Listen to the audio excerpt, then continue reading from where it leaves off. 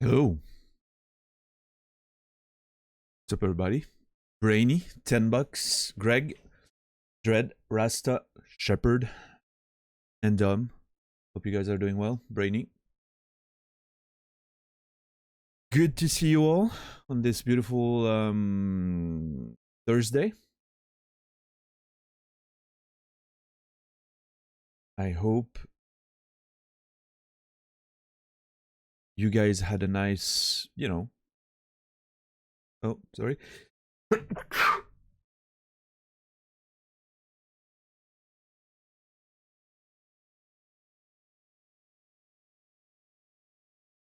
we're good? Thank you. Freaking sneeze. Took me out of nowhere there. JC.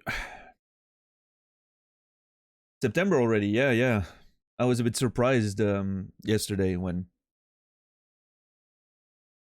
I was looking at like the Twitch analytics and stuff after the stream, and suddenly I see like the September bar pop up like on the side. I was like, oh shit, yeah, we're right there.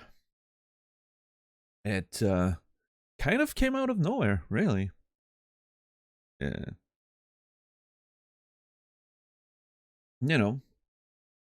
feels like 2022 just started, and it's just nope, we're already hard towards the end of the year.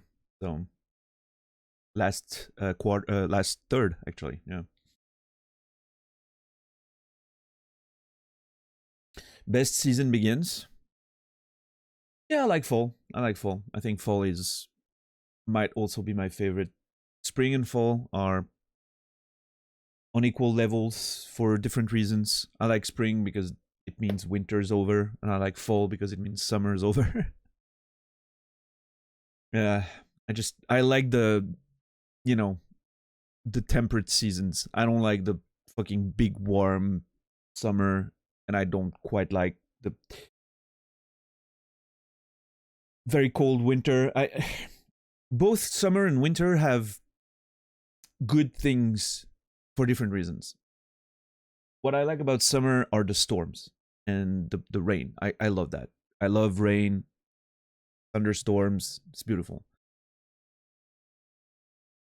But you get a bit of that in the fall, and in the you get a bit of that in other seasons sometimes. So it's kind of a like summer has less of an argument, which is why I like summer the least. Winter has snow. I love snow. I love walking in the snow outside. I think it's beautiful.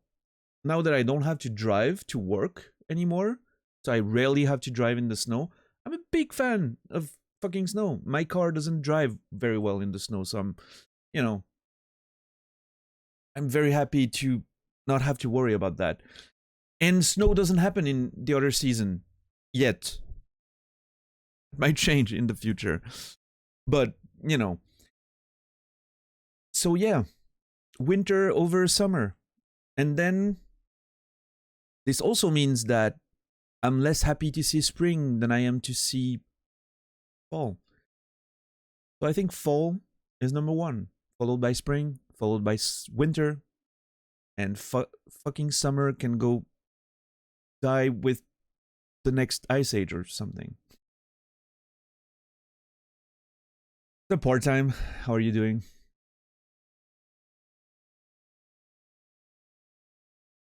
Love storms and rain during the summer.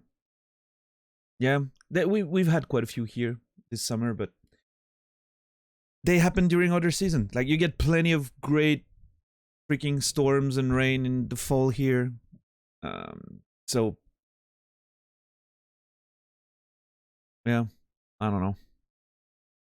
Easy pick for me. I'm gonna go in the game menu. Let's see. I think I need to do this, and then this, and then that. And I think this should... Yeah. Perfect. So, a few technical aspects. Yesterday I watched the stream again. And you guys were right. My preview isn't, viable in terms of what actually happens on the stream. And what was interesting is that I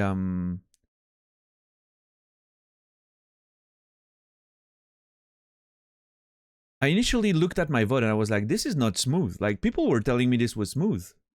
Arion was like, oh, it's perfect, trust me. And I was like, Arion, you are full of shit. This is not perfect. And I was looking at it, it was just framey and weird. And then I tried to watch the VOD on Firefox. And I was like, oh, it's Chrome. Chrome is actually being a complete piece of shit. Firefox, perfect playback. And actually what I found out was that by looking at it a bit more is that it was not a problem of Chrome itself. It's because I disabled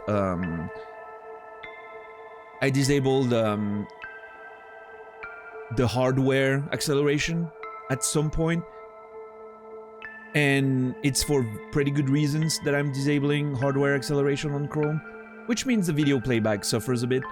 But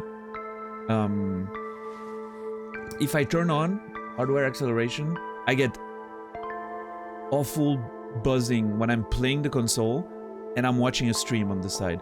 Because of my setup, there's the electrical buzz, and it's not that big when I'm just playing, like almost inaudible when I'm just playing, but when I'm watching a stream with hardware acceleration, somehow the electrical buzz gets worse. I'm thinking it's because of the GPU usage or whatever, but anyway. That's why I'm turning it off most of the time. And I never turn it back on because I don't really give a shit, you know.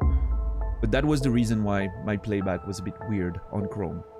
So anyway, game's running smooth, and then I'm like, the colors are weird, like the blacks are, it's so dark. And I realized my blacks were completely crushed yesterday. On stream, not on my monitor, on stream.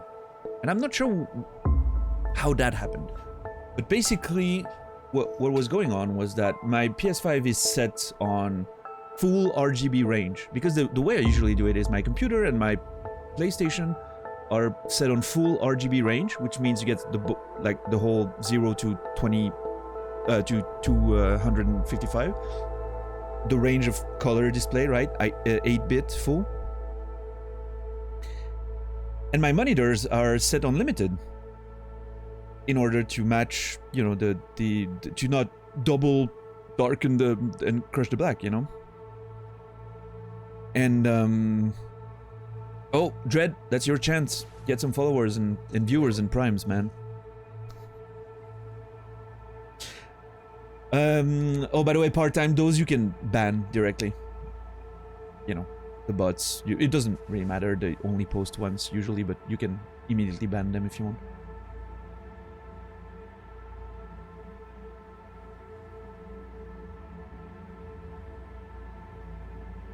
Yeah, all the bots, you know, going with viewers, followers, whatever, you can immediately ban.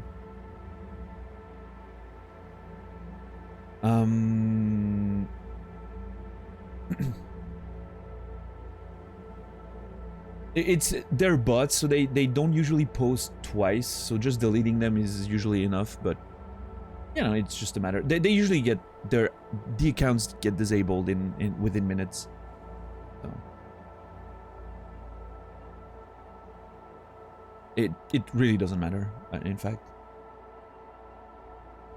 But anyway, so yeah, the setup that I had meant that I was seeing perfection and you were seeing crushed blacks on stream, which, you know, can in certain scenes in Stray looked really fucking good because the very high dark and contrast and all that can look nice, but you definitely missed some of the, like, and the title screen should have been my indication. Like, I should have seen it right away on my preview. See the outline of the cat there on the side? You couldn't see it yesterday on the stream because it was so dark and the blacks were completely crushed, and so you got like a bad picture quality yesterday, which I'm sorry for. Thankfully in this game it didn't matter too much. It actually kind of looked nice. but yeah, it was still not faithful. So what I had to do was change a setting on the capture card, because that's what was messing up. Like, I was not seeing on my monitor the same thing as you guys were seeing. So I had to change the way my capture card displays the color. So now the capture is perfect. It's the right matching color range. And I had to change my own monitor to get, you know, the better display myself, and then change the way my computer sends signal to that particular monitor. It's a whole deal. But anyway, it worked. Now, both you and I see the same beautiful, perfect color range. And that's for the technical stuff. I'm very happy today because everything's working as it should. It's going to be a smooth experience. And I'm super excited to get back into Stray. The game that keeps surprising me with what it has to offer.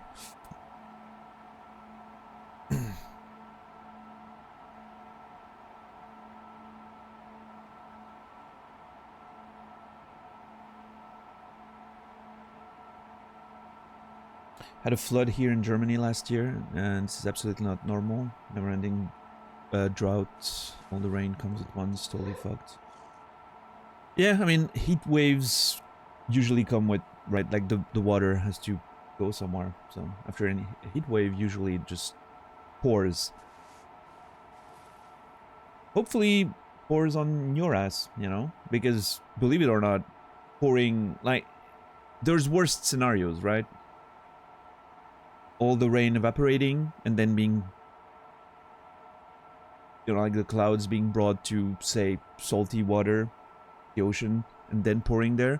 That's a pretty bad thing, because just that water is going to take a lot longer to return as clear water, and, you know, it's not great for nature. But at least when it pours back on the place where it evaporated. I mean, there's a whole cycle, right? Like, some of the ocean rain evaporates and then rains on land, but... And of course, floods are not something you want, but, you know.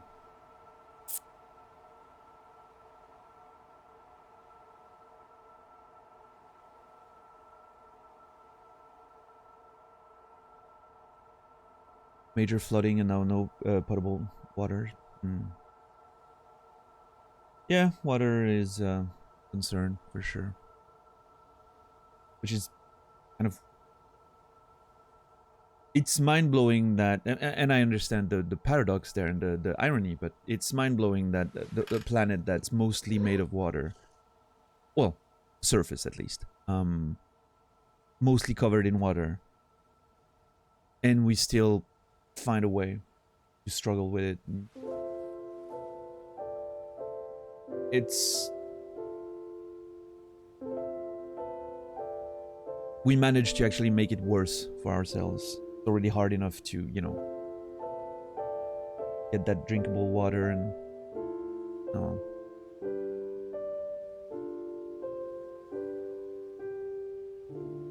We need winter when it rains every day. That heavy rain in one day, that would be perfect. Yeah. Fortunately, well, you know.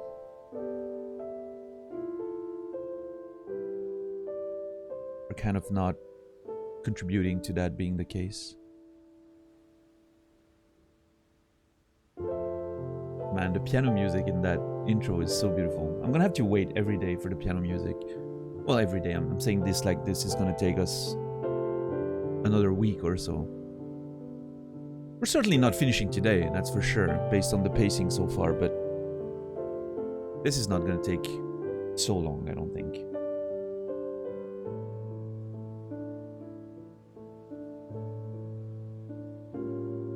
Yeah, other than that, I don't know. Yeah, yesterday I was hanging out with Naz on Discord. We were sharing screens and he was playing a bit of Dead Cells and Street Fighter and Magic the Gathering, and I was playing Gran Turismo 7 and Wreckfest. And yeah, I've been truly enjoying those racing games a bit. I'm actually interested in off stream playing some I've been interested in F1 Manager 2022 for a while when I saw it was being developed, but now that it's out and the reviews are a bit mixed, I'm thinking of rather getting into a Motorsport Manager. It's also a much cheaper game. I kind of want to, you know, get a bit of that chill management game action on the side when I'm just watching a stream or whatever. We'll see. We'll see what happens. And yeah, Gran Turismo 7 is really, it's been really fun for me. Like, I understand a lot of the complaints people, like the big fans of the series, have with the game, but for me it's just like I'm having a blast just playing. Controllers, reactions, and all of that is just great. A lot of that comes from the fact that, you know, new PS5 want to play something on it, and just controller feeling really amazing. So, but yeah, I'm considering maybe watching what's the name of that movie? Everything Everywhere All at Once, maybe tonight or sometime this weekend. I've heard a lot of good things about it. Somehow didn't realize it was a sci-fi, you know, adventure type movie. I thought it was something like a drama for some reason. Like the title of the movie led me to believe it was more of a drama thing. I don't know. Apparently it's more of a, you know, action, almost. Isn't there a bit of martial arts in there? I mean, maybe I'm wrong, but yeah, that's what it seems like. And I was a bit excited about that. I don't know, like I like a good drama movie. My favorite movie of all time is a pure drama, but you know, I'm looking forward to watching that right now more than something a bit more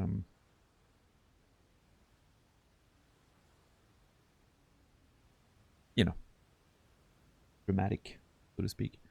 Tried GT7, but man, it's so dry. I don't know if you guys use the term dry. I understand what you mean.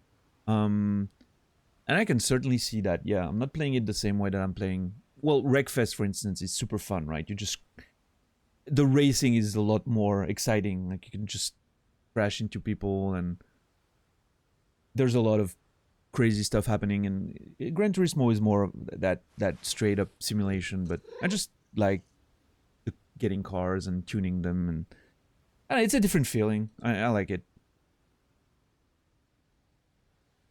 It is a sim, yeah, but I agree with Shepard that even like, I don't know, I've played like some really serious simulators, like F1 simulators, and it has more of a personality, so to speak. Gran Turismo sometimes lacks personality. It's very, well, it looks perfect and behaves perfect. It's like it's like, you know, like a person that's way too nice and smooth and polite and reserved and contained, and there's no edge to it, if you know what I mean. It's, yeah,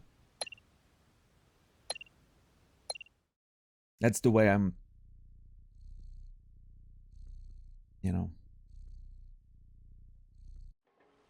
But it's a style, and a lot of people enjoy that for sure. All right, hopefully everything's looking good on your end. So now the picture should be much higher quality for you in terms of the colors. It should look a bit less dark than yesterday, which in some respects could feel a bit worse, because like the high contrast and dark kind of fit that vibe. But at least now you're getting the picture as intended by the developers. Which is a bit more, you know, a bit more visible and a bit more foggy, as a, you know, so to speak. So I don't remember. Yesterday we finished by giving him we gave him yeah, sheet music, and he still has it. We're gonna start today with another sheet music. Let's go.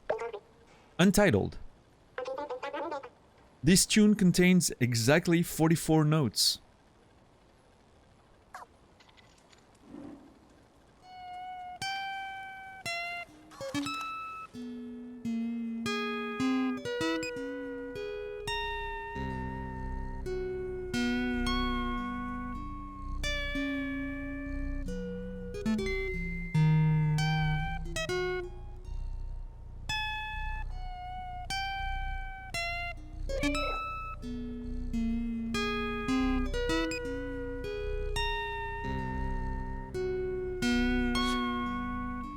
I like the idea that the robot's not able to tell that it's not really like a, you know, a song. It's just kind of, for them it's just like, I guess that's music, you know. Humans used to do music, right?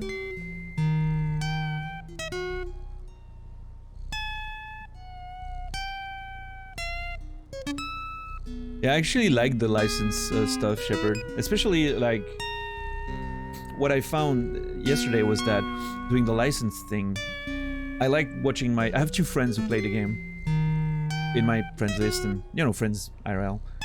And I've kind of been caught up in trying to beat their times on the licensing tests, which is, you know, like you have the same car, it's very short, and so it's very nice to try and beat those records. And it actually, you actually improve because you're learning to take those fucking corners and shit. So, oh, I didn't see that you can actually see the sheet music you gave him on the wall behind it. There.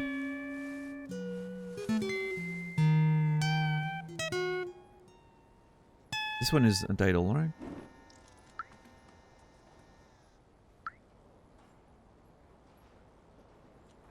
It's interesting because those were clearly, you know, written by humans, even though they're robots sheets, right? With the robot titles. And this looks like something like an early robot, maybe, that was trying to imitate humans, was like, oh, okay, they put notes on the sheets, right?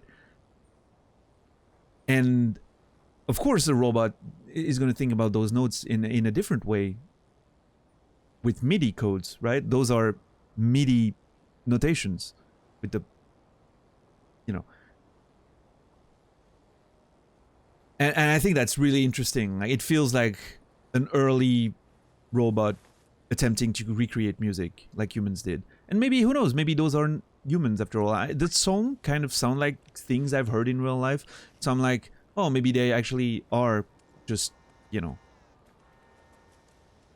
actual songs that exist, but it might very well be just that robots eventually got good enough and they were like, oh, actually those humans, like the way they do the songs is better than what we've been using, or it you know, we want to imitate the humans, so let's go the hard, you know, with the proper notation for music and everything. I wish the zoom was sometimes a bit more usable. I hate that that's such a weird oversight. Like, when you zoom like this, sometimes it's gonna focus on the fucking cat. And you won't be able to see the... Like right now, if I want to zoom on the sheet, focuses on the cat. That's such a weird decision. Like, of course I'm not gonna want to focus on the fucking back of my cat. I want to see the sheet on the wall.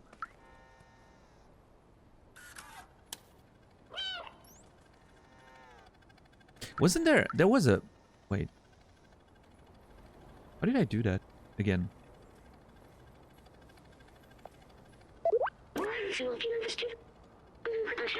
Oh, that's the right stick, right? Yeah. Right thing. There was a thing called first person in the controls. I'm fairly sure I remember that. First person, L2. That is first person? For you? I'm sorry, do we have varying definitions of what first person is?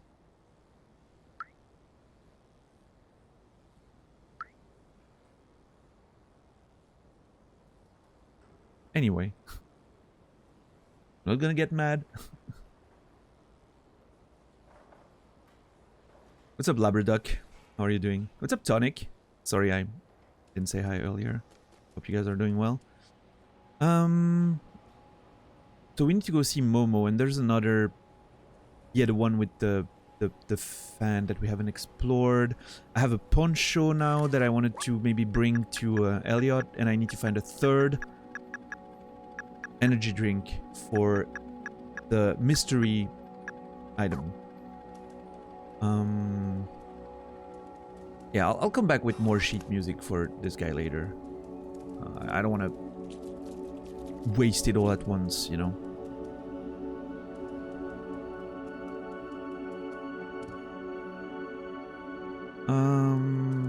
Okay, that's a... okay.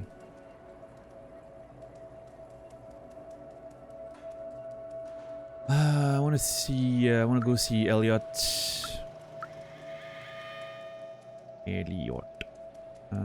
Oh, I think he's here. Can I... Is there not... There's a way to go straight in his room, right?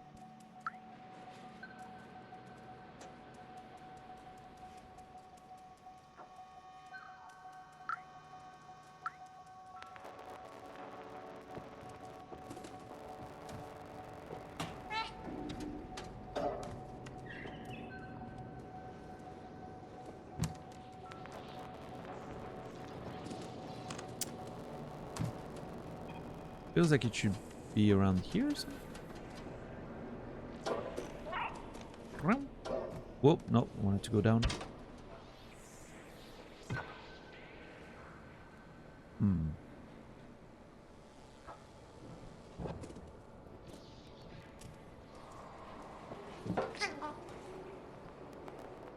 Yeah, it has to be there, I guess, right?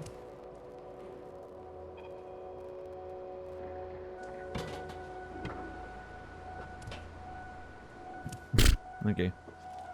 That was a bit unnecessary. There would have been so many more ways to get in there quickly. Tea is shaking, so I'm wondering, you know, it's making me wonder if it's the one being cold, you know. The game's so well animated. Yeah, it's definitely... It's definitely well animated for sure. I want to check the back of that computer monitor. Wait. Can I get a proper angle on it?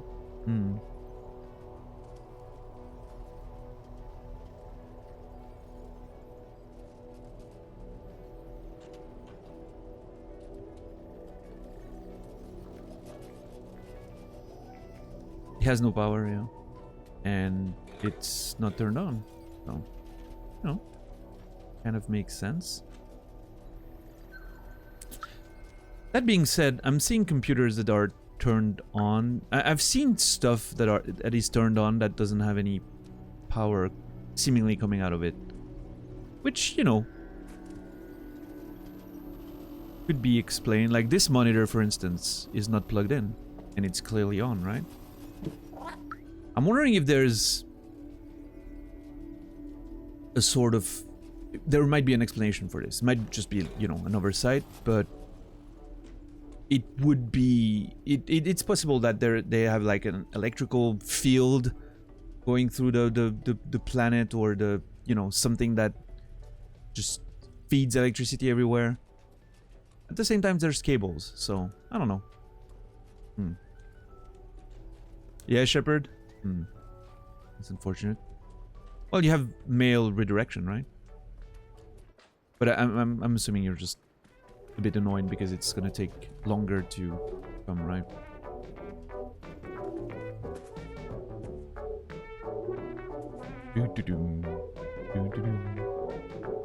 This song is an absolute jam, by the way.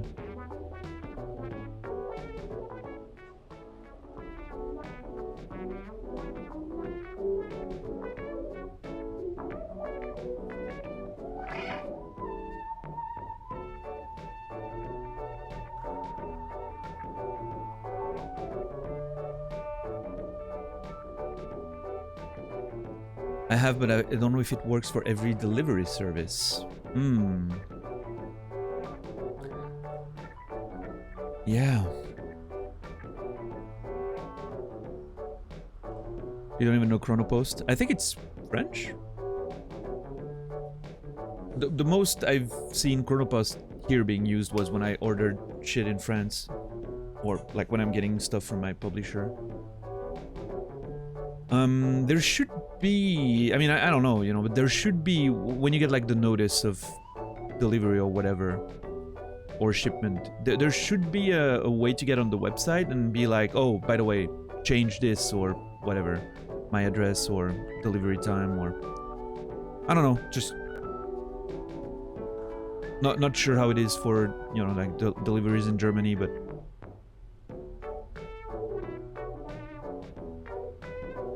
No? Okay. That's unfortunate.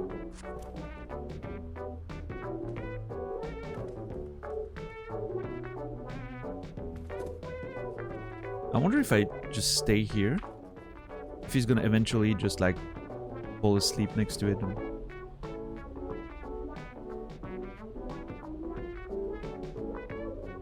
So, I hope everything looks alright on the stream. Like, if you compare, like, if someone compares to yesterday, like, you would see that it's a bit lighter overall, but at least the blacks are not crushed. Like, you can see details in some of the darker areas, which you couldn't yesterday.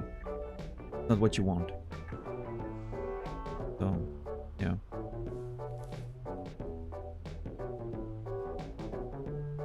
Right, Shepard.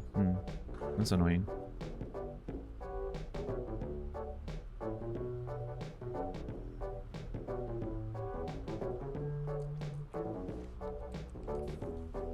Man, I'm just loving that song so much. I don't know why. It's just such a silly song, but I think it's the bass.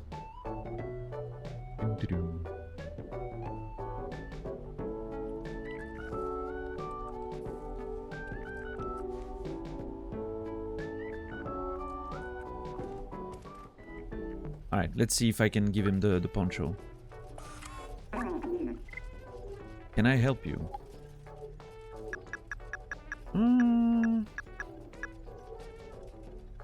Let's try this. What's up, Faressa? Oh, where did you find this? It's amazing. Let me try it on.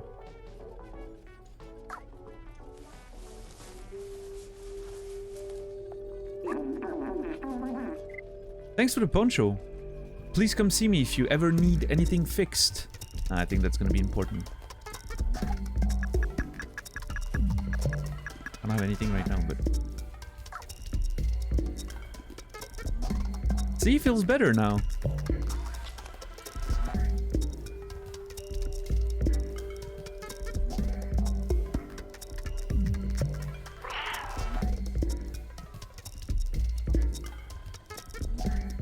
Granny's poncho is being put to good use, I guess. I still have the fibers made and... Like, it feels like I can... Like, I know how that poncho feels like the texture and everything. Sometimes in games, like, the textures are made so well, you can tell how it's gonna feel in your hands and everything. Oh, I didn't notice the... Did I notice? I don't remember, like, the wall of sound cards and...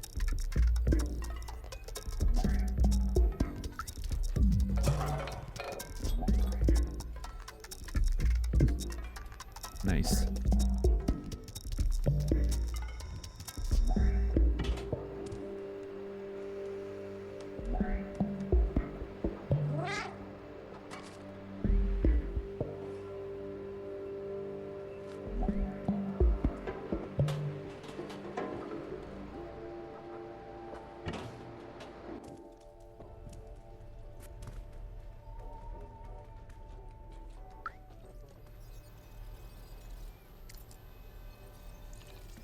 Yeah. I wonder if...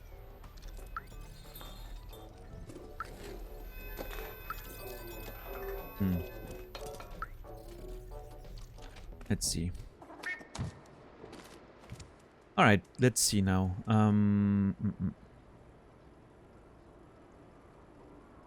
Dealt with the poncho. I have one more thing to explore. I still need to go see Momo, by the way. Which I'm sure as soon as I do, Momo will send me on the quest to gather the items that I've already started gathering. Feels like that's what's gonna happen, and that's fine. I don't mind. Oh shit, completely missed. No! I was so sure it was not just, you know, not scripted, but made to go straight in it. I completely missed.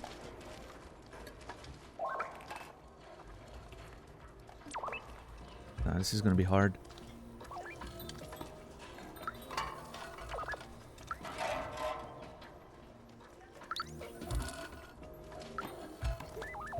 Yep. Up the stairs, not gonna work. Now restart the game. It's fine, I got it yesterday. So I need one more can. I'm not sure where the can is, but it's fine.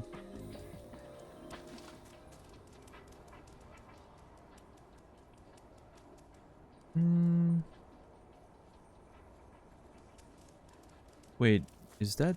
No, okay. I was like, maybe that's the machine. I need to get that one to move, but no.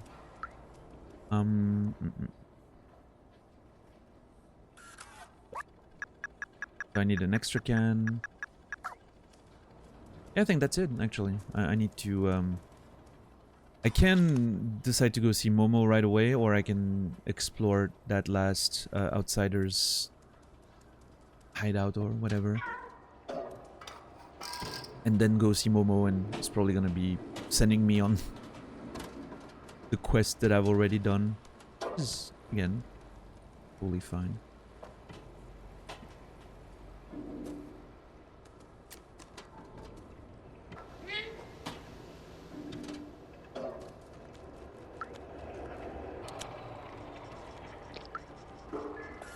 What does that say? Ventilation power supply, okay.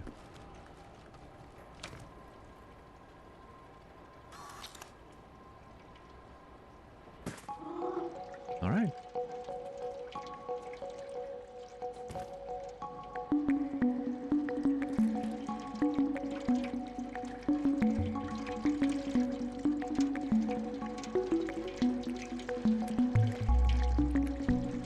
Time for some drinking.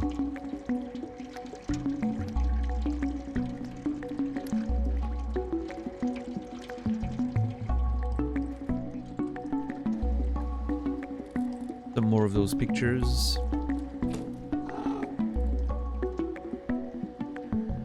Barman.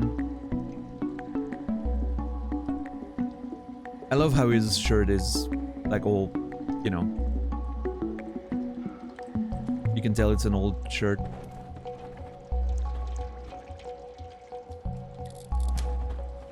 Oh, come on. Alright. Wait, was there something in there? Oh. Here's the book. Sbaltazar? Yeah, Sbaltazar.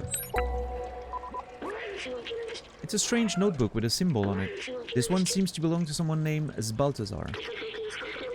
All trace of organic life has disappeared except for what we call the Zerks. They seem to eat almost anything that moves and breed at an They seem to eat almost anything that moves and breed at an inconceivable rate, as if being locked in the city wasn't hard enough. Oh, there's also a note in this book. It says, I found a design flaw in the transceiver, but I think I figured out how to fix it. Here's the equation. I don't know what this means, but it'll probably be useful later. Should go see that Momo person the Guardian told us about. Yeah. And I'm thinking Elliot is now happy to help us because of the poncho, right? Which is gonna help with the equation and all of that, so. Cool. I wonder if I'm gonna... If I scratch that, if that's gonna reveal something, maybe? Oh, just an exit. Okay. It's an interesting way of creating shortcuts out of places.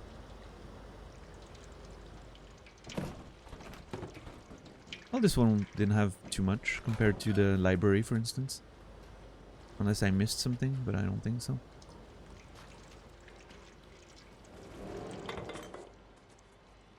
I wouldn't want to miss a sleeping spot. Those have been my favorite parts of the game so far, I think.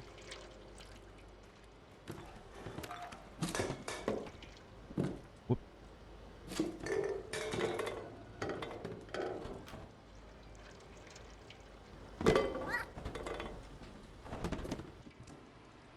Alright. I think that's it. We'll only have to go see Momo now. Which, as it turns out, is right there, up there. Uh-oh. Oh no! Why are they depressed? What have I done?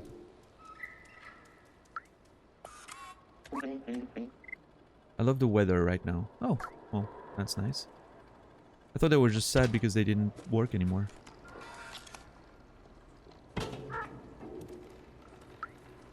Why the hell is cola so addictive? Caffeine and sugar? Is that really a question? My friend and I love tossing buckets at each other. Good, clean fun.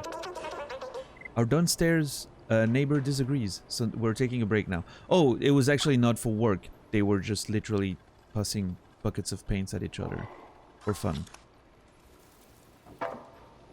Okay.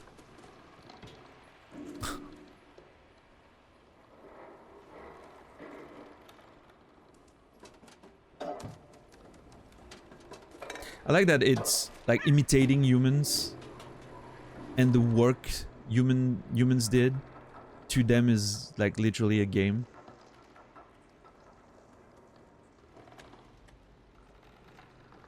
Kind of rhetorical, mainly doing the sugar-free now.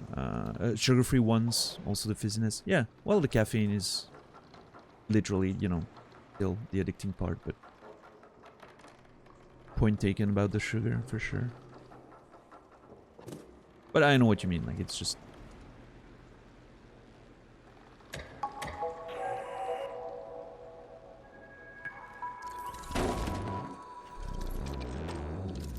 Aww.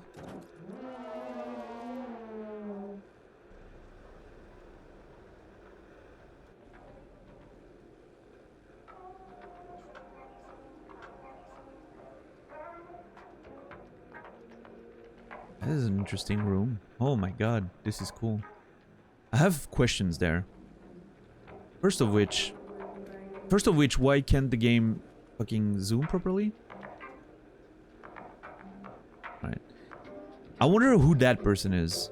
I wonder if it's someone that the devs knew, or... The face looks familiar, but... like an actor of some kind. It reminds me of the actor in... the actor who plays the scientist in Ninja Turtles 2. The old movie. But yeah, I wonder if it's like someone the dev knows, the devs know, you know.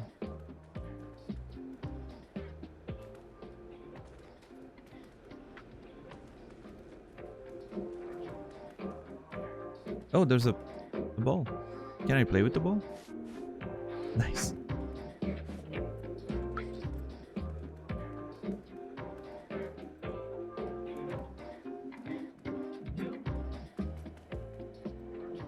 Gonna explore the apartment a bit before. I'm gonna put the bag on again. Gonna reverse all my controls.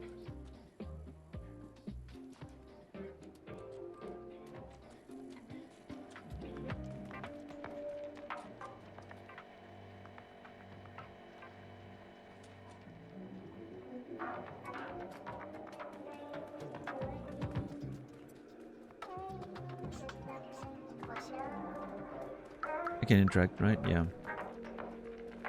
Go check his little room.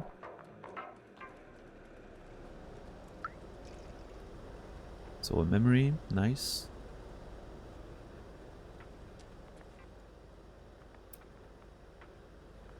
Also managed to finally lose at least 1 kilo of weight, so that is nice. Time to quickly gain it back. Yeah, losing the weight is sometimes not the issue, right? It's just keeping it off, right?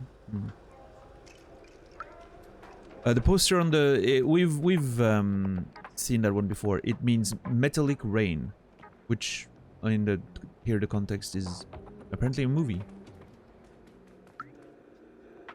That is pretty cool. I like that piece of art. Oh, look at that picture. I guess those were the outsiders? And Momo ended up not going there? Somehow? Like there's been talks that he just refused to go. Earth. Earth is the 3rd planet from the Sun and 5th largest in the solar system in mass and diameter.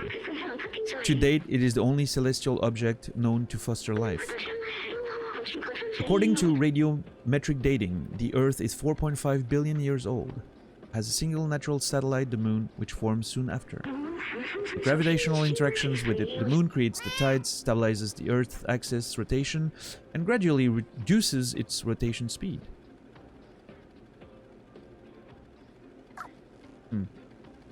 Which, by the way, is absolutely not what that poster is about. Like the actual asset, you know. It's a diagram for something, like a list. Which I'm assuming, you know, the devs probably used whatever they had laying around.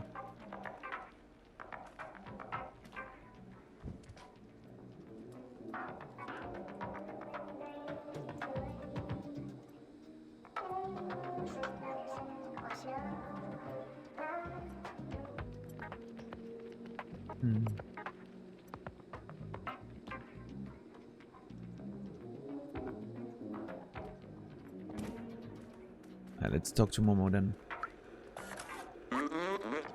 It's never going to work. Why did I let them go? I'm all alone now. Hey you, what do you want? Show them the outside, I guess. Yeah, Shepard? I mean, you know, you've lost it once, you can do it again.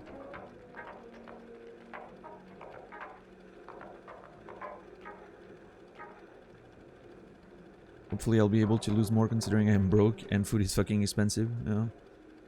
It's always cheaper to lose weight than it is gaining weight, right? Technically speaking.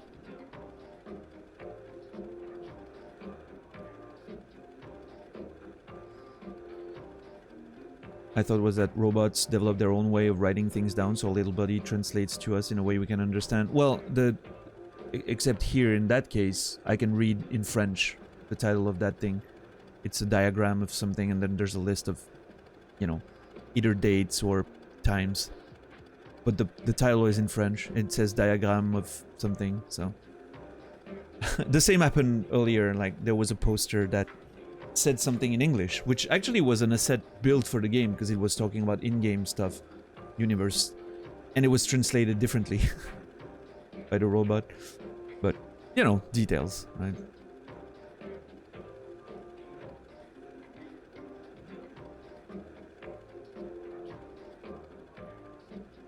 Yeah, Dom? Interesting. For me, it's the opposite. Like, if I'm not tracking, I'm not gonna lose because I'm not gonna care or be mindful enough of what I'm eating and doing, so... Whenever I want to lose weight, I just track everything, make sure I'm not... I eat the same shit as usual, I just eat less of it, and I make sure I'm not exceeding my caloric goal for the day, and I just wait, and over time just the weight just goes off, right? Kind of motivates me to like do the tracking and the counting. It keeps me in the mind space that I'm doing this thing, so I need to be careful, and it almost becomes a game, so to speak, you know, taking the notes and tracking everything, weighing myself every day, but like only checking the weekly average. Like I'm doing a weekly average, I'm doing a spreadsheet on Google Sheets, and then I'm just like checking, comparing the weekly averages, and I don't know, it's just a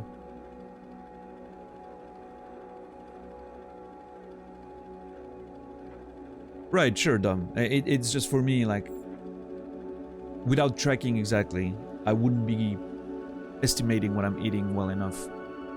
Although, what I end up always doing is, I know what, like, a single day of food is like for my calories, like the weight, and so I eat the same thing every day for a period of time. Helps with making sure I'm on goal, you know. Removes the having to figure out what to eat decision.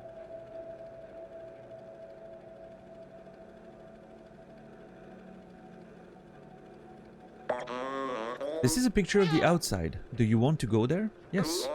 Well, don't bother. It's a waste of time. It will bring you only loneliness and despair. Well, this guy is a bit of a downer. My friends had this dream too, but now they're gone and I'm all alone. I don't know where they ended up. I tried to contact them, but that something transceiver doesn't work. My friends and I took notes of our research about the outside. Here, take mine if you really want to go out there. The notes about the outside, which I guess then is going to tell me, oh, you can find more notes here and there, blah, blah, blah, blah, blah. And, you know.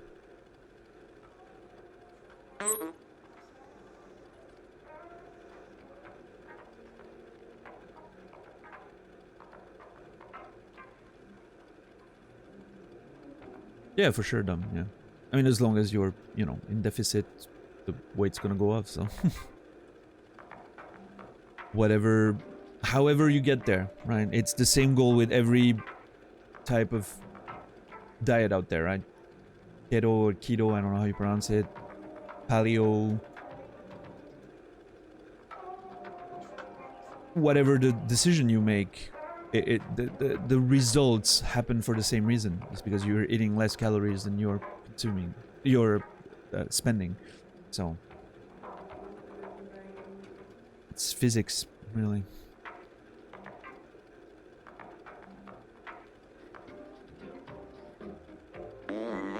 You're on your own. I'm done with the outside. Good luck. Alright. Momo seems very sad. He misses his friends. Let me check the notebook he gave us. The Outsider's Manifesto. We must go outside at any cost. We must protect our brothers and sisters. We must stay away from Zerks. It is signed Clementine, Balthazar, Doc, and Momo. Looks like Momo's name was added later. We should show him the other notebooks that we found. Very nice that the game acknowledges that we've explored and, you know...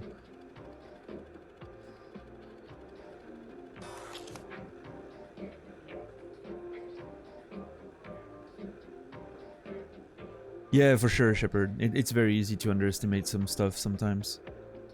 Especially like the little additions you make to your food. Like, I don't know, for instance, you know, you might get some popcorn and you're like, oh, what if I add butter to it? And then suddenly the butter, like the piece of butter alone that you put in there has more calories than the entire bag of popcorn by itself, you know? Or,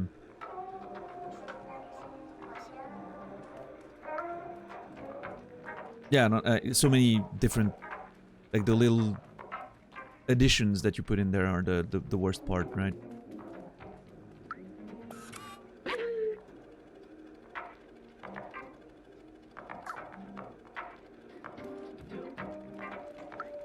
Yeah, exactly. Shepard's right there. Like doing something that just feels easy for you to do is usually the way to go, right? Because it's about consistency and time. It's not about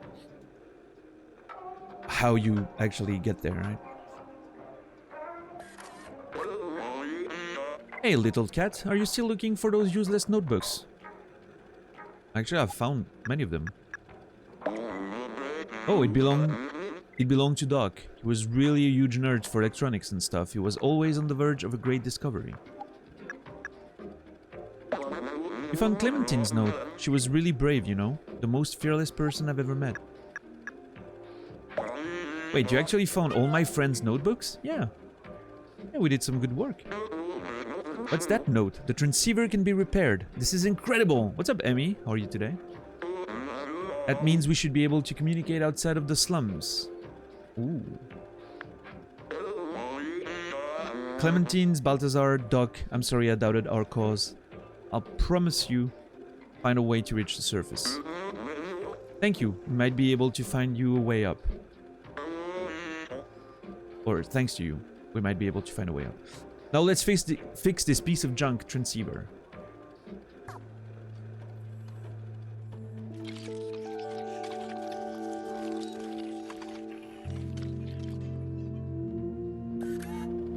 Well, so he was able to... Et voila, it works. I thought we might need to use Elliot for that, but looks like it, you know, wasn't even necessary. Weird.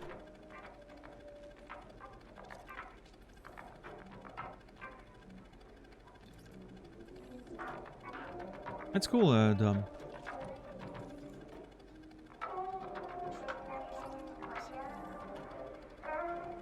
What's up, Hubs? How are you, man? And now we have a wireless router, yeah.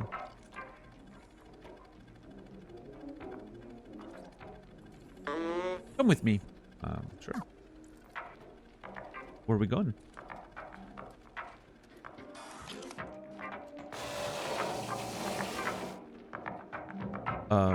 You gonna go out there? Wait, before we go... First of all, fuck this ball, alright? There. I need that memory. Back Home 2. Is that a movie?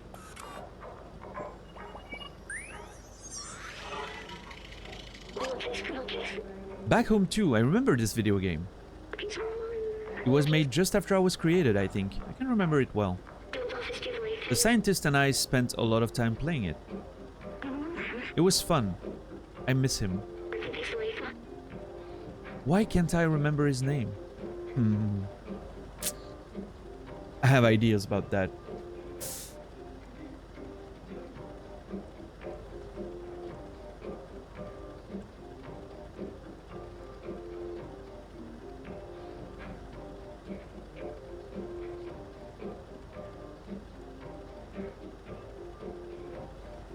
Oh yeah, Hubs. I think we're not too far in the game, but yeah, I mean,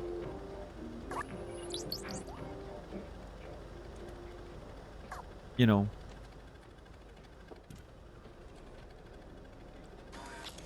do what you feel is best, for sure, in terms of spoiling yourself the game or not.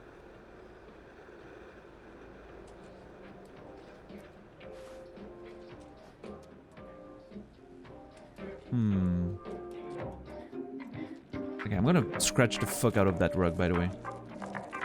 Let's go!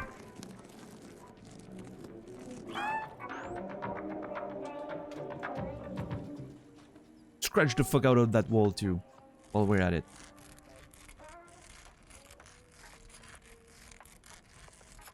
You should feel what I feel in those adaptive triggers, by the way. The resistance. So, oh, by the way, those fucking adaptive triggers. Yesterday I was playing Wreckfest, right? And my car was in such a bad state at some point. I could literally almost not press the trigger down to accelerate because everything was broken. I had a wheel that was missing and... So fucking impressive how much of a resistance it put. I was legitimately like... And it also worries me because I'm thinking there's motors in there locking the things, you know, like to prevent you from pressing them. There's still some give. And I'm like, there's no way we're not actually damaging those motors and everything while we're playing the game. So yeah, I'm worried about the durability of those controllers for sure. Up there, see that building high above the others? If you install the transceiver at the very top of that, you should be able to communicate with the whole city. My friends might still be out there. If there's a way out, they'll know it. Alright? You're the only one small and quick enough to evade the Zergs. We need you, little outsider. Bring us to the sky.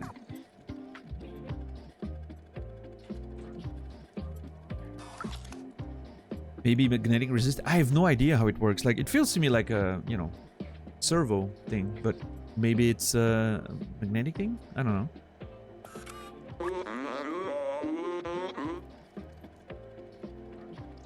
Does anyone know how those triggers work? To me, it just feels like a little motor, right? But the highest building? Wait, this one? Hmm.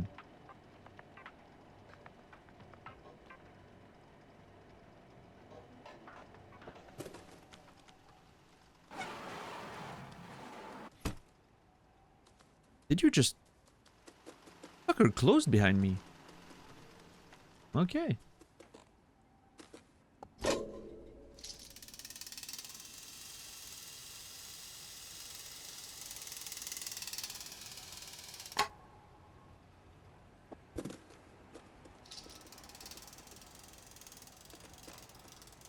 Oh, wait a minute. I'm in a completely new area, am I not? Oh, fuck.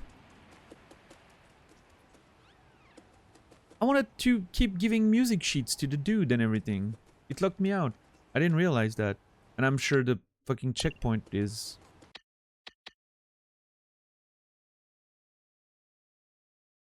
I mean, there's a chance that I might come back, right? But...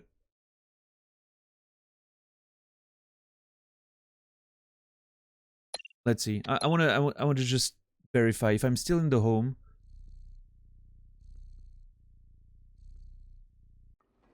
Okay. I'm thinking of at least giving the well,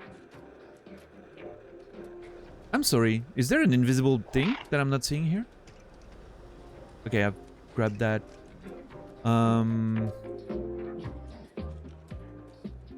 Oh shit, and I can't go out. Wait. Oh fuck. Wait, am I actually literally stuck? I think I am. Oh, well.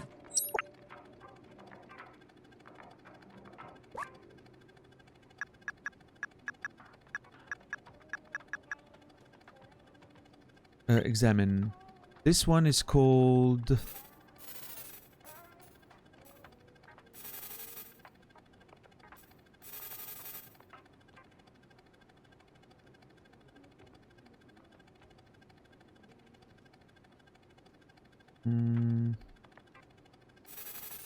There's an L, NL in the last word.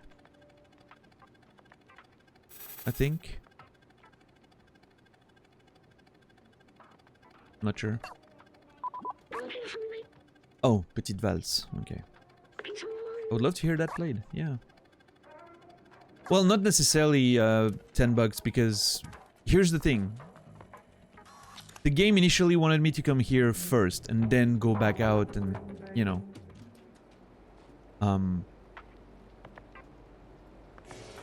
go back out and get the notebooks and then come back to him. And then, oh, you got everything, we can move further. But me, as a smartass, went to, you know, check everything but the thing I was supposed to do. And now I feel like I might be locked out, but we'll see, we'll see. Bruh, why is it so dark on your cam? It's spooky. I don't know. Why not? Why is your name orange? Why does your name have 666 at the end of it? It's spooky. I don't know. Welcome. How are you today? It's so you will fear him. Yeah. I mean, it's orange on my end. It might be different because he hasn't set his color or anything. The city has a cylindrical shape of about 450 meters in diameter. Interesting. There's a level above ours. The city seems to have a ceiling. If I believe my books, a big blue sky is hidden behind them. So I had missed shit, which is not cool. Now, I'm still bothered by that. Where did I fall from?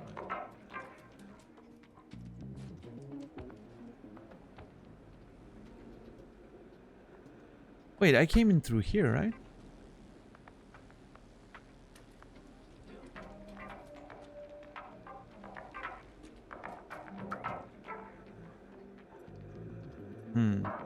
What's up, Strange Pie? How are you today? There's a fucking insect bothering me here. What's up, Third Mask? How are you doing?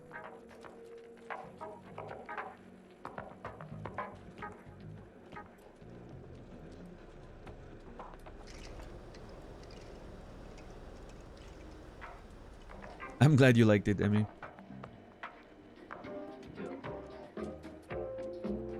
So I might have potentially locked myself out there.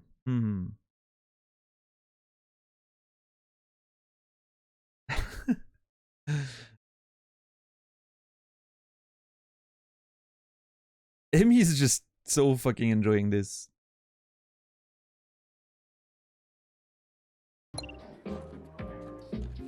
Thank you for bringing that in you know, making that a thing, Molten. I appreciate it, I guess.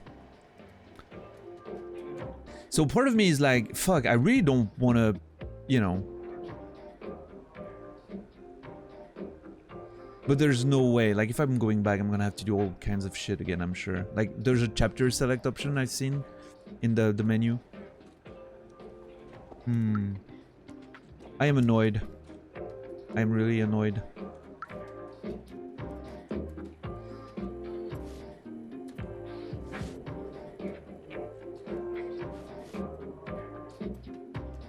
Vader Dread. Alright, I will.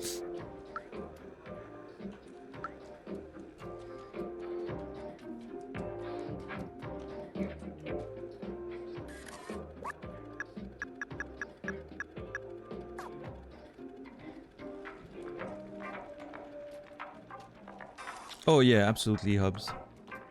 I mean, not everything, but is there anything that I can show you here? I don't even think so. Maybe the books up there? I don't know. Nope, that doesn't work, but there's a lot of shit, yeah, dude, that you can knock over and...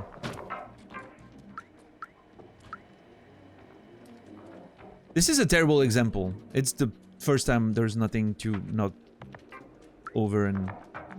I mean, except that pile of book when I jumped down, but... there was a lot of stuff to knock over all over the place where we were before. So I'm a bit annoyed now because I'm really not sure if I'll ever come back. Although I have not...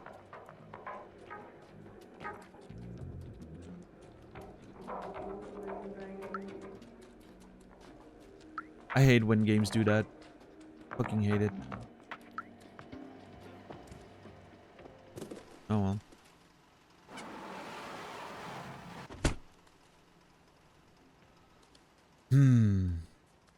Fuck that pot. There. Happy?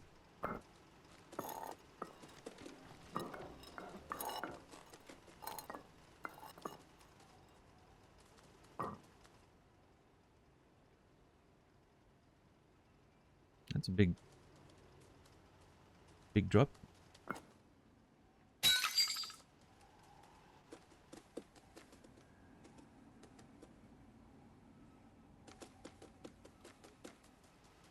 These pots are paying for the fact that the game locked me out of an area. And I hate when games do that. It's just one of my pet peeves. Or at least when you're about to, just make it clear. One way or another, right?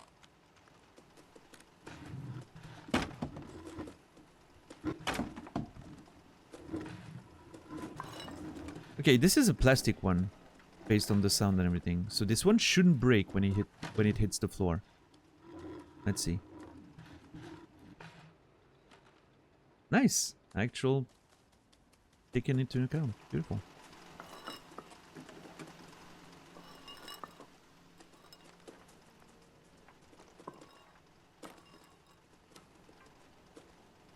What's super annoying to me there is that... Oh!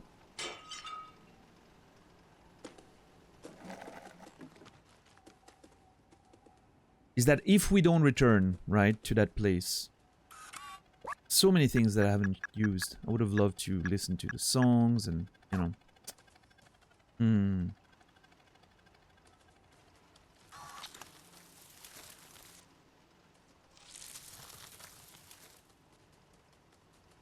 Oh.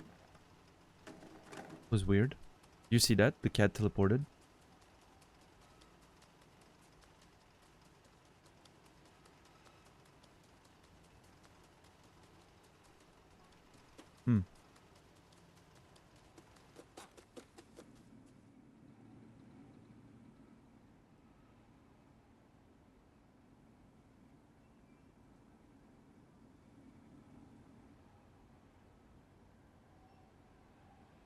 What is that?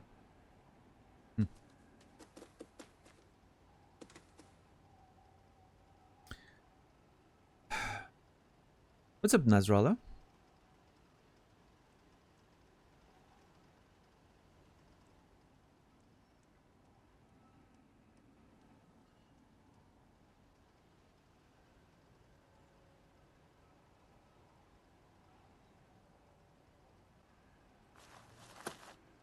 I'm thinking.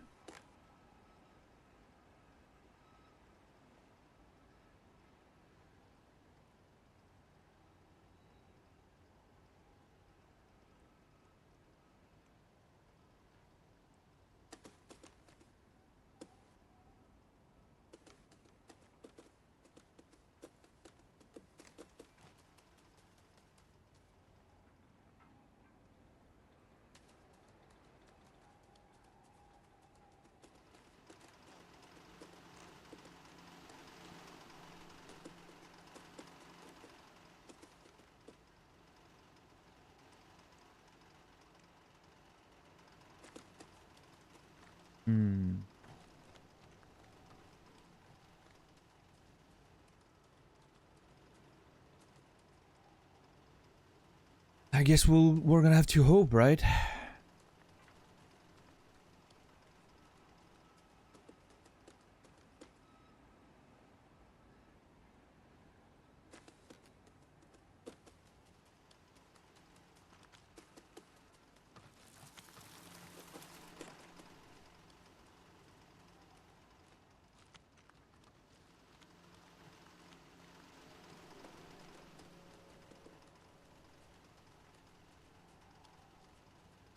Yep, let's go.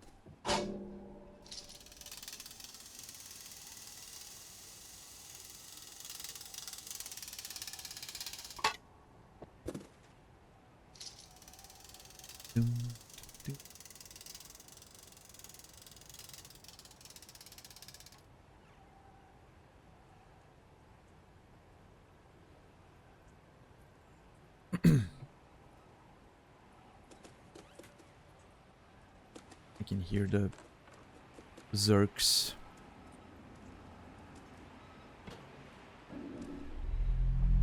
The rooftops.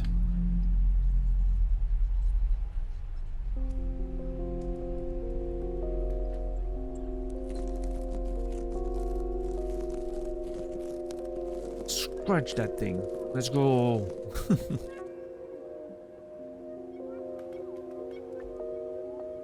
Yeah. I know. I gotta go up there.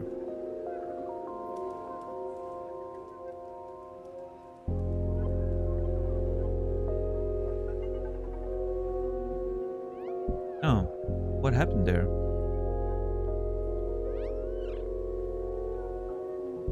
Oh, okay. I'm guessing it was trying to get the ladder to get up there or something, or was putting the ladder up and trying to, you know, get further, and then he got eaten by those assholes.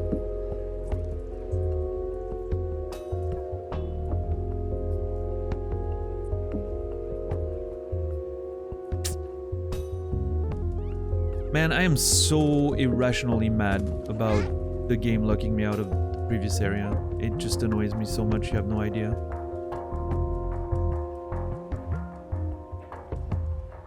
Meow to attract enemies. Oh yeah?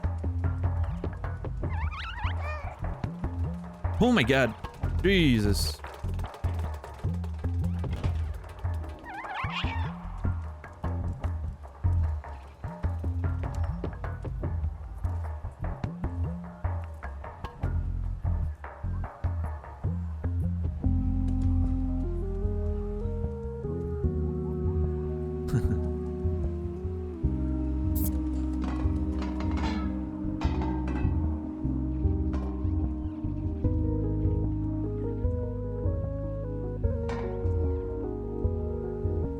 Actually mad attracted to sound, huh? Yeah. The music's nice there.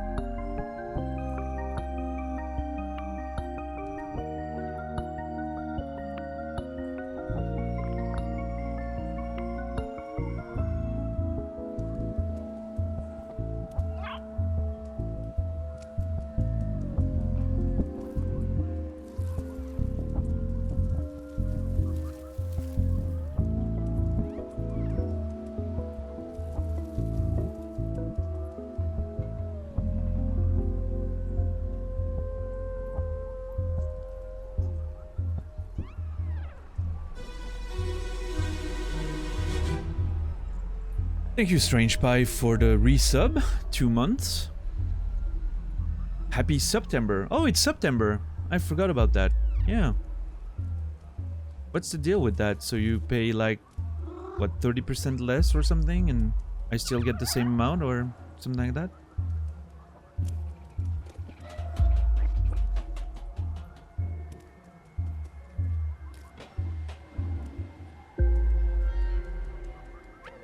Yep. Cool. I'm okay with that. I wonder how Twitch, you know, is gonna make us pay for it, but only for new subs. Is it?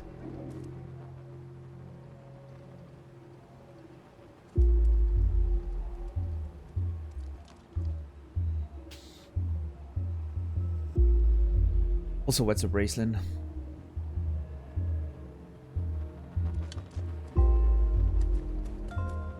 Is that a translation? Or, oh, a memory, okay.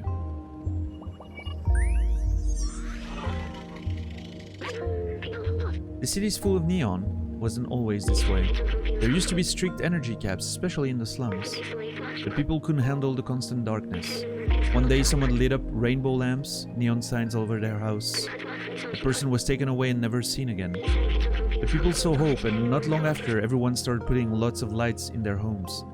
It was nothing the oppressors could do. It was a way for people to see colors again, like on the outside. I think it helped. Alright.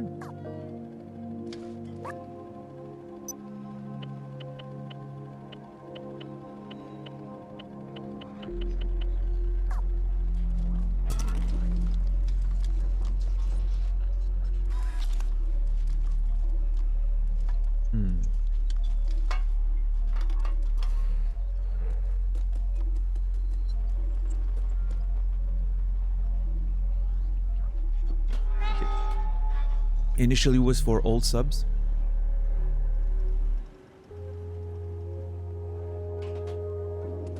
Yeah. I mean, you know, they could make it 20% less and just give us the same amount as usual, and for a single month it would mean you know, a 70-30 split technically on cheaper subs, if we look at it that way, but nah, Twitch isn't going to do that. Wait, I'm not sure what me being up there does for me right now.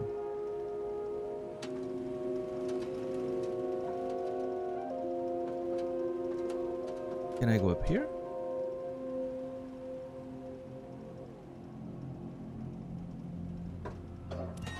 Oh, I needed more momentum. Nice. What's up, Zulu?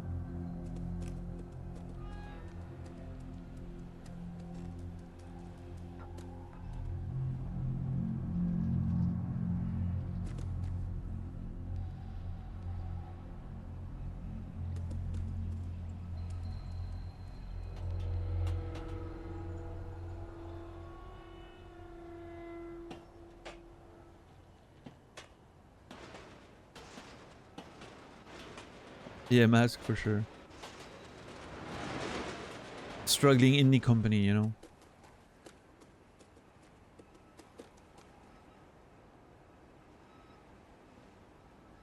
And this place is really infested in a whole other level. Like, those things are getting huge. Hmm.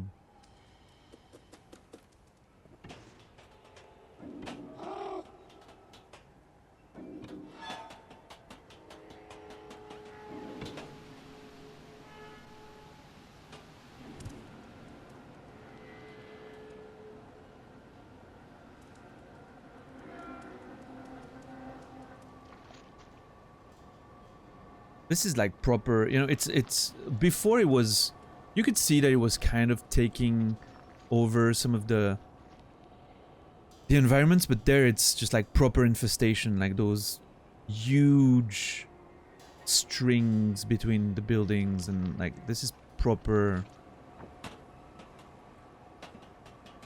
invasion of those zergs. Their fungus or whatever that is. Looks like fungus, but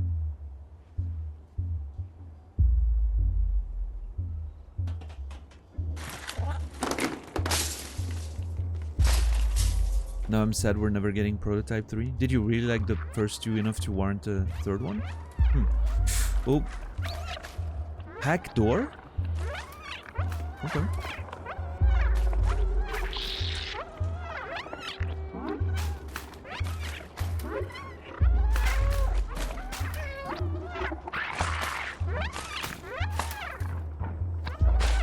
Look at their little mouse.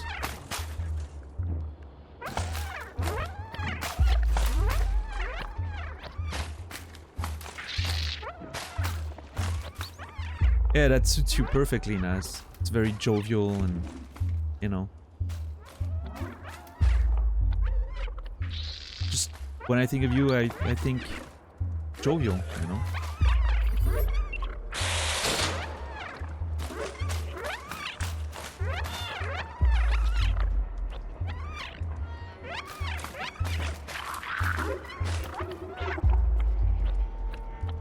Wait, if I can jump over, but if I hack this...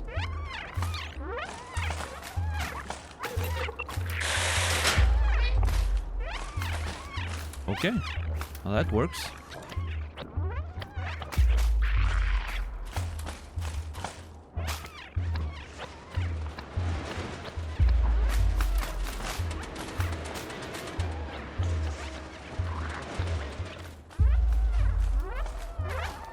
Yeah, that's a good point. They can chew metal, according to the story. I wonder if lights... They're not sensitive to light. Interesting. So it's kind of weird. L1, sorry, can be used to activate the flashlight, but not turn it off. You have to use the other button that can do both. An interesting design decision.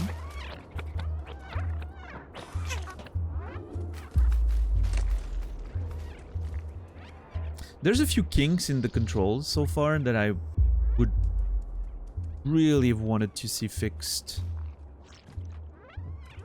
It seems just weird and inconsistent, but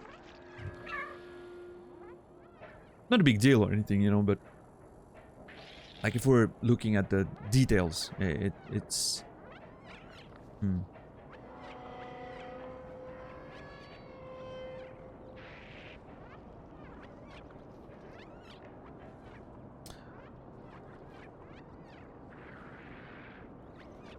Neko Corporation? Neko? Doesn't Neko mean cat in Japanese? Except with K, but yeah. Interesting.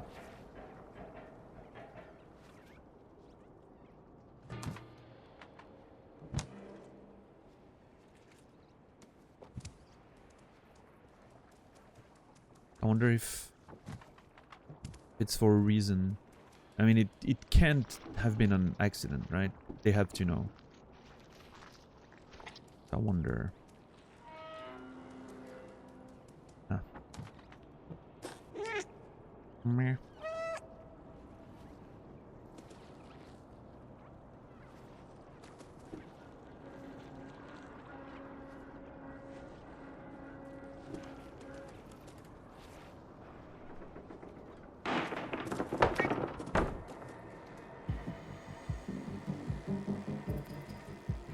Oh boy. This is gonna be bad, isn't it?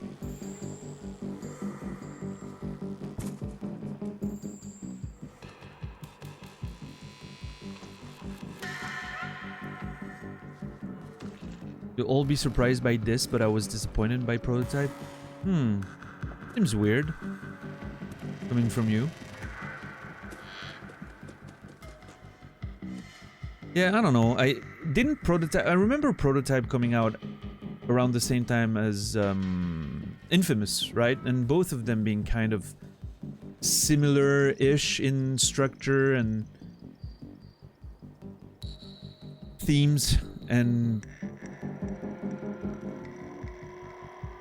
yeah, I don't know. I remember liking Infamous quite a bit. Like it got old pretty quickly, but still, you know, not too bad. So yeah, prototype never really got into it. Oh shit!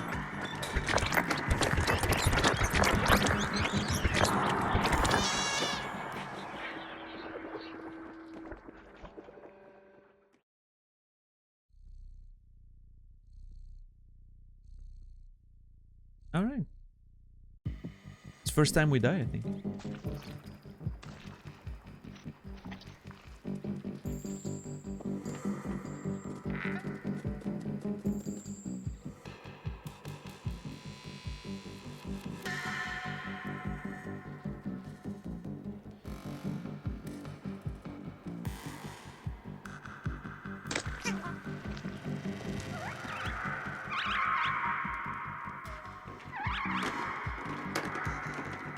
Oh, they totally can get up there. Oh, fuck. Okay.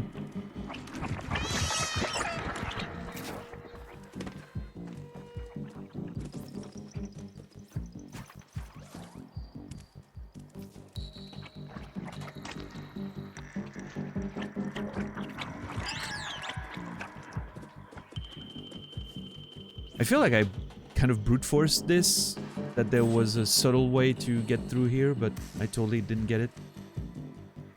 With like making sounds and going around, and I don't know. Maybe I need to be sneaky, like walk slowly and be more sneaky.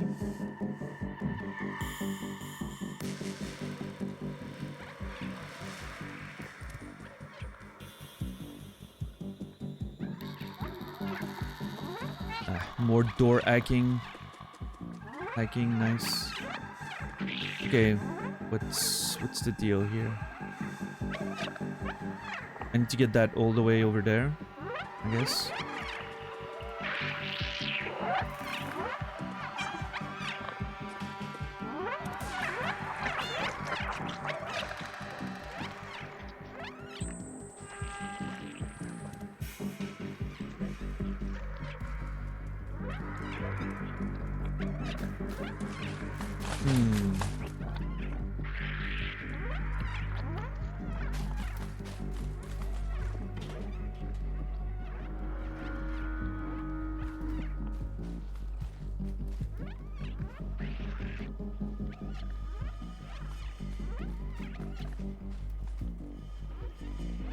Yeah, Brainy.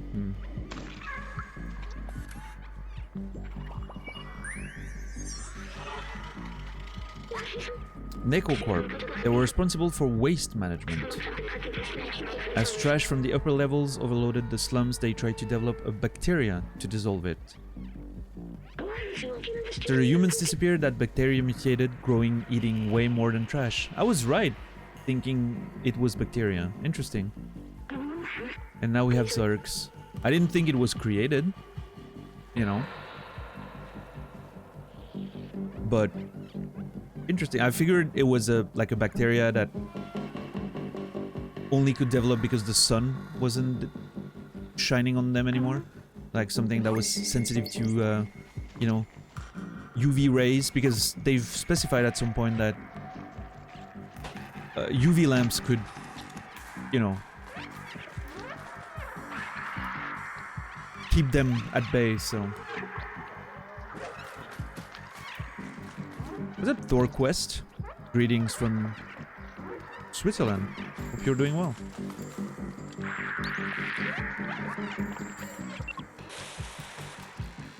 Alright, let's go.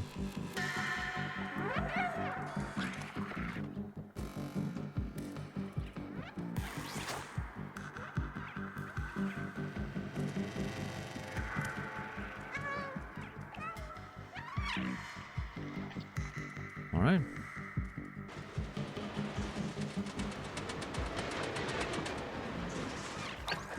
Oh shit, come on. How am I...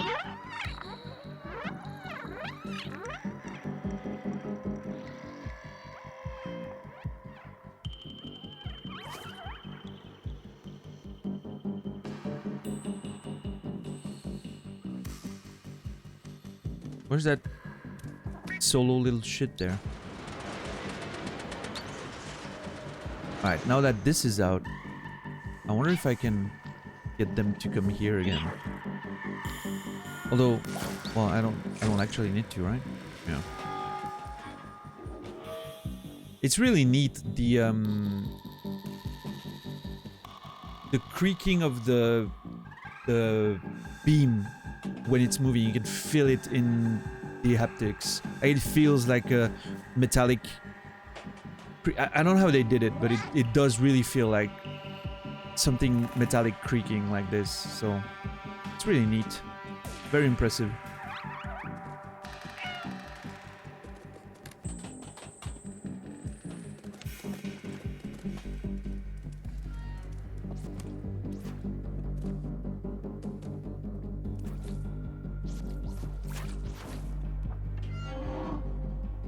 Yeah, part-time. That's what I figured, which is, you know, the reason why I thought maybe they only were able to develop because, well, the sun's blocked. So, you know, all that UV light is not hitting them anymore. But yeah, apparently that's not... was just something created by humans, I guess.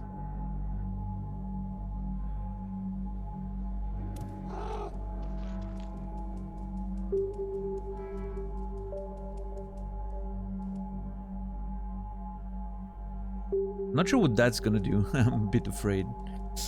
So the cable's going all the way there.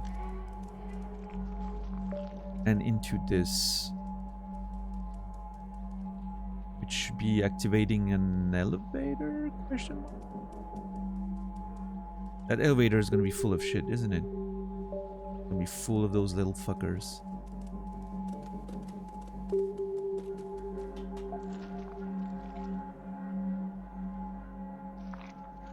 Let's see.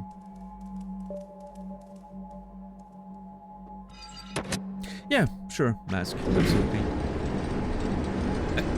It's still very possible that it contributed, right? It just my idea was that it was the reason why they developed in the first place, but yeah.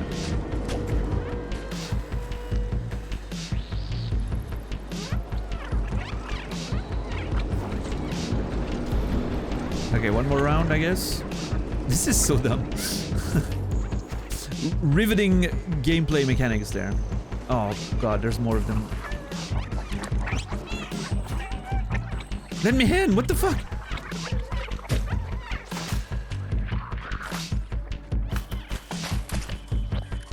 What's up, zombie brain? You hated this part? It's not the most exciting thing I've seen. I like slowly exploring the slums a lot more, but oh well.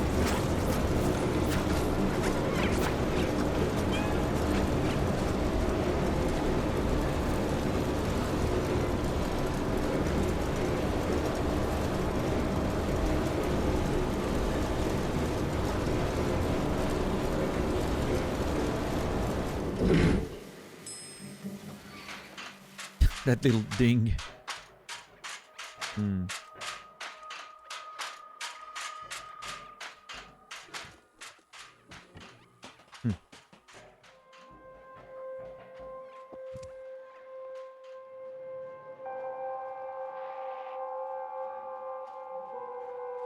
Nice music, though. This is cool.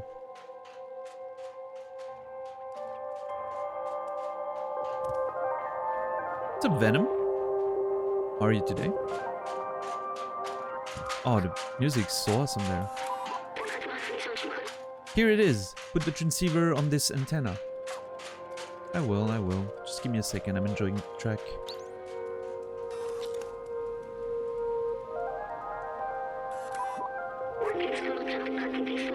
We need to put the transceiver on the antenna before we head back to the slums. Oh, heading back to the slums. If we actually make it there. And it looks like it because that's the elevator, right? Where the people lived. All will be forgiven. Greatest game of all time again. I'm kidding. But, yeah. I'm thinking about getting this game and see if my own cat gets interested. People have mentioned that dogs actually got mad at their TV screens when the cat was meowing and stuff, so... Who knows? Maybe your cat will get into it.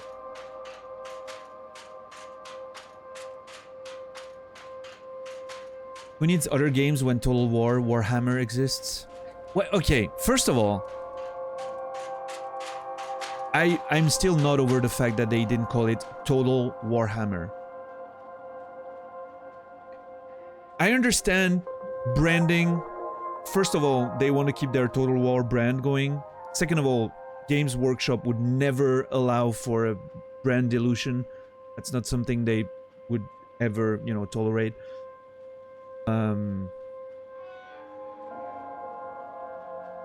But still, it's right there.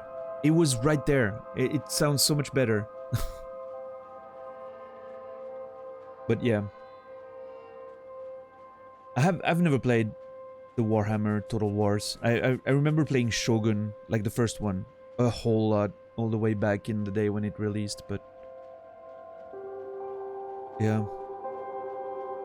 Enjoy getting your groceries, Naz. Stray better than Outer Wilds confirmed. That's gonna be a hard sell, but, you know. Just because Outer Wilds is...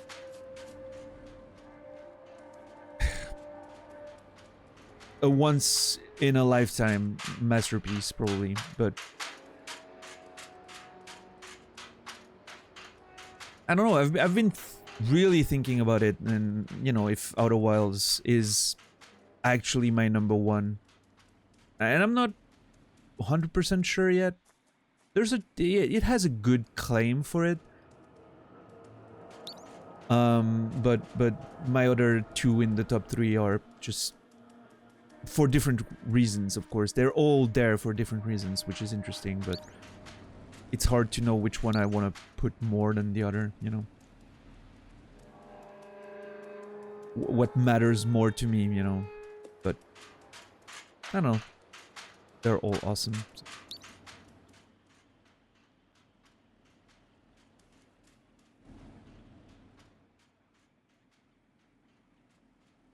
Oh, $10 I will eventually. Actually, I'm gonna play the remake of Shadow of the Colossus because I've never played it.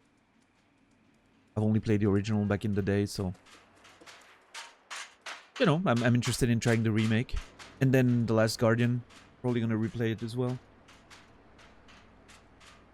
Because it's been a while since release. I haven't touched it yet since. And as far as The Last of Us 2, well, the remake of the new one just came out. And I'm eventually gonna, you know, play that. And I think 2 is still getting a better PS5 upgrade at some point. Or maybe it did already, I'm not sure exactly, but... I'm playing both of them at some point. Revisiting the story. It's gonna be an interesting adventure. Yeah, Raceland? Yeah, that's true. We played Shadow of the Colossus on own TV back in the day, right? I forgot about that. Huh. We did it in one sitting, didn't we? I remember that now. I had completely forgotten about that. 2012. Hmm.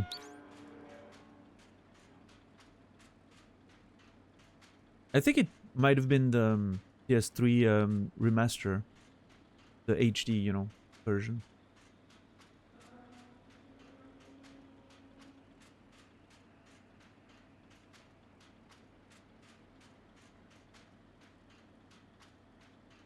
Yeah, dumb. Hmm.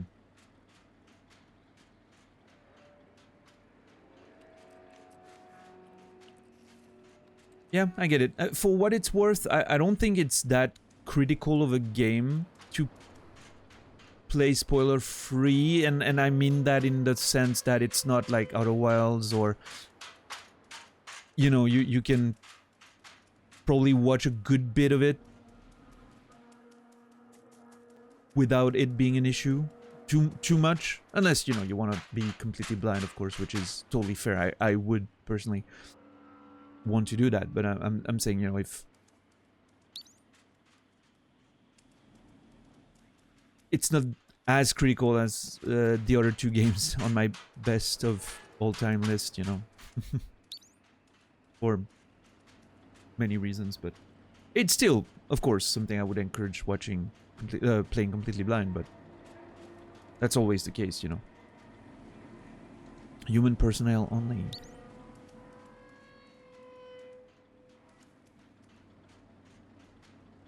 Last of Us 2, Raceland. Yeah, my top 3 of all time, in no particular order, is Shadow of the Colossus, Last of Us 2, and as of last month, Outer Wilds. Before that spot was taken by Bloodborne, but Bloodborne has been ousted now. For the time being, at least. We'll see when I replay Bloodborne if that changes, but...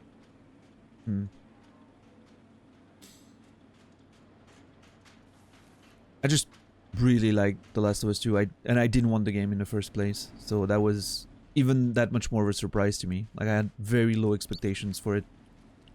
Or very moderate, you know. Yeah.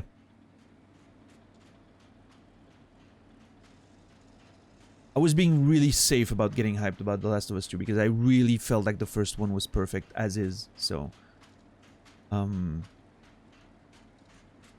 I really did not want a sequel, and it just won me over, like, instantly. From the fucking first 10 minutes of the game, I was like, holy shit, okay. It just worked. They approached the themes in the right way, and it managed to add to the ending of the first game without taking away from it, which honestly I did not think was possible from a narrative standpoint, you know. I did not think it was possible. Like, I thought any more content would irremediably...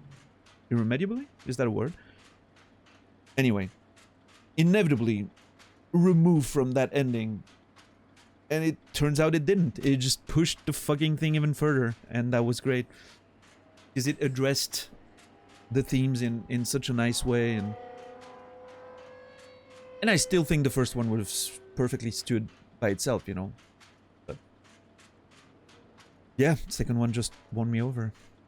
Sorry about causing issues yesterday, by the way. Issues? I honestly don't remember. What was it about? Like, if you remind me, I'm sure I'll be like, oh. But, you know.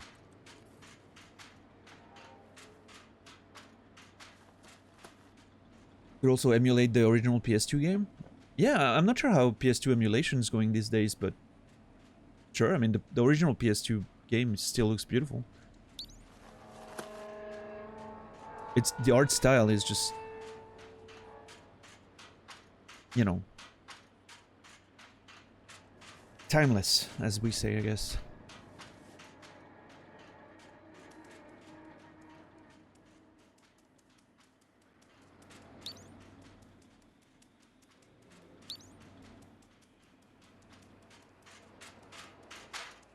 Let's put that transceiver on. See what happens. Yeah, Mask, I might be one of those people, actually. Same with Demon Souls, right? While I think Demon Souls... So, okay. Let me finish. But while I think Demon Souls... technically, of course, looks a lot better. I'm not a fan of the art direction as much as I was of the original. But we'll see. What I'm gonna play the game soon-ish, now that I have it on PS5, but we'll see. We'll figure it out. And as far as Shadow of the Colossus, I actually am one of the people who like the HD version less than the original, because I felt like the limitations of the PS2 and the kind of, you know, less defined graphics of the PS2 made it look better with the art style than the too clean-ish version of the HD version, right? It kind of lost a bit of that, I don't know, like the blurry, some sort of... It added to that visual style. Like, you could tell that it was designed around that idea, right? Whereas the HD one was like, it's a bit too clean now. It shows the... It shows the limitations of the engine and everything a bit too much. And I feel the same about some of the retro pixel games, right? It kind of feels the same with how they look worse on modern screens that they did on CRTs, right? Because the CRT technology would sort of blur the pixels a bit, and with the way it displayed only have the lines or something, it would kind of make it look nice and round and beautiful, whereas the HD rendition of those pixel arts is just crude and cold and not as beautiful. And so I felt the same way about the PS3 version of Shadow of the Colossus. It hid those weird elements to it.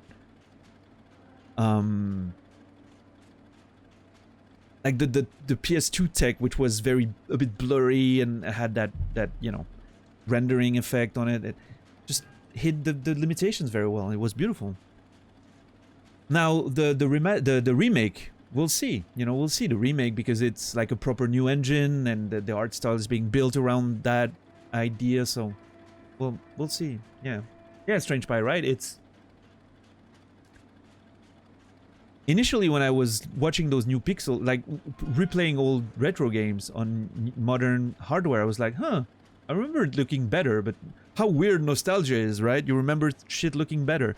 And then at some point, I actually watched one of those games run on a CRT, and I was like, holy shit, it actually looked better.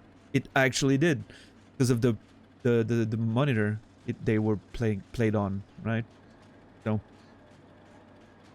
not everything is just nostalgia. Sometimes it just like actually looked better because it was designed with something in mind.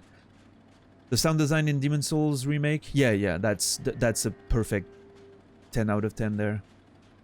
I'm still very much looking forward to playing it, to see how I like the graphics when playing it. But watching it, I'm always feel like it's a bit more generic than the old art style. It looks bluish, and I don't know. Oh, looks a bit too modern in a way. I don't know how to express it. And the characters look like wax figures a lot in Demon Souls, but oh well. We'll see, Stars, right? Also, hi, hope you're doing well. We'll see. Again, like the HD, to me, the issue with the graphics was that it cleaned out the thing in a way that showed the flaws. Now the remake being built from scratch in a new engine, it's gonna be about the art direction for me, right? It's all gonna come down to that, not a matter of rendering and, you know, showing the flaws. And it's really gonna be, am I okay with the art direction?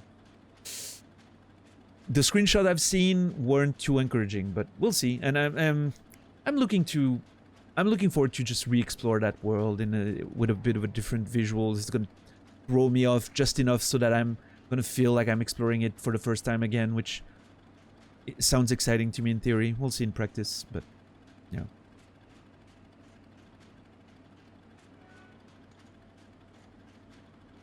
Yeah, mask, maybe. And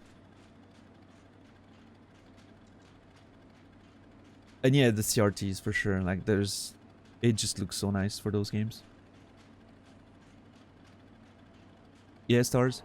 So, like, when you say remaster, you mean the remake, right? Like the PS4 version. Because to me, like, the remaster is the PS3 one. It's just a HD remaster, right?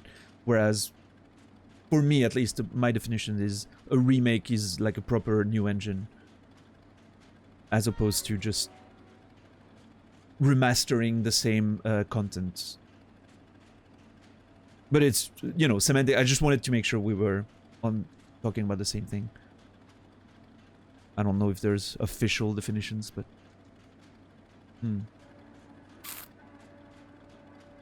We'll see, we'll see. Yeah, PS4 one. Yeah. Yeah, we'll see. I'm looking forward to it. Well, who knows how I'm gonna like it, right? But anyway, it is window time, so I'm going to quickly... I will actually, Electron, what's up? How are you today? I will. It's a plan that I have, not right now that it just came out, but at some point I will play the remaster, the remake, sorry, of The Last of Us 1 and play 2 again in the, you know, the same adventure, so to speak. I'm going to open my window. I'll be right back. You know what time it is, as I always say, but Naz started saying that, so I feel bad using it now. Anyway, I'll be right back. Don't go anywhere. Thank you for being here.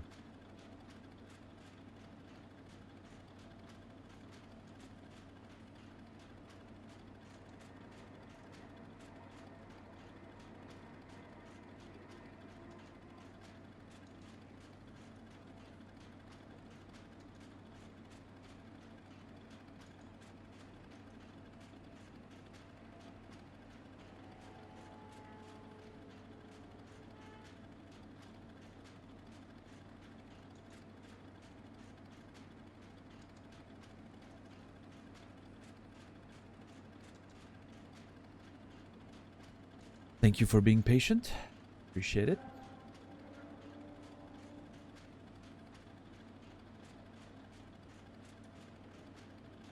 Today was 24 degrees. Paradise, basically. Yeah, it's been a lot better here as well. I'm really enjoying that more moderate weather, for sure. Gonna quickly run to the store, see you in like 5. Actually, no, fuck that. Here now is the time to fucking stop drinking Pepsi. I mean, you should have... Let's not go there. I don't want to start another OJ wars, but for Pepsi versus Coke. The best time to stop drinking Pepsi was before you had your first sip. The second best time was right after your first sip, realizing that it tasted like shit. The next best time is now.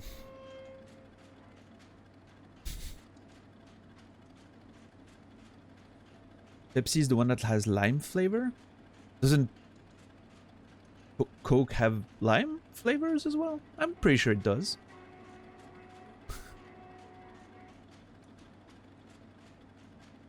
That's arguable, Shepard. That's arguable, for sure. I do think Coke tastes a lot better than Pepsi, but... You know, it's... everyone has their ideas. I don't care. Really, I was just making a joke, but... Yes! Thank you, Stars! Stars knows the truth. Dr. Pepper is the way to go. Dr. Pepper is the fucking best. And my favorite is actually, and here it is. I don't drink Dr. Pepper a lot because, you know, I don't like drinking my calories, but... And Diet Dr. Pepper really doesn't hit the same as regular. However, Cherry Diet Dr. Pepper, I don't know why, but to me, tastes exactly like the original. It's like the cherry taste doesn't actually taste like cherry. It just adds a bit of a sugary flavor that makes it match the original exactly. Because cherry has that tart, you know, taste that the almond Sweet Almonds does as well, like that weird, not tart, yeah, tart, I think it is. I don't know. Anyway, that taste, you know. Yeah. So I like it. You don't get how people can like Dr. Pepper. It has that sweet almond taste. It's awesome.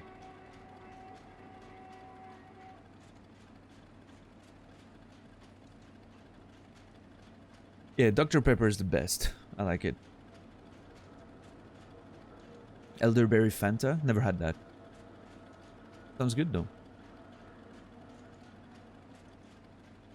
But like, I mean, you know, my regular soda, I don't drink soda that much anymore, if at all. I have like energy drink, 2 energy drinks a day. Before stream, after stream. That's the only soda I drink nowadays. But usually what I get, like, you know, in restaurants that don't have a lot of options is Coke Zero. I think Coke Zero tastes fine. I mean, it doesn't taste like regular Coke, like, right? I can smell the difference between them, between a regular Coke and a Coke Zero. But I think when I'm not drinking regular at all for years, I kind of forget what it tastes like, and now Coke Zero is just what I think Coke tastes like, so it's fine.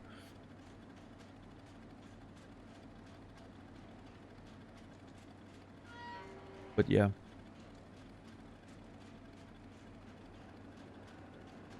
And when I say energy drink, by the way, sugar-free. Like, it's just for the fucking caffeine, right? Because I don't really like coffee, so... It's just a caffeine shot, basically. I guess I could drink water with a capsule of 200 milligrams of caffeine when I wake up, but... Oh well, I like my energy drink. It actually has a pretty good taste, so... It's like green apple taste. Pretty good.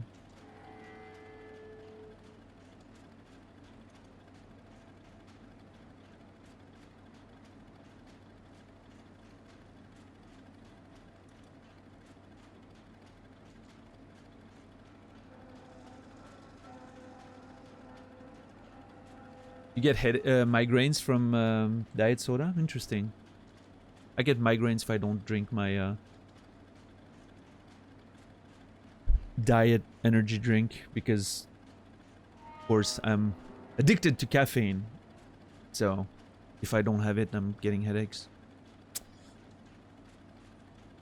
Not every time, but sometimes. And it's not like hard headaches. It's just like I can tell that I've missed. Like sometimes I would be in the middle of my day and be like, huh, I have a bit of a headache there. And I'm like, oh, I actually forgot my energy drink this morning.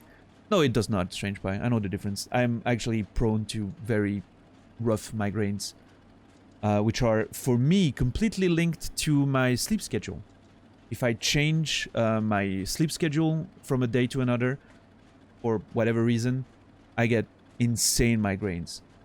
Like, literally, I have to turn off the lights and just hide in my bed. But thankfully, I found that diclofenac pills were an extremely efficient painkiller for my migraines, which I'm very grateful for. Like, it takes, you know, takes like 30-something minutes for it to work, but like regular paracetamol doesn't do shit for my migraines.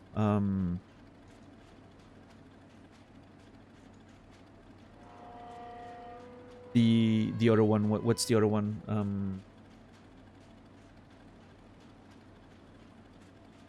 The other main painkiller thing. Damn, what is it called?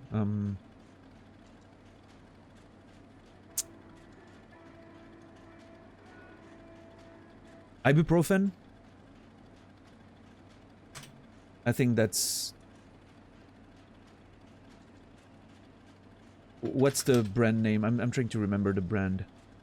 I think you guys have Advil, but in Switzerland it's...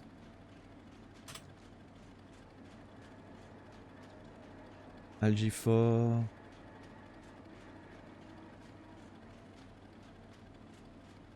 That's not the one I'm thinking of.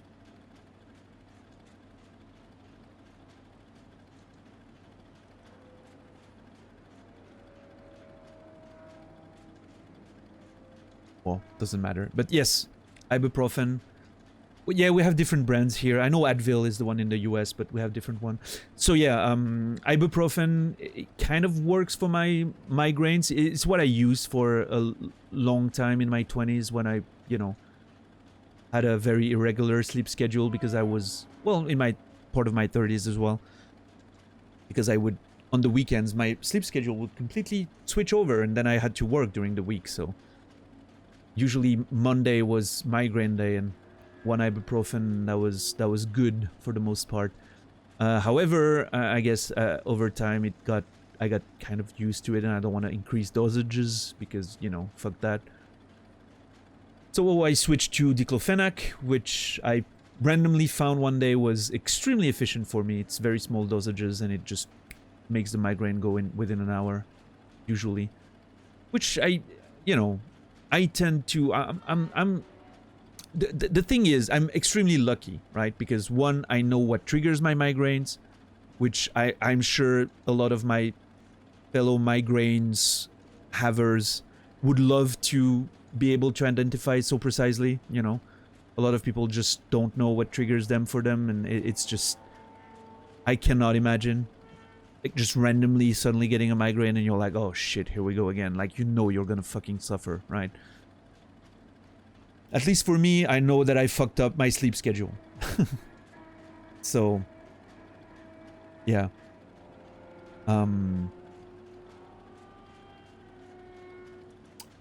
At least I can avoid it for the most part, or prepare for, okay, tomorrow's probably gonna be a migraine day, right? And then I have the drug that fixes it immediately for me, so. Lucky for that. How do you find it? Okay, so here's the thing. I'm not sure how I'm gonna do it in the future. Basically, my grandmother used to be prescribed diclofenac for a long time for arthritic pain, arthritis, or, but yeah, some of those pains. And she, towards the last 2 years of her life, she didn't take it anymore because of treatments she was receiving for leukemia. And which means there was always some, you know, when in the past couple of years when I moved here to take care of her, and that's when I found out that, oh, diclofenac actually works super well for my migraines. Awesome. Since ibuprofen wasn't doing the trick anymore. And so I've always had some around, and I'm, you know, I'm talking like, since I'm trying very hard to avoid messing my sleep schedule too much and avoid my triggers of migraines, I would use maybe one every couple months, you know, when I have something that I had to fuck my sleep schedule for and couldn't go, you know, work around it. And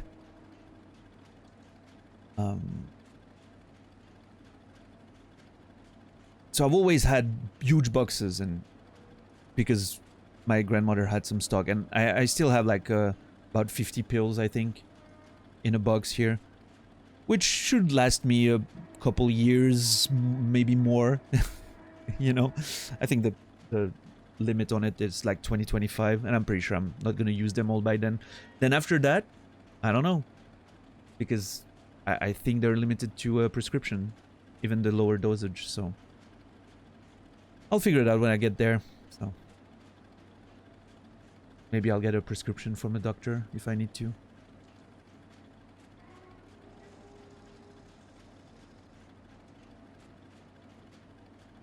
Acetaminophen is the generic in the US for Tylenol. Huh. I thought... Wait. Paracetamol and acetaminophen are the same thing. Okay, they're the same molecule. That makes sense. Because, yeah, I thought Tylenol was paracetamol. In here we have Dafalgon, like, is the equivalent of Tylenol.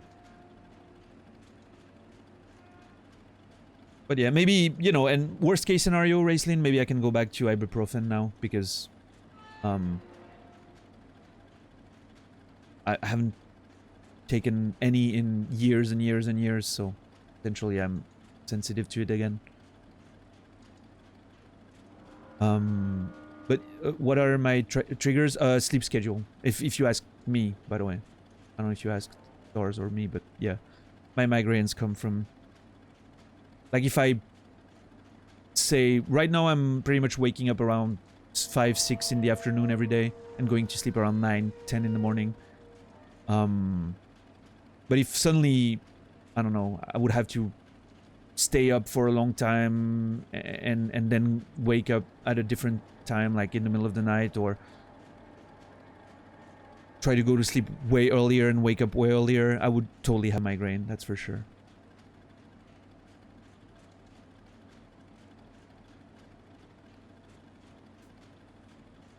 I found out that I'm allergic to a very common RX migraine med. Always had to go to the ER for it. That sucks. Do you know what triggers your migraines for you, Stars? Is it just a random thing, or... Narcan apparently shows some promise as a migraine medication. Something about hitting the reset button on all of your opioid receptors shortcuts the whole process. Interesting. You think you went to a, if you went to a doctor and tell them it's the only one that works well, they'd prescribe you what you ask for? I don't know. Maybe. I'm honestly, my usual doctor retired. I know he would have, but I haven't gotten a new regular doctor yet, which I should. I'm 40 now. I probably should get regular checkups, right?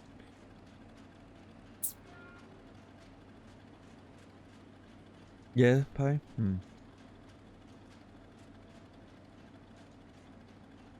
When I say migraine, Electron, I mean like the proper migraine that gets your eyes to, you know, feel like they're getting stabbed and you have to turn off all the lights and just hide under your pillow and hope for nothing to happen, because otherwise you're gonna want to literally jab a knife in your throat just to not have to suffer anymore. That kind of migraine.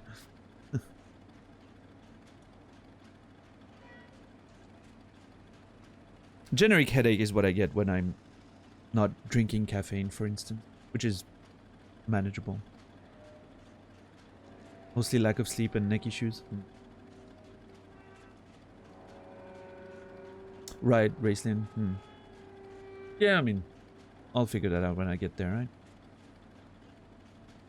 Never had a migraine before. Cannot imagine what it feels like. Well, you know,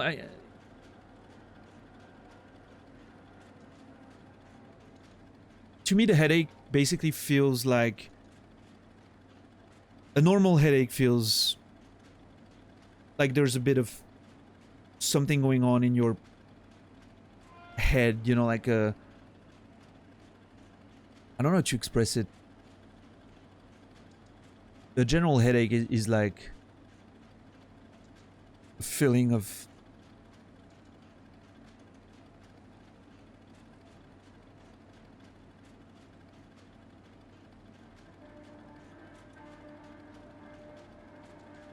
I don't know, it's just a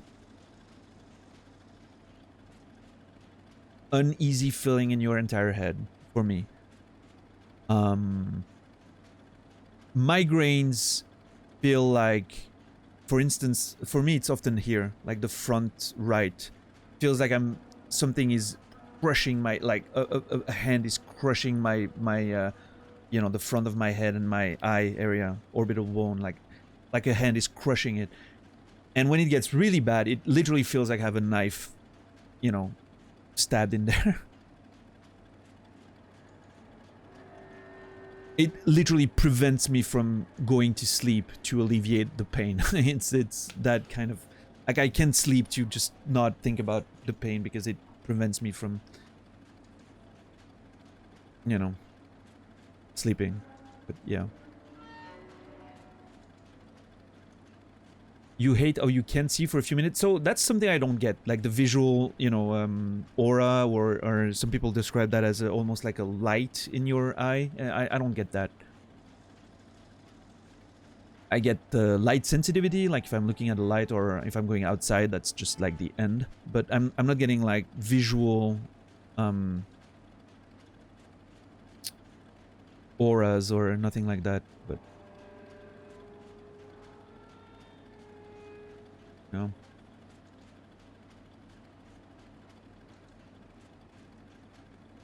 Yeah, Hubs. I mean, it could be light migraines or just simple headaches, but definitely not everyone has the... For me, like the difference between the sensation difference between a migraine and a headache is very obvious. However, I can have light migraines as well. Like just, you know, like just a light feeling of the same type of pain, but... And that's usually when I need to, like, if I'm feeling that, I usually take a pill right away to make sure I don't get to the next stage. Now, the big problem is when, for instance, I'm about to go to bed, and my schedule's a bit wonky, and I can feel like I'm not feeling so well already, and I'm like, I'm gonna just sleep it off. And you wake up in the morning with the worst migraine possible. Like, you actually get woken up by the pain, and you're like, oh, fuck, I should have done something before, but... And then it takes like an hour before the meds can do anything, so... Yeah, Electron, I knew about that, like your brain doesn't actually have pain receptors, yeah.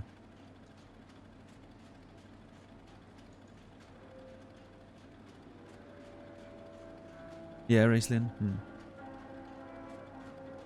Yeah, for me it completely started later in life. Like I think I had a few migraines as a kid. I can remember like huge strong headaches when I was a kid, but maybe it's my memory. You know, when you're a kid, you're like, even a simple headache, you're like, oh my god, end of the world, you know, because you have nothing to compare with. So I'm not sure if there were just strong headaches that I couldn't deal with as a kid, or if they were just rare migraines. But then when I got older, in my 20s and something, and started messing up my sleep schedule every weekend, and, you know, for video games and such, that's when the migraines really started. But I will say though that I'm getting less of them. I was getting more of them when I was obese, when I was a lot bigger. It would trigger a lot more easily for the same reasons, sleep schedule, but would trigger a lot more easily and a lot stronger. Nowadays it's a bit more manageable, I find, but I still get like the usual, the occasional one where sometimes you literally would rather, you know, get knocked out than keep enduring that pain, so yeah. Yeah, Zach?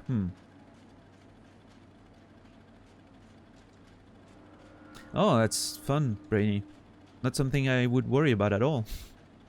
What's up, Madam JC? How are you today?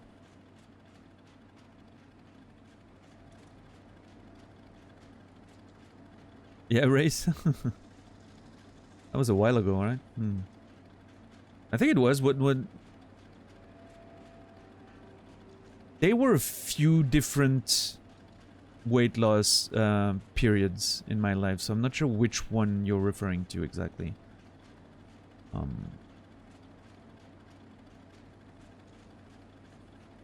But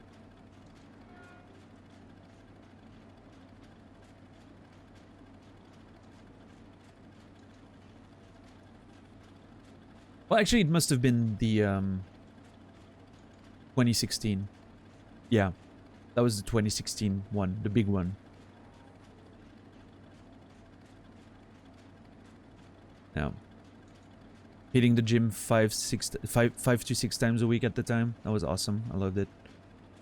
I was not just, you know, low in weight. I was actually just very well in shape. The last time I lost weight was in 2019 to 2020, more or less those 2 years. And I was much lighter than I was back when those pictures happened, Raceland, but I was also not as in shape. I was just light. Which was fine. I felt good. You know, not having time to hit the gym, but still pretty light. That felt alright. Maybe Rastat, that's something that can happen, but for me personally, even when I was obese, my BP was very luckily still very much normal. I've always been lucky with BP so far, knock on wood. Always been perfectly in the average. So, let's hope that... Which is very lucky, I realize it's very lucky that I've been able to go through pretty severe obesity at some points and still not have terrible blood pressure during it and still have excellent blood pressure now. Like, I have very little consequence from my obesity on that I can tell, or that the doctors could tell the last time I went to see them, so... Good on me, I guess. I never let it last too long. That's the thing. Like, I've always... When it happened, I've always gained weight really fast and quickly went into, like, oh shit, I need to do something, and lost weight. So I've not been obese for, like, you know, a couple decades, for instance, at a time, which I guess helped with avoiding the worst of it for some reason. Or I'm just lucky with genes, you know. Good genetics, I guess, which I'm not exploiting at all, but... Yeah, Electron?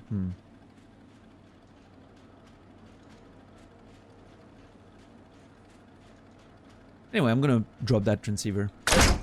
Oh, just... that was loud.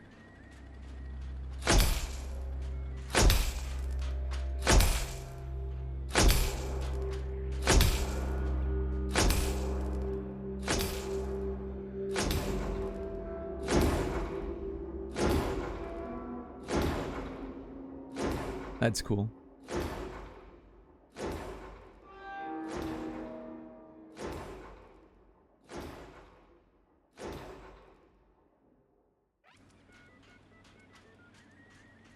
Alright. Hopefully now we go back to... Those are loud lights, yes. It's the electrical clank, I guess, which... Look, the view. It's beautiful from here. I remember now. The city, it was meant to be a shelter.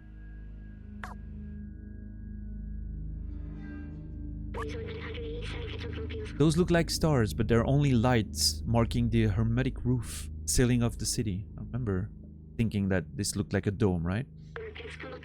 Humankind. I love how they say humankind, which, you know, not just mankind, because... Built this shell to protect themselves from the outside.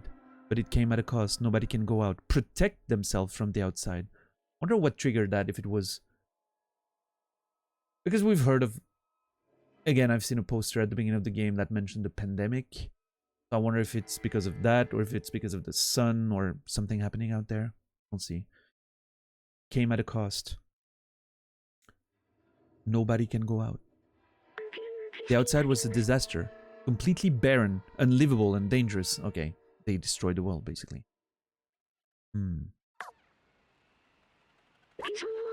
But if you come from there, it must mean it's safe again. Yeah, we were at the outside at the beginning of the game. It was raining, so I'm assuming maybe nature reclaimed the world, you know? And my promise wasn't just to go to the outside, it was to open the city. I still don't understand why some memories are coming back, and others aren't. But I'm certain now, this is my purpose. I have to open the city. Come on, let's go back and find Momo. Now that we've connected the transmitter, we should be able to get help. Aww. And here I was so worried that the game wouldn't let me go back. You know. To the slums. We're still not there yet. I will only be reassured when we can jam out with the guitarist guy. Dude, this looks so sick. Oh, what?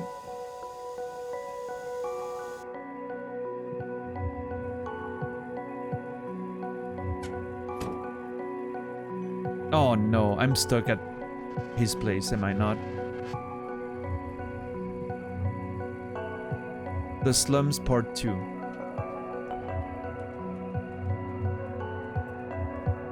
Alright.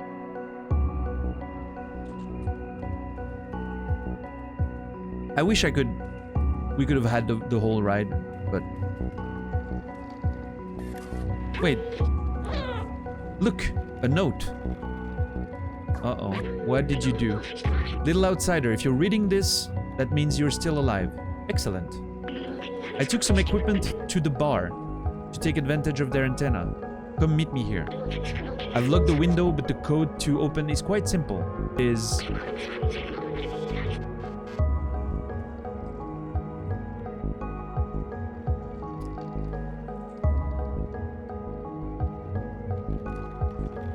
Read it. Read it yourself. Fuck you. I love that there's YOLO in there. There's YOLO. There's LOL. LOL. GG. Leet. Alright, I'm gonna read it. There's some fun stuff in there. 5R42. Okay, 42. TSSF. HREDJGGK. All GG, I guess. DD. LLF Leet. Loom. LOOM. FTTP. R6748923. 14. Thank you and YOLO at the same time. Ami, which is friend in French. LOL. DTS. 5758 123 admin.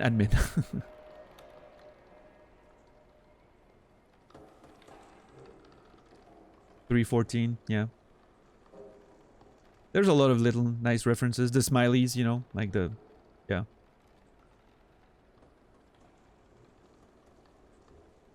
Nice. I love that it's kind of... PD? Oh, PD, nice. Yeah. Pi and TY, PD.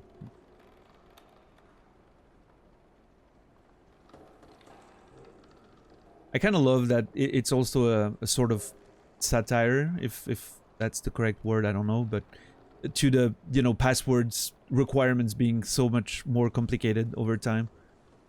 It's becoming impossible for me to find passwords. I'm tempted to use one of those programs that creates a password for you and then remembers it.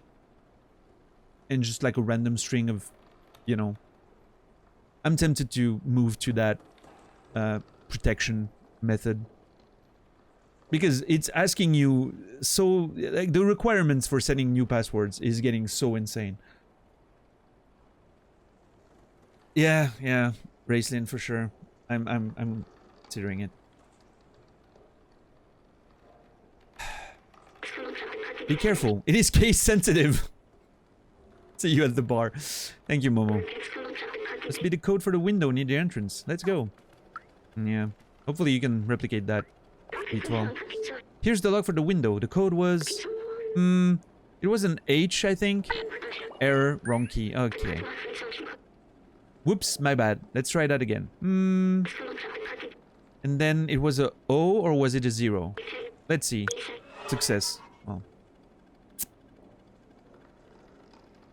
Yeah, exactly, Raceland. Yeah.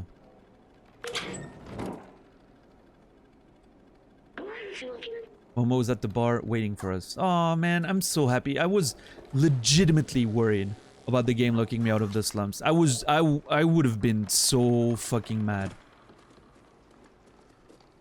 I was legitimately like, there was a part of me that was like, should I just restart and select the chapter again? Even if I have to do all this shit again, that was really bothering me. I hate when games do that, but it was unrealistic expectations. You think that I would do all of that in one go, right? The dude that was here is not here anymore. I'm hoping nothing bad happened. Oh, Momo's there. Oh, by the way, whoever asked if you could drop stuff, that should answer your question. Fuck all those things. Anyway. I want to enjoy the music of this place again, because now that I know I can get locked out of it, I want to make sure I re-experience those nice things a few more times. How's the game looking, by the way, today, with the new color settings that aren't crushing the blacks?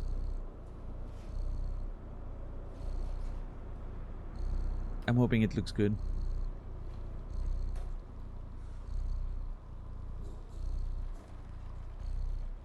One password or Bitwarden are good option, $10. Yeah? Interesting. You're not noticing any difference? Yeah, if you, for instance, Dom, like that scene we're about to see from a distance there, go check the VOD yesterday, if you want to.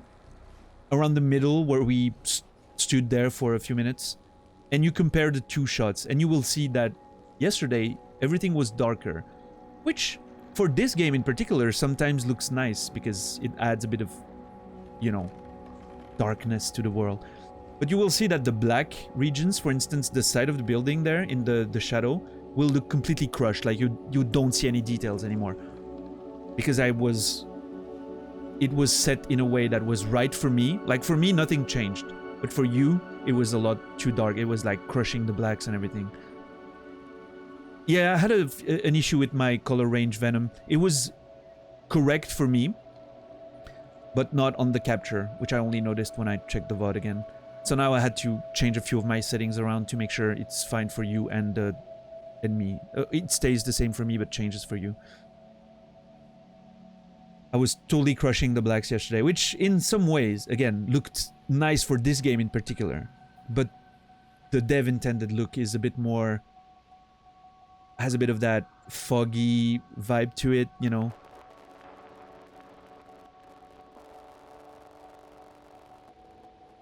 Which is more visible now if you compare that shot, for instance. Yeah.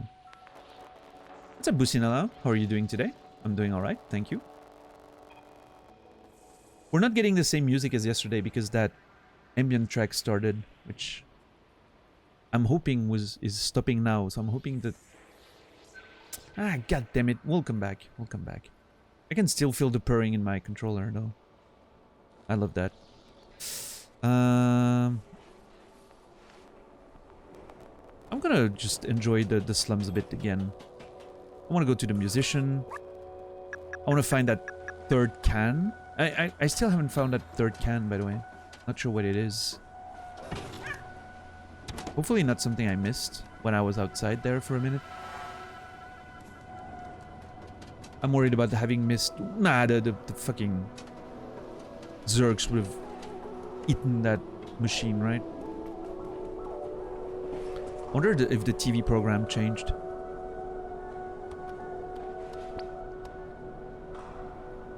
That is different, I think, than what I got yesterday.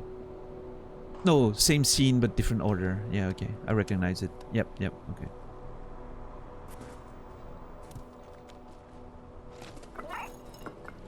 I'm gonna go to the library again. This is my favorite place in the entire game so far. I legitimately want to live here in real life. It just...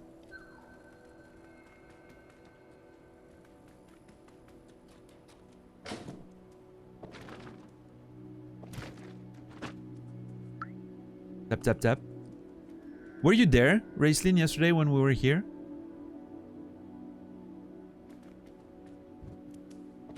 It looks so cozy, yes! Look at all those books, man! And the best part is up there. I'll show you when the ambient music stops. If it ever stops. That wasn't it, but... Okay, I'm waiting for the music too. I think that's it.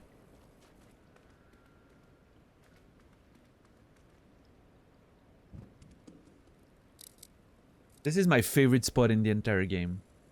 You will understand why in a few minutes. In a few seconds, actually.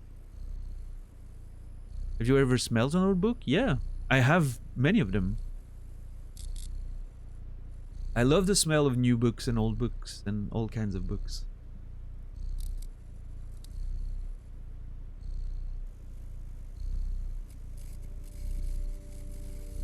The music.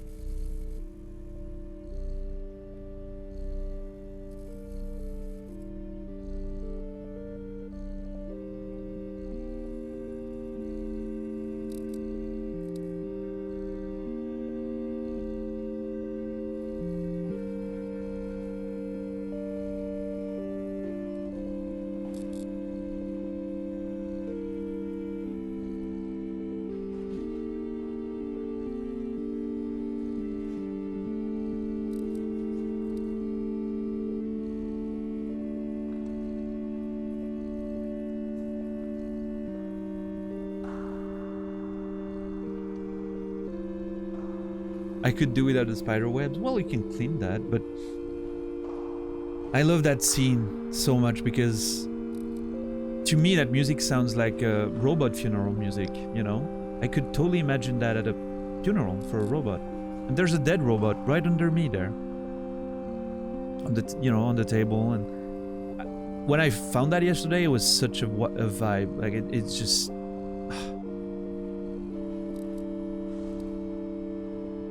Yeah, but not just the... It's not just the sound, right? It's the actual melody and the harmonization of the notes. It sounds very funeral-esque, you know?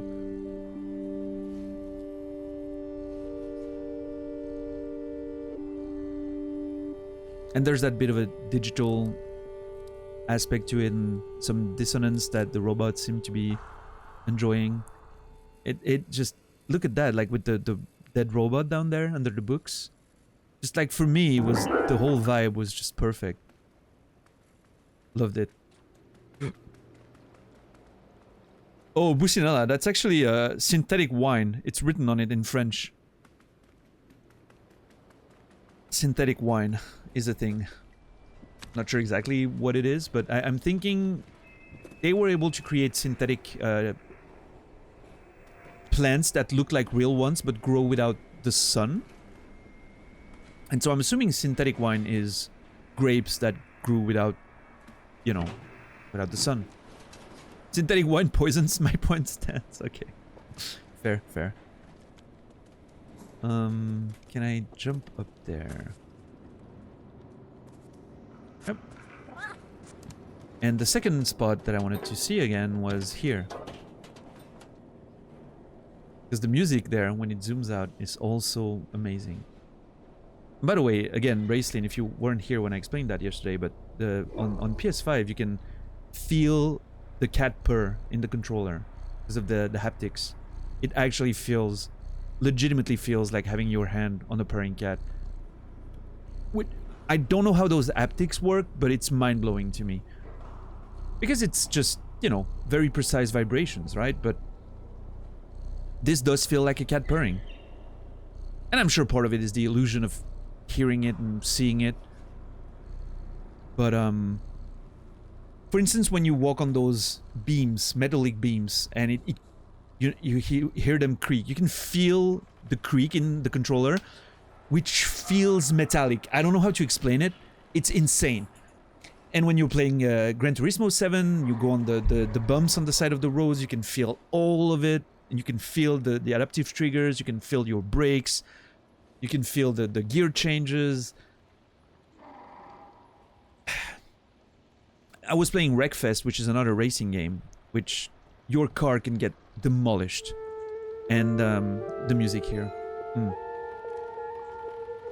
And when your car is demolished and it's harder to drive or brake, you can feel the brakes not working well and the trigger not working well. It's the accelerator.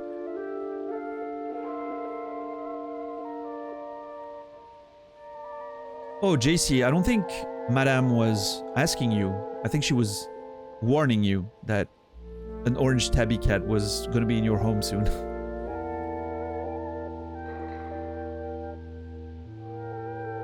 That's how it works, man.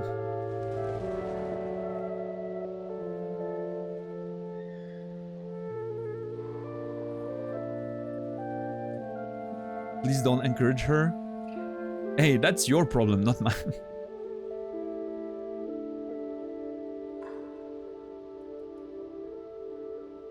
I'm all for the orange tabby plan. You know, looking from my perspective, what it means is the day I come to your home, I get to see a beautiful orange tabby cat. I'm all about that. So, the rest, you know, JC, you're gonna have to deal with that yourself.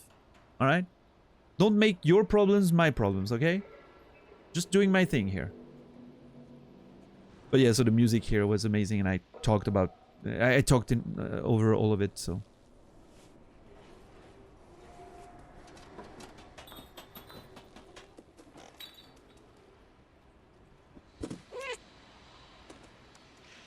So now I want to go back to the guitarists again.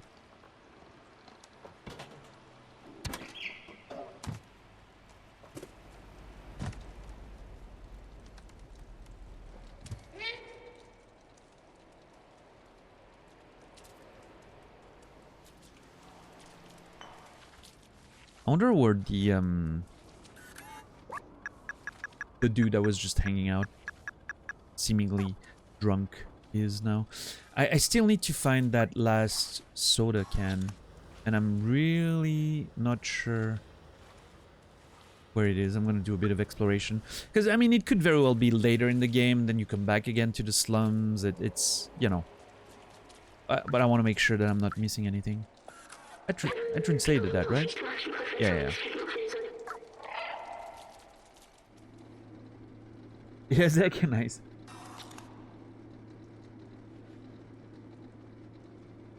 I would love, Madame, I would love to see a picture of them. If you or JC can... What are you doing here? He's usually just walking around. Why is he just sitting there? Oh, I think he's bugged. Yeah, that's a bug. Whoops. Nobody saw anything. This game is perfect. There's no problems with it. Yeah, put them in Discord. I'll check that after. Or you can put them in chat too, if there are links. I'd love to have a look at them.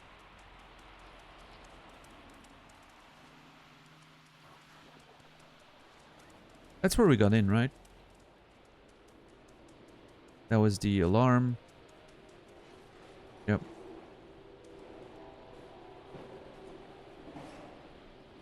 Then went up there. Yep.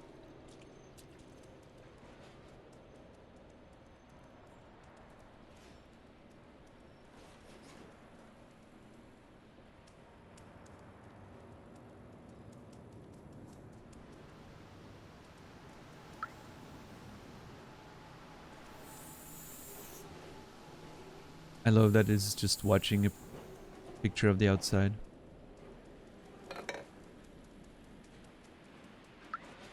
Hey, Granny.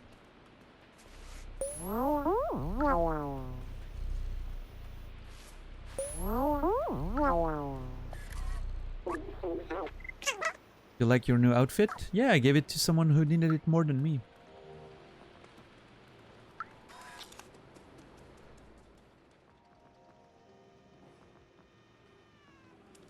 Where could that last soda bottle be?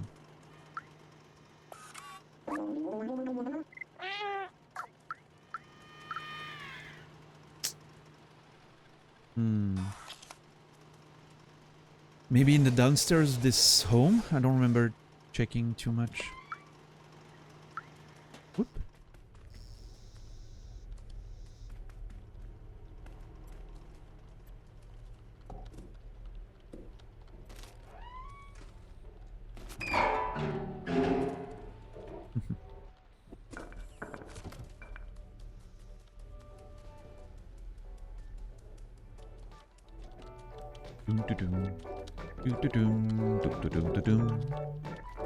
This is still one of my favorite just random ambient tracks in the game. What a jam.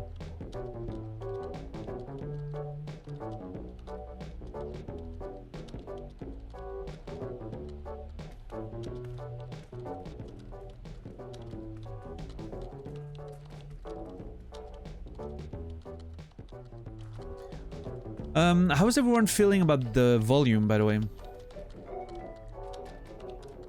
During general, like, ambient sounds and the cat walking and the music and... I checked on the VOD yesterday and part of me was like, it could be louder, and then there were a few parts where, like, the music's a bit loud and I was like, huh. Thanks for the poncho. Come and see me if you need anything. Zulu thinks game could be a bit louder. Okay. Sounds okay to me. So we're clear, I'm not looking for validation. I'm actually looking for proper feedback, you know. Ella. Aww. Calico. Nice. I love calicos. Ella.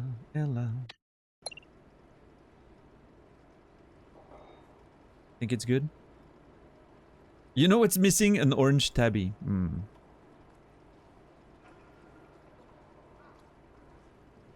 I'm with you, ma'am. And I'm JC. I'm with you. All right, let's see.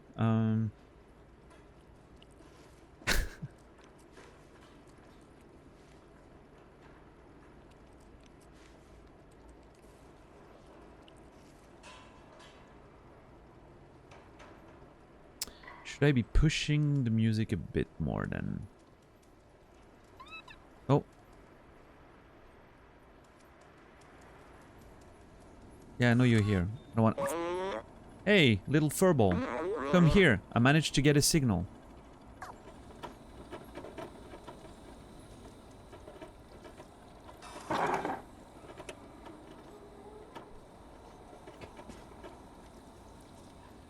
I'm gonna go there right away.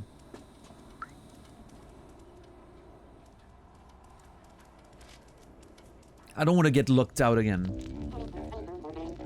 I have a second chance. I want to make sure I...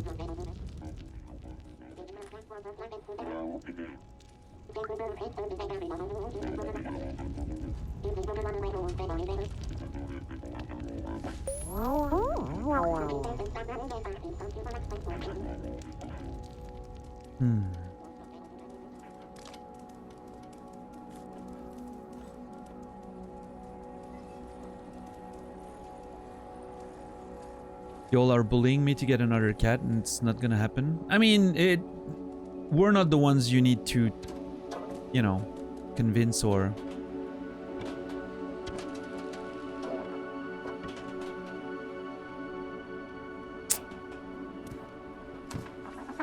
I'm sorry, JC, this might be a fight that you've already lost, but you don't know yet.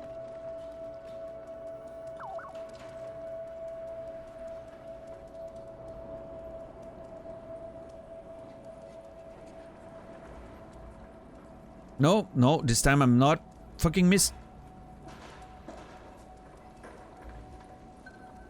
Oh, come on!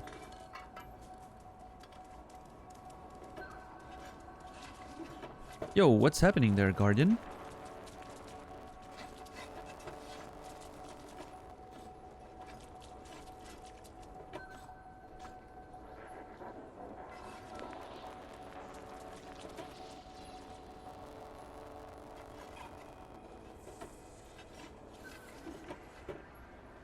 So cool.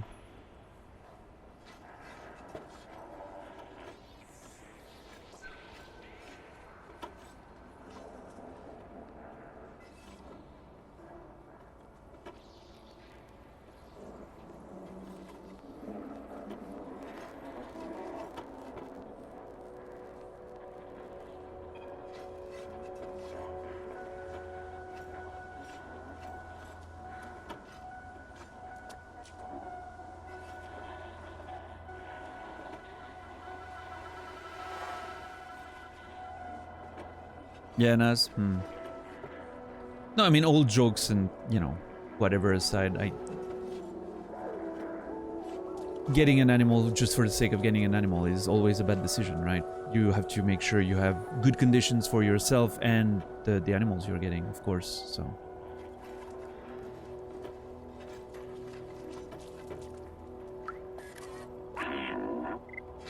You look lost. What do you need? Actually, what if I ask you about that? I've heard that the barterman is looking for stuff like that. Yeah, I know. I just don't know where to find the last one. Imagine taking so much time to look at everything in the game and still missing... What's up, Saladino? How are you doing, man? Hope you're well today. Doing a bit of re-exploration because I want to make sure I'm not missing anything. Alright, Naz. Settle down. Not worth it.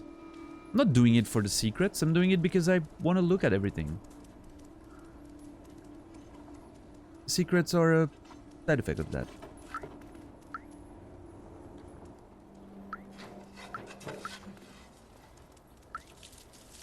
Alright, let's listen.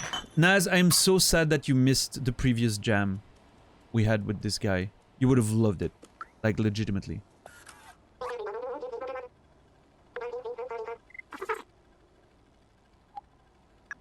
Alright, we're gonna listen to... I'm gonna end... I'm gonna go in order that I found them. Let's go.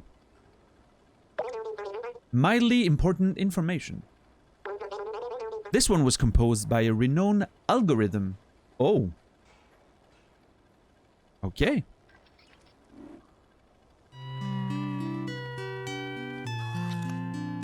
It's this one at the bottom there.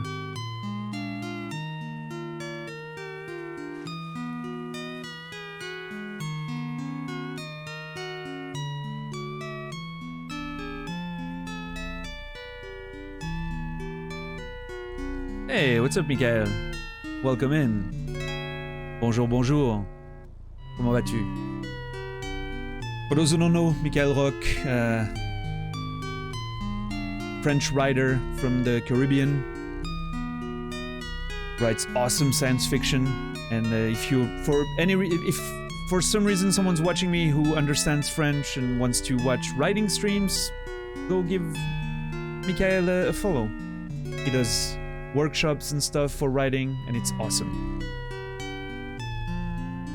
How are you doing today, Mikhail? It's good to see you again, man. Congrats on your nomination for the Prix des Utopiales. Let's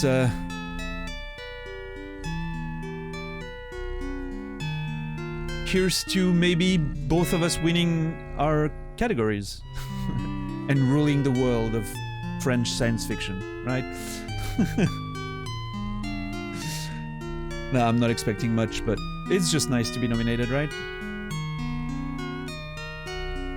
What's up, Krapuchniak? Welcome in. What's up, 1am? What's up, Kitty's Cat? Welcome in. Ruling the world, that's the goal, yeah. That sounds cool. Too bad you didn't retain anything from high school French, yeah. I can relate, Laura. I don't remember anything from my high school Spanish lessons. I remember I liked my teacher. She was very, very nice. My Spanish teacher. But I don't remember much of actually learning the language.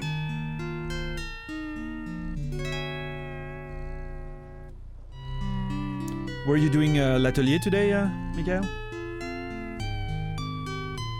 And for everyone... Pour tous ceux qui viennent de chez Michael, évidemment on stream en anglais, mais si vous voulez rester, vous êtes les bienvenus. Merci d'être passé en tout cas. How far am I? Slums Part 2, if that means anything to you. I just put the transceiver on the antenna and then came back. But yeah, I don't know, not very far, I don't think, but the game's not very long from what I hear, so... I don't know, this is my third stream, but I'm playing the game so slowly, so, you know, how do I even compare that to a normal progression, right?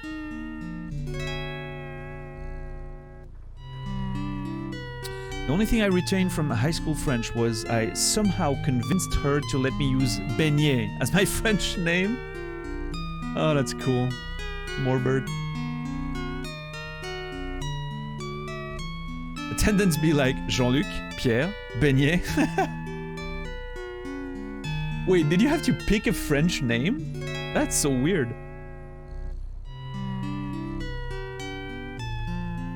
Yeah, Kitty? I mean, with a name like Kitty's Cat, you have to like the cat game, right?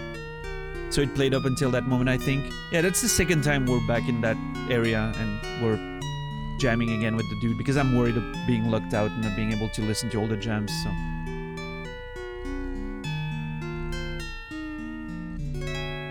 Yeah, part-time? That's nice. That's nice.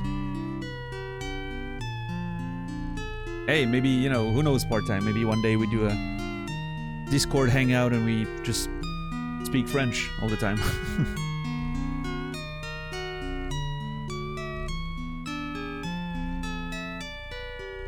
It was immersive, so everyone went through and chose a name. Nice. If we did the same for English classes, I would have picked Desmond as my name. English name. I want to be Desmond.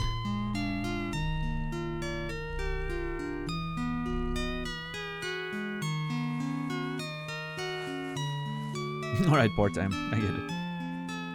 I mean, you know, no better way. I mean, for me, like most of my... I feel like what taught me English the best was both TV shows, movies, you know, that media, like video games. Of course, that did a lot. And just streaming, actually. Like streaming all the way back in 2010, 2011. My English was a lot worse. Like when I'm going back and watch some of those videos that I've saved on a YouTube channel that's unlisted, private, and unfindable. I'm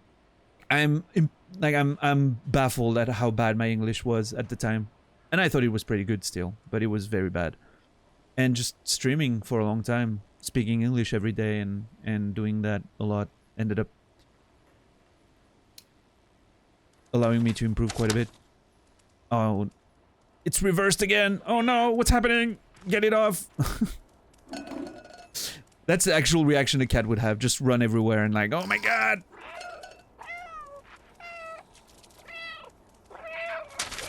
Alright, alright, alright. We're safe. I love that the controls are reversed when you have the bag on your head. It's really cool. Anyway, still haven't found that third. What did I use the first one for again?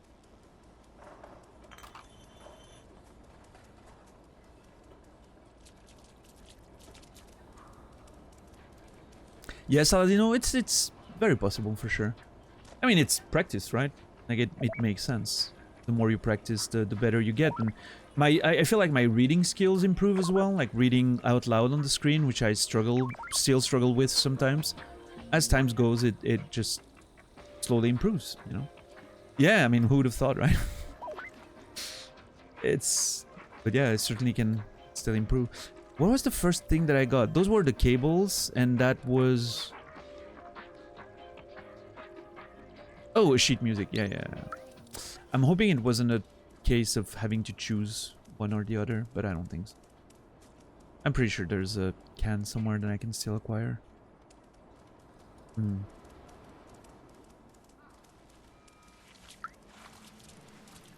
What time is it for you right now, Mikhail? I'm not sure what the time zone where you are is. I don't know if it's just like Eastern time or it's another hour off on the towards the east. It's 4 p.m. Oh, Eastern. Yeah, you're on Eastern time. Okay. Cool, cool, cool.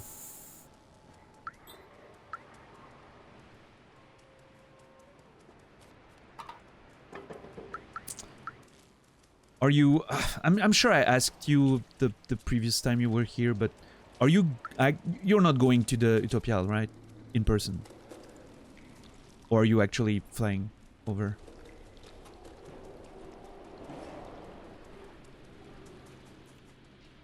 Yes, Aladino? Nice. Yeah, you will be there? Oh, cheers, dude. I think we... I'm pretty sure I've asked and I was like, oh, awesome. I was already feel like we went through this, but... Yeah, I'm not sure if I will be. I don't think I'm gonna get invited, to be quite honest. And I'm not sure if I can afford going there. We'll see. We'll see. Maybe I will. It's a bit expensive, right? It's on the other side of France for me, but we'll see.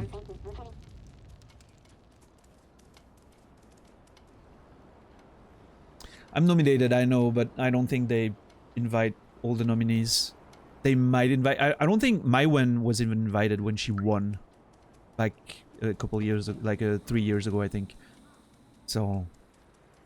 If they didn't invite Maiwen, who arguably lived a lot closer than I was...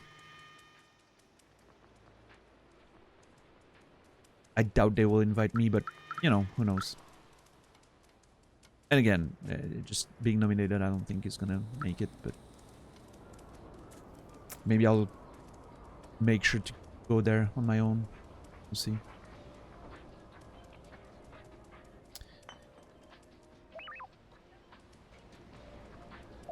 Is it? Okay, I'm worried that it might be hidden, you know, outside of a vending machine. Like, you know, a weird hidden spot or something.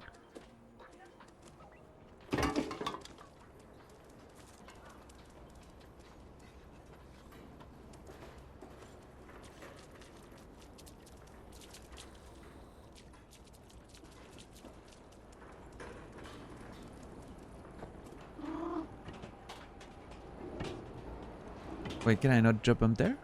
Oh, that's kind of weird. There's a few short moments in the game where I'm like, I feel like a cat should be able to jump up there. For the most part, it's very well done, like what's accessible and what isn't. There's a few tiny spots where I'm like, yeah, a cat would go up there. Like this, for instance. A cat would totally ride that thing. But I get it. Limitations of, you know. Probably would have required a different animation for walking on a very thin bar.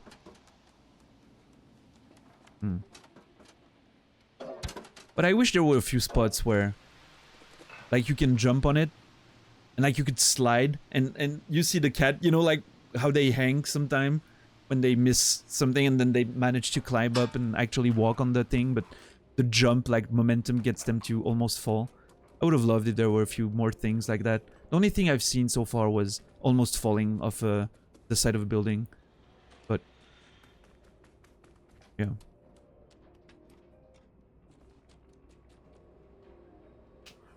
Yeah, exactly, Businella. Cats would totally miss jumps sometimes just because they want to try.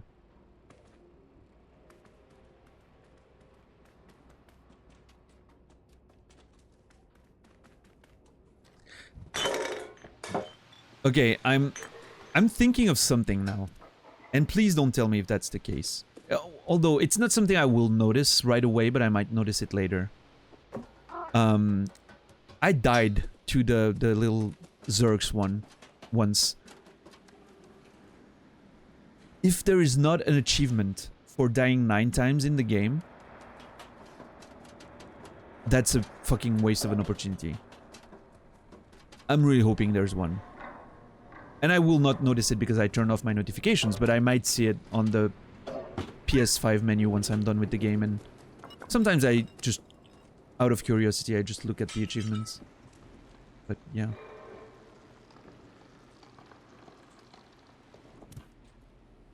And now the window's open. That makes no sense, by the way. We had to use the code for the door, but now the window's open. Oh well. Soda in there, maybe? No? For those who don't know what I'm doing and are probably wondering, why is this dude just going all over the place without doing what he's supposed to do, is I'm looking for the last soda can that I haven't found.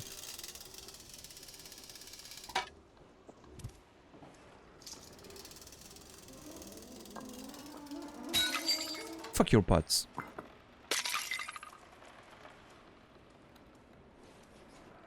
Fuck your bottles. It didn't break? Oh, that's not very realistic. Okay, come on.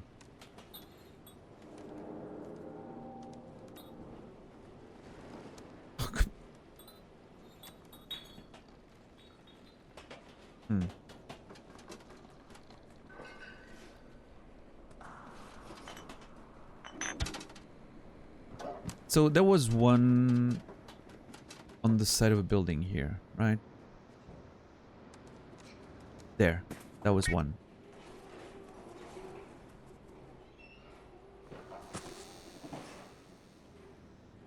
I wonder if up there somewhere?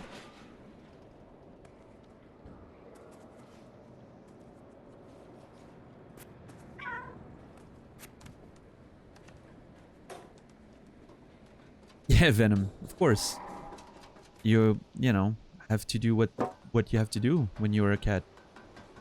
Behind here, maybe?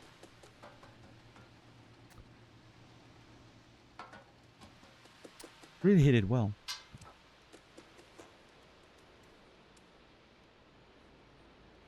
Yeah, Royal. I usually don't like it.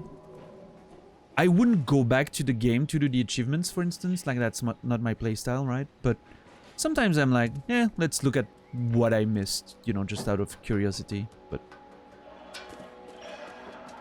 I did that with Elden Ring, for instance, and I was very surprised at how little I actually missed.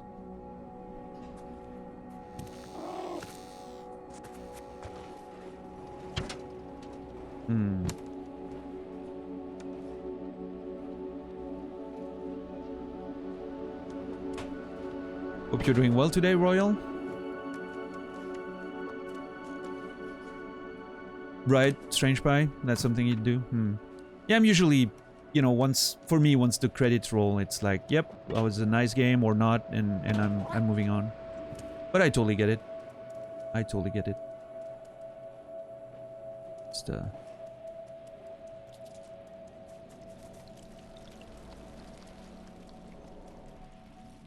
rip humans. I'm bothered by this bug, dude. You play games a lot. Of course, you're a, you know, speedrunner. Usually, if... I'm not saying that because you're a speedrunner, you replay them games a lot for speedrunning it, but... if you became a speedrunner, it's probably, you know, like, you liking replaying games is probably part of how you were able to become a speedrunner, right? Like, you don't become a speedrunner if you don't somewhat enjoy or do it naturally. Replay games, and it's part of the the package, so to speak. Or a challenge runner. I mean speed running or challenge running.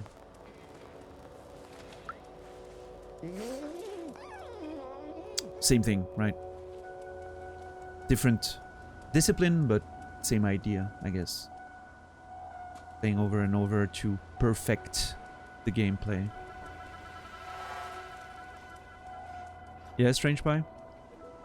It's interesting because for me, like, I have a very clear memory of thinking that I would probably like speedrunning. When I found out, you know, about speedrunning, I was like, huh, I think I would like that, because when I was a kid, I remember playing DuckTales, you know, the NES game, over and over, and like trying to beat it faster every time, not timing it or anything, but I remember trying to. I was like, oh, I have an hour and a half, I can beat the game entirely again. And so I would go through the game and do all the things, and I don't know, turns out it worked for DuckTales all the way back when I was a kid, but like the most speedrunning I've done since I've been an adult was Boshi. And once I hit sub 1 hour, I was like, yeah, you know what, I'm done. I don't want to go the extra mile to get to actual competitive levels. It's gonna just make me hate myself.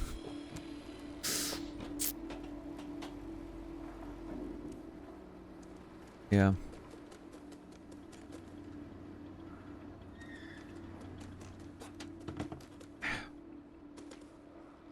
Fucking missing soda can is gonna drive me insane.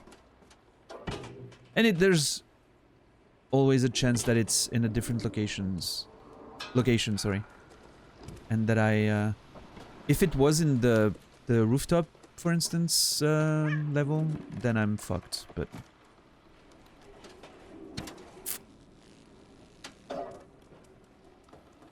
still believe. My poor hands couldn't do a Bushy speedrun.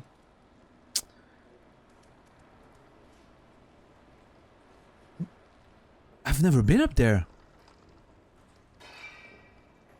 Hold on. No, I have been up there. It's how we entered the...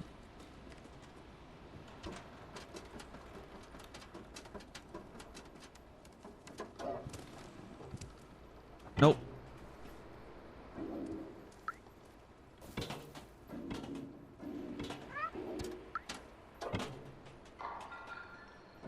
Wrong. Wrong look. There.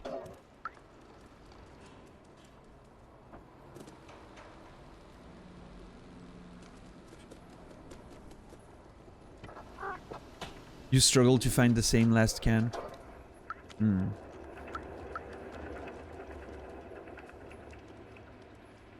We'll get it, we'll get it. Make sure to not give me any hints. Just in case. And thank you for not doing it right away.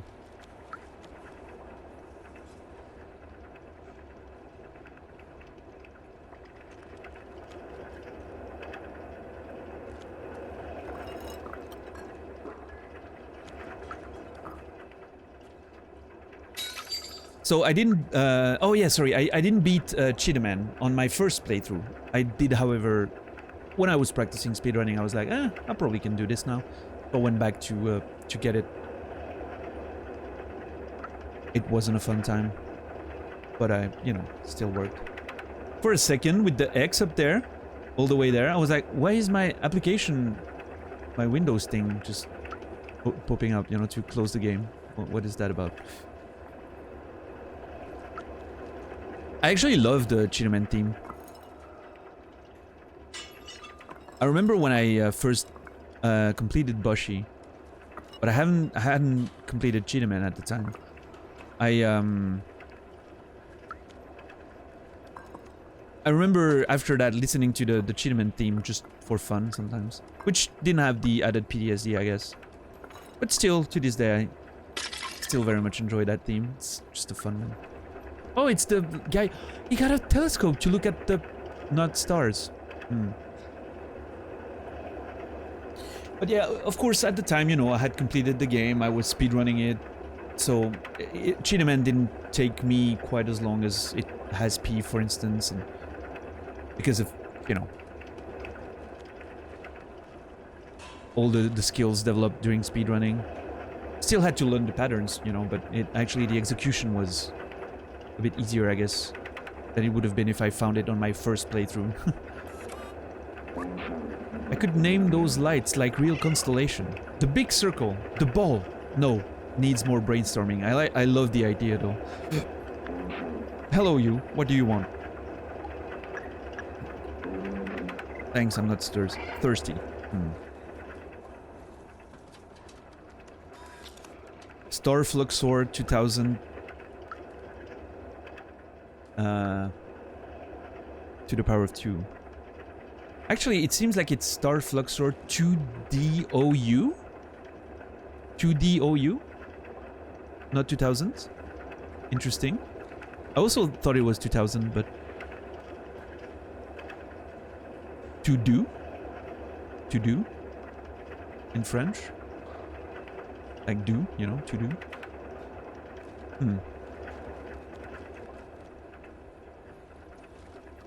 I like Swanee though, just looking at the stars and everything.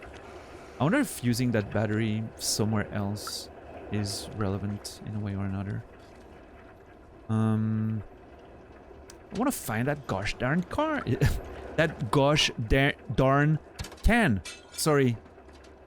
Madam JC is probably listening to this like, why is this fucking dude trying to imitate southern accent and he's so bad at it?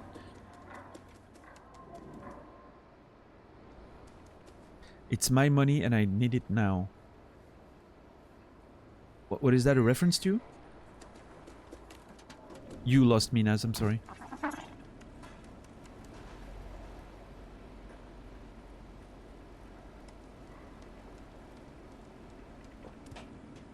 Yeah, I'm sorry, sometimes I try to do accents and I'm failing miserably.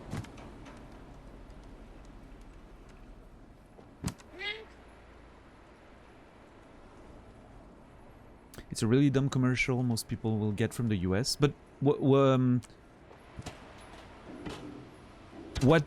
did that where did that come from? Because of the I want that damn can now, or the way I said it was reminiscent of that commercial?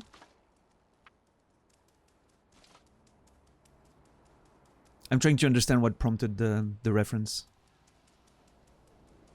Just the cadence, the way you said it? Oh, okay. Nice.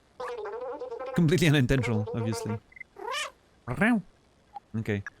How many more do we have? 4 sheets. Nice. Okay, let's go for the second one. Ballad of the Lonely Robot. This should be beautiful. I think I can play this. Look.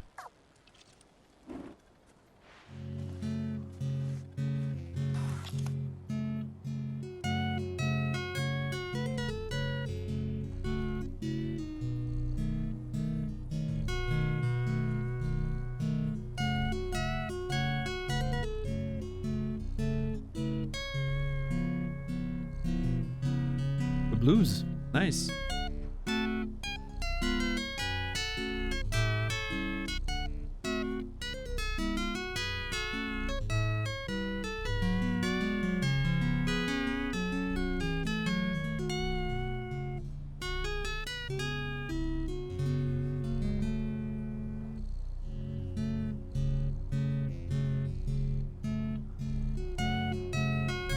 This is really familiar. I mean, it's kind of a standard blues riff, right? But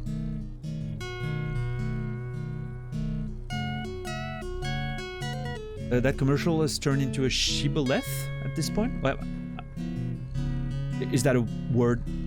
First time in my life I see that word. I can say for certain.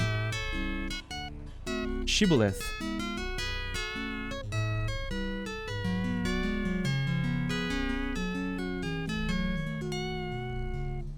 That part, that little part there, sounds like something very familiar.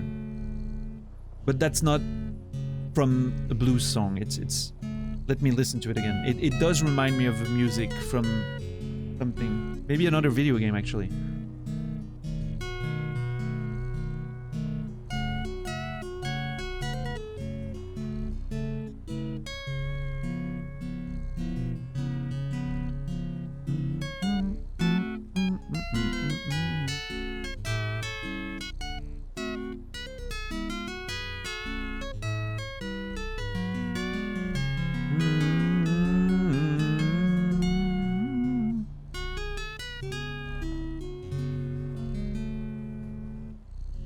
It kind of reminds me of a track from the Xenogears, actually, which is weird, but like the melody there at the end is kind of similar to the church melody in Xenogears,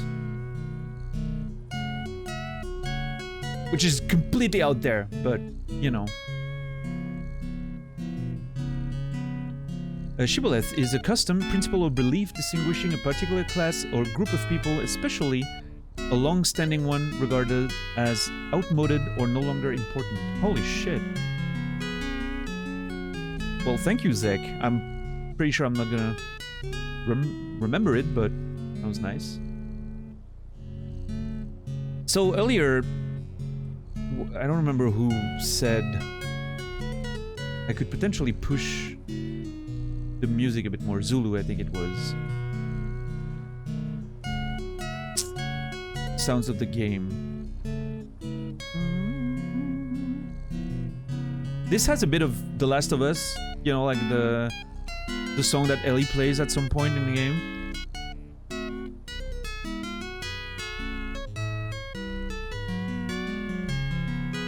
And this sounds like Xenogears, that particular place. Strange.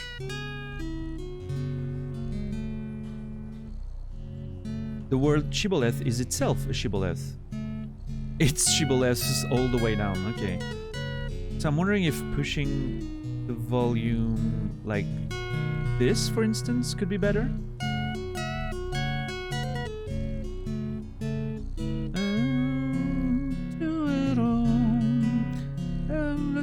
That's the one from The Last of Us, you know. Oh, it's Ebru. Nice. Wish Lobster was here. He would probably know about that too. So I pushed the music just a bit there. Let me know if it's too loud in louder scenes for my voice. I'll listen to it after the stream anyway, but it seems like it should be a type of demon or something. Yeah, feels like something would kill in Doom Eternal, you know. Like. Yeah, for me the volume isn't different, of course. I have my volume set differently, but let me know if for you it's a bit better now with the ambient sounds and...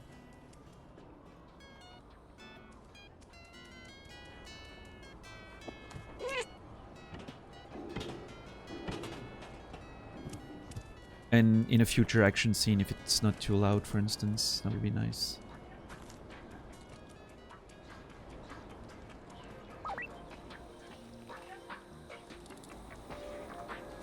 Ciboulette. Ciboulette is the French word for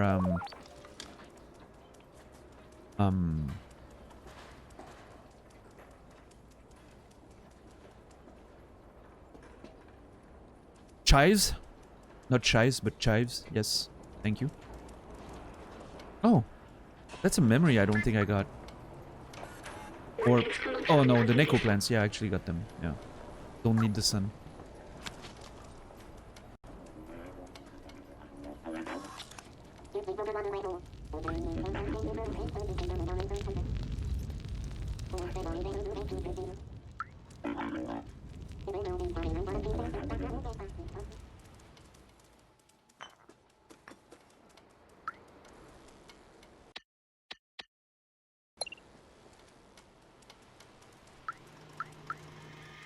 Man, I am vexed about that can. Have to be methodical.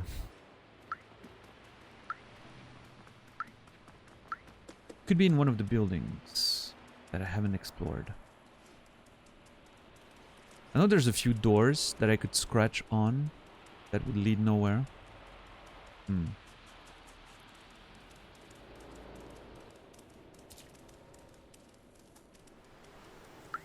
I know it's out there somewhere. I gotta find it. Oh, I don't think I've...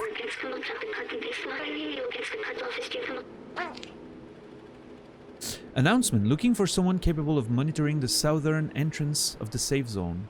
The remuneration is 2 pins of Suba oil per day. Please contact the Guardian. Does Stray have a photo mode? Not that I can tell. No. I'm not a huge photo mode fan, by the way. Like, I like seeing the results, like when Cody does it, for instance. I think it's awesome. But me personally, it would break my immersion to stop to take pictures and, you know. Which I know is very weird. For instance, when I'm streaming, I'm stopping the game to have conversations that have nothing to do with the game so many times. And yet, that doesn't break my immersion. Somehow. But stopping to take pictures and everything might have that effect, which I know doesn't make sense. I'm well aware.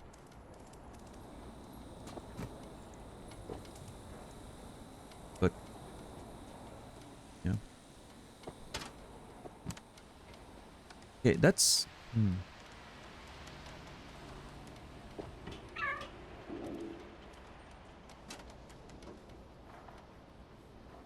okay, so that's the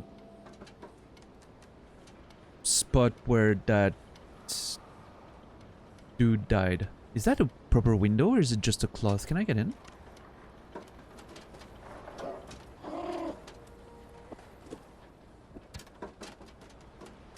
Ah, damn it. I thought that was just like a curtain and I could just go through. So there was one all the way there. There was one downstairs. The last one has to be somewhere up there, right?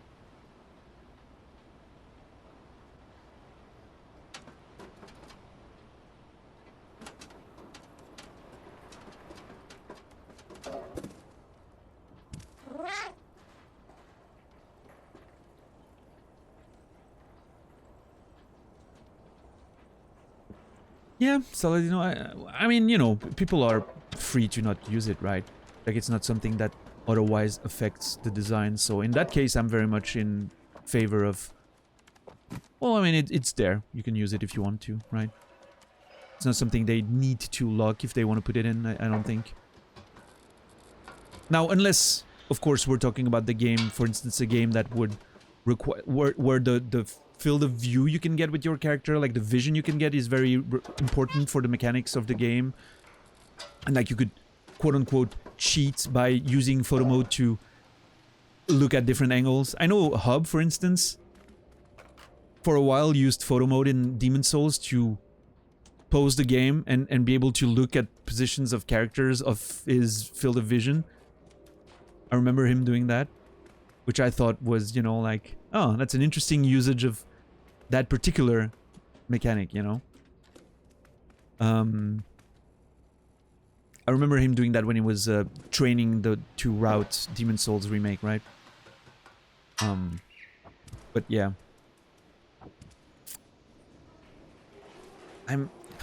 It's alright. It's super annoying to me that I can't jump up there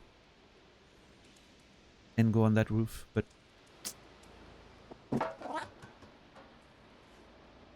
right, exactly, Saladino, but and you know, if the game revolves around locking you, like the vision that your character can get is important for the puzzles or whatever, then yeah, locking it behind a NG plus makes sense, but other than that, just, you know, make it available and people can choose to use it or not, I guess. I can see it being good for thumbnails as a streamer. Yeah, sure, for sure. I think Cody used his pictures a lot when he was playing Demon Souls. Like he would use a picture from the previous show to advertise the next one on Twitter, which is awesome. Yeah.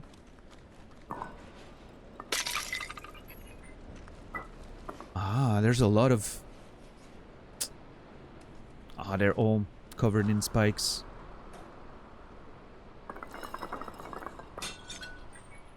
These aren't, but I don't think I can get there. Oh, oh no, that's the one I literally already used. So it's not gonna be around here if it's well spread.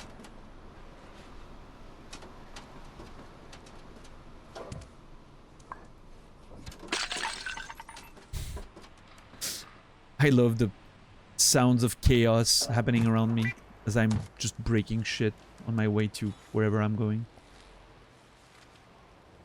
So pleasant.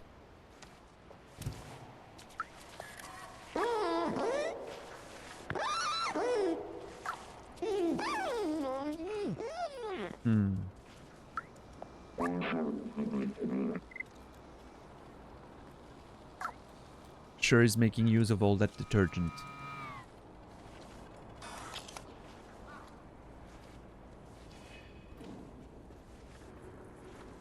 Yes, Aladino, I agree.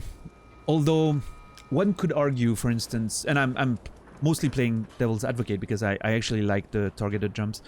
One could argue that the invisible walls, in this case, are not actual invisible wall that you end up against, but rather being like, huh, I should be able to jump that because I've done longer jumps or higher jumps before, and then suddenly I can't, which breaks my immersion a bit. So it's a bit less jarring, I would agree, but you know, you could argue that it's still a sort of invisible wall, just expresses itself in a different way. However, I've come to really enjoy the targeted jumps, and in a weird way, it makes me feel a lot like a cat.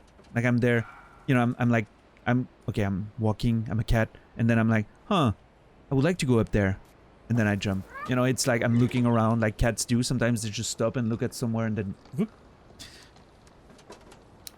It almost feels natural-ish.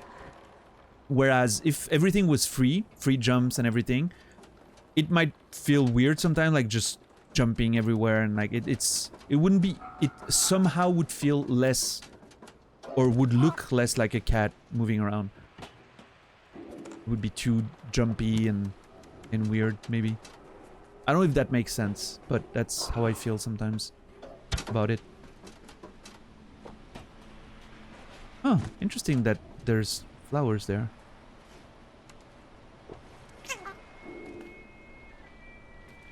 Daniel enjoys being very restricted. I do, actually, yeah. I think restrictions sometimes are what brings creativity, and I know it's not the same, but it kind of works there. I don't know.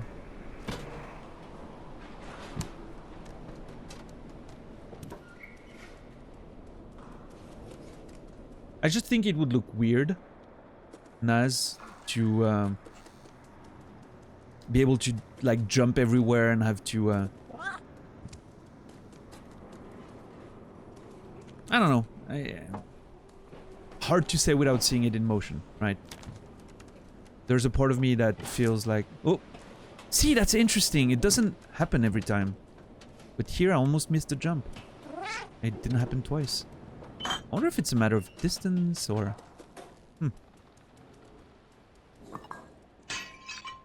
I am at a bit of a loss right now.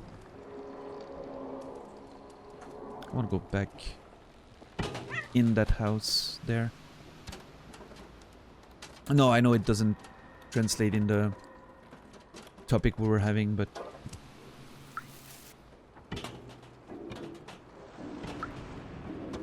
What I would rather say then is that I don't mind restrictions when they have a purpose. Like a good reason to be there. And in this case, I feel... the way it is now, the way it's playing and feeling and looking, I feel like it might have been a good reason. Now, of course, I can be sure unless I see the other version, which we'll never get, of course, but yeah.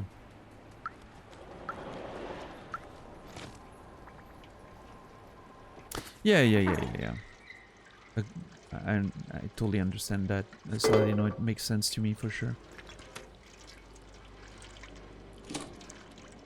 And I totally understand what you mean, Naz, and the way people were expecting a lot of freedom in the movement and regret not having it.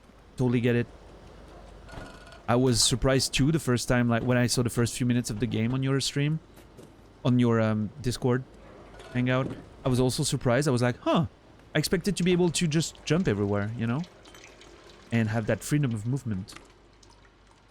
Turns out, like, the way the game... Well, it came with the feeling that this was going to be a very different game, too, I would say. For what the game is in reality, I think the targeted jump is pretty good. Right, Strange Pie, and for that purpose, for instance, that I totally cannot relate with, but I understand that for challenge runners and people who like breaking games, that would have been more exciting, of course.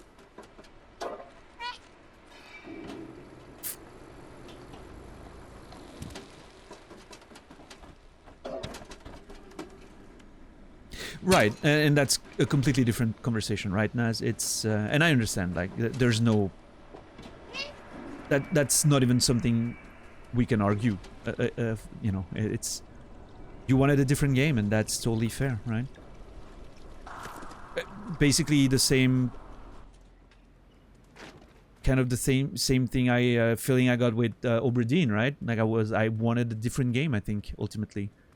And although I really enjoyed what I played, it's just like wasn't what I really was looking for. So that there's you know, there's nothing you can argue there. It's not a fault of the game in itself. It's just at most we could argue that it's a marketing mistake, right? The way it was marketed maybe made it look like a different game, because a lot of people, I think, were surprised with what they got. So there's an argument to be made that maybe the trailer didn't sell the game we got. But yeah.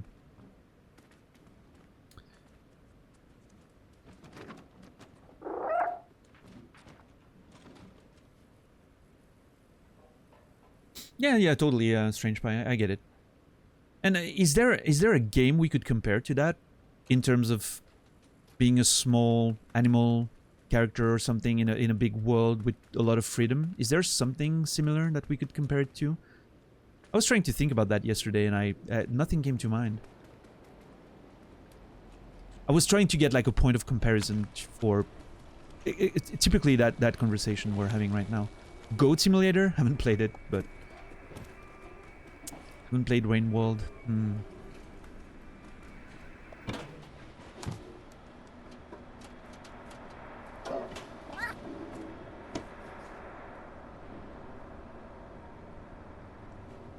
The gameplay trailer showed this.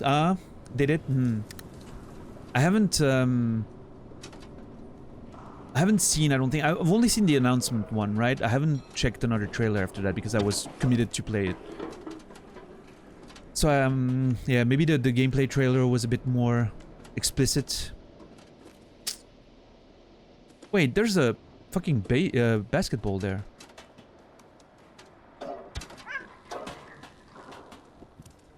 What can I do with that?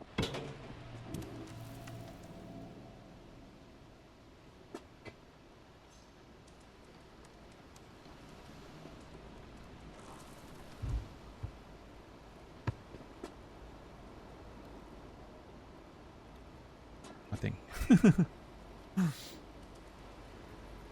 Lost Ember. Haven't played that. Oh, dude. Stars, you just... My brain just went like... Oh! I had a vibe from this game and this place, the slums, and I couldn't place it. I couldn't place what it was. I was like, maybe it's Final Fantasy VII, but that didn't... that didn't completely answer my question with the outside and everything. City of Ember, that's the one. City, that's exactly, we're currently playing the plot of City of Ember.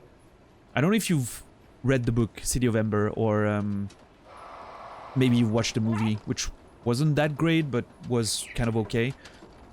It's like, you know, mankind went underground to avoid the, you know, end of the world outside, and they were supposed to come out after a certain time and then didn't.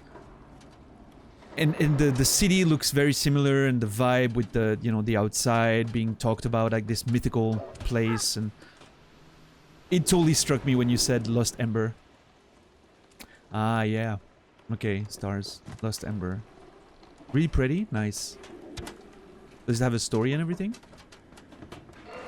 I guess Tokyo Jungle would, you know, be reminiscent in terms of controlling a character, but Tokyo Jungle has very different gameplay loop. It's very arcadey and arguably even more limiting in movement than this one is, so it does pretty good story. Nice, nice. I might look into it at some point.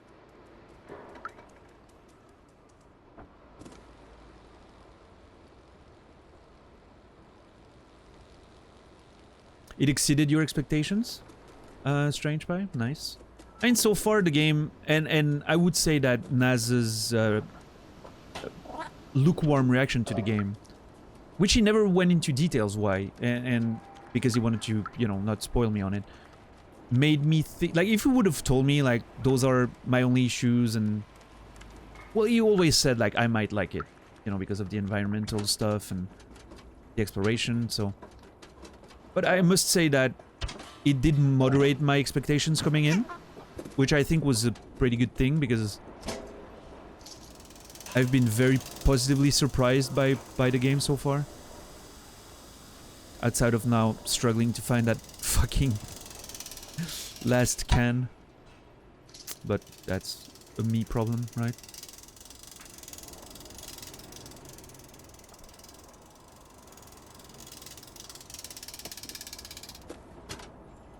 Yeah, done? I don't know.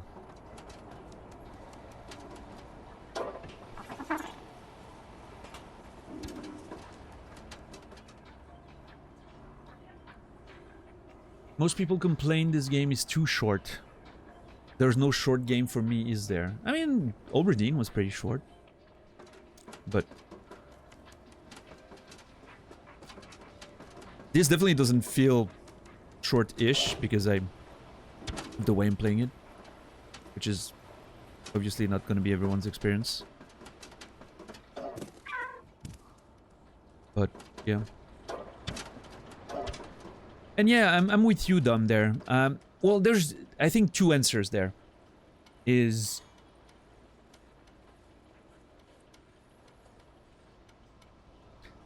a game being very short, considering sometimes the price we pay for them. I understand it can be a bit annoying. Now, I'm personally not someone who values, like, who looks at the value of games by the number of hours it gives me. I think that's, personally, I find that a bit nonsensical. It's about the experience, right? Like, I'm willing to pay 70 bucks for a 5-hour games or 10-hour games if it gives me a wonderful experience. I don't associate game length and my enjoyment of it, but I can see some people being bothered with a short game being too expensive. I can understand the complaint of it was too short because it ended abruptly, for instance, and didn't have a proper story and development, and just feels like it just ends. I've had games like that, you know, which I think it's fair. But it's to me, it's the same thing as saying a game is too long. I don't think there's such a thing as a game that is too long. I think there's games that have poor pacing, that can mean too short and too long, but poor pacing, like it rushes too fast or it takes ages. And there can be a game that fails to evolve enough to stay interesting. There are games that overstay their welcome, but that's not a problem of length, it's a problem of gameplay or story, right? It's a problem of other things that make it feel like it's dragging on. But a good game that takes you 400 hours, you're never gonna, you know, think, oh, it's too long. You know, it's not just a matter of length. It's too long or it's too short always means something more, in my opinion. We just say, oh, it was too long or it was too short. But in reality, it means something else. It means a problem that was made apparent by the length of the game somehow, you know. If that makes sense, if I'm, you know, if I'm understood there.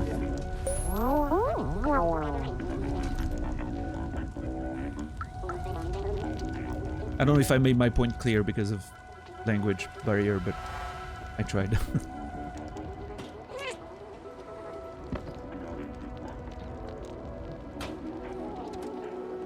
What's up, Kimi? How are you doing today?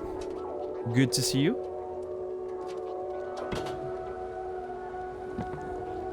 Right, and I get that, Nasrallah. I understand that. But in that case, I think, and again, it's part of the, it's never a problem of length. I think then the right complaint would be it was too expensive for the amount of content, right?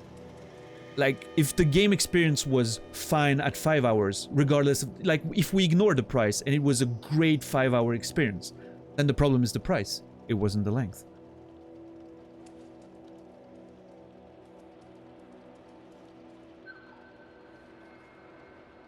So it's not just a matter of story, Naz. I would say when we're talking length, I think gameplay goes into it. That's just semantics.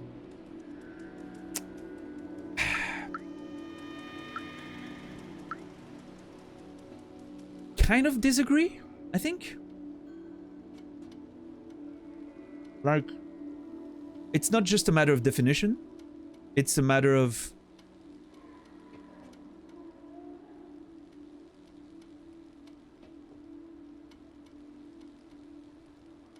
the source of the problem, right? It's not just a matter of the word being used. It's a matter of the source of the problem. The source of the problem is not the length of the game.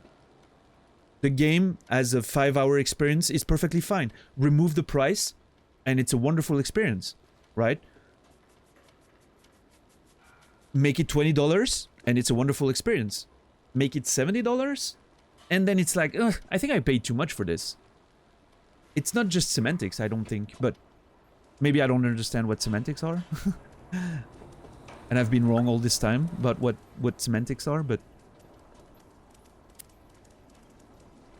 I think it's like a different perspective on what causes the feeling of, ugh, I don't feel so good about that value there, you know?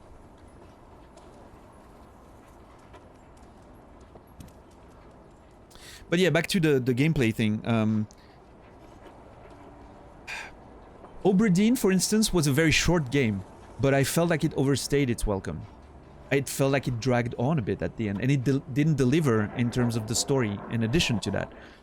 But it dragged on, not because of the story, because I didn't know that the story was going to be disappointing. It started dragging on because the gameplay failed to reinvent itself, adding new rules, giving me something different to do. I was basically going through the same thing and just having extra stuff to figure out in the exact same way, right?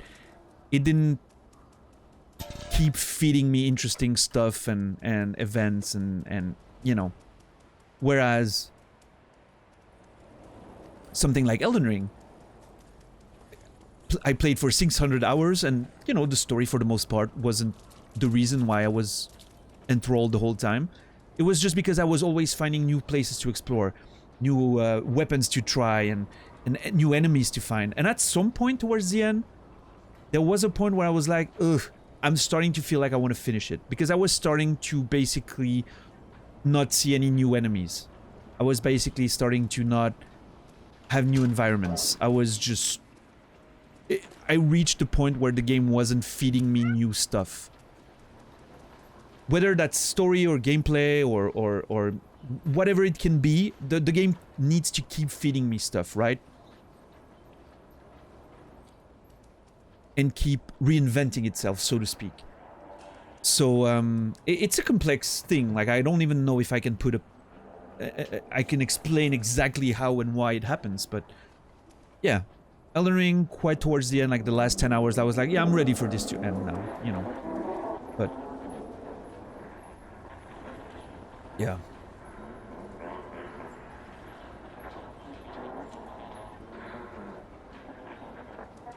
Yeah, Venom, I agree, I agree.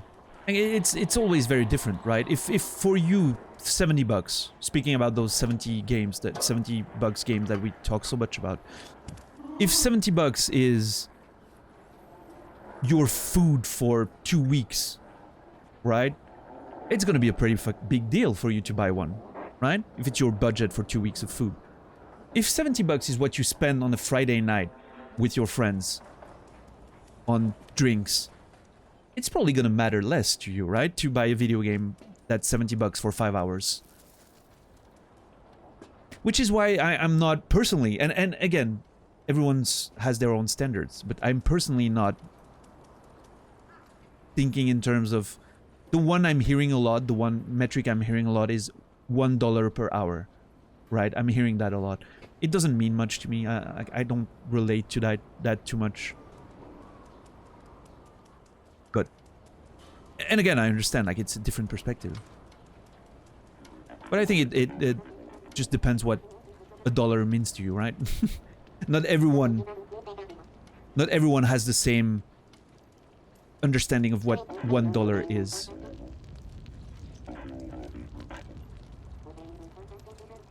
Sure, Naz, of course, of course. You would expect, based on usual standards, a certain amount of content out of a $70 game, for sure. I understand that.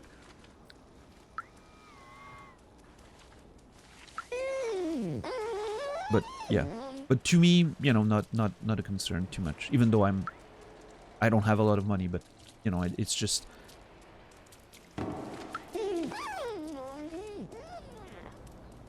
I'm never judging a game based on the amount of money I paid. I'll judge a publisher for making a game too expensive. And again, that's going back to that conversation we just had, why it's not just a matter of semantics, right? If a developer does a perfect 5-hour game experience, and then the publisher pushes it for $70, I'll blame the publisher for making it too expensive, right? Not the dev for making a game too short. Sure, overpriced. Exactly, nice. That's what I mean. It's again a problem of price, not time, for sure.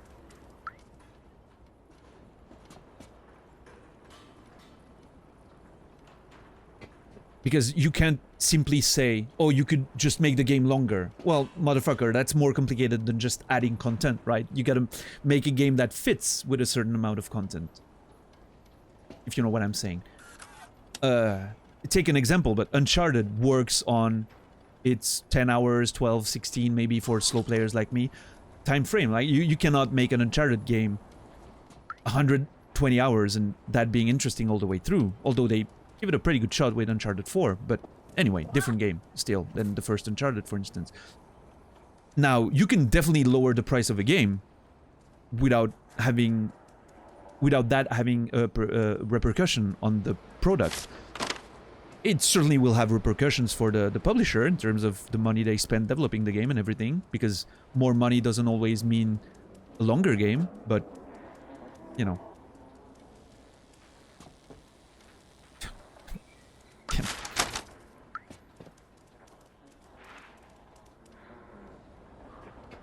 The price will always go down.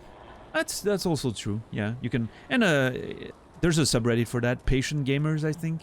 They like talk about games years after they released when they're on sale, basically. And that's a fair way to go about it. But still, I think I feel like it's fair to judge the pricing of a publisher on release, because that's what they're asking for the game when the game is being published. So I think it's fair to criticize a publisher's decision for the price of a game. And for the record, $30 for this? Absolutely perfectly priced, if you ask me. Personally, I feel. I've gotten my money's worth already, so... and now, and even though, you know, I'm playing it on the PS5 thing, so... I'm not even paying for that, so... But 70 bucks for this? I'd be like, yeah, Annapurna, you know, you might be pushing it a bit on this one. I understand it's a pretty game. It's been hyped. But come on. 70 bucks? Come on.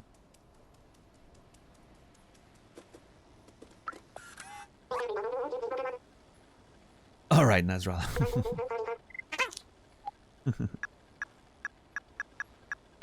Let's listen to more song while we cool down. Yeah, exactly, Nasrallah. Legendary timing. Cool down, Nasrallah, okay? I think I can play this. Look. Listen, Naz. Cool down, man.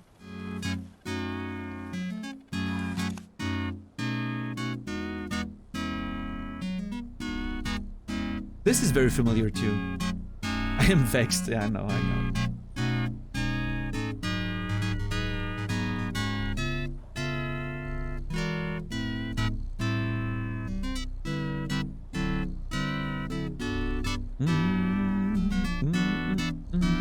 I mean, it's interesting. All of those songs, except one, remind me of songs that already exist, but I can never really pinpoint it. So I'm wondering if it's just like, if it's meant to be sort of a... It might be what Captain Dax calls legally distinct songs. They didn't want to have to buy the rights, so they made it legally distinct, you know? But I wonder if it's like the exact same song but just covered differently, or if it's... if they made it sound like known popular songs, but a bit different, as if to show that it changed over time, like people remembered the tunes a bit wrong and just transcribed it how they remembered it. That is super familiar. That has to be a real song, though.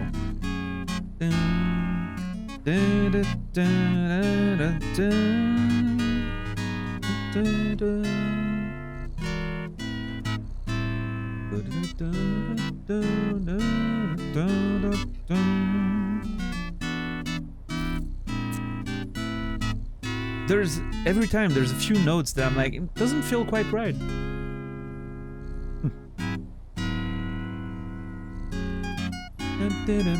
That too sounds very familiar, yeah.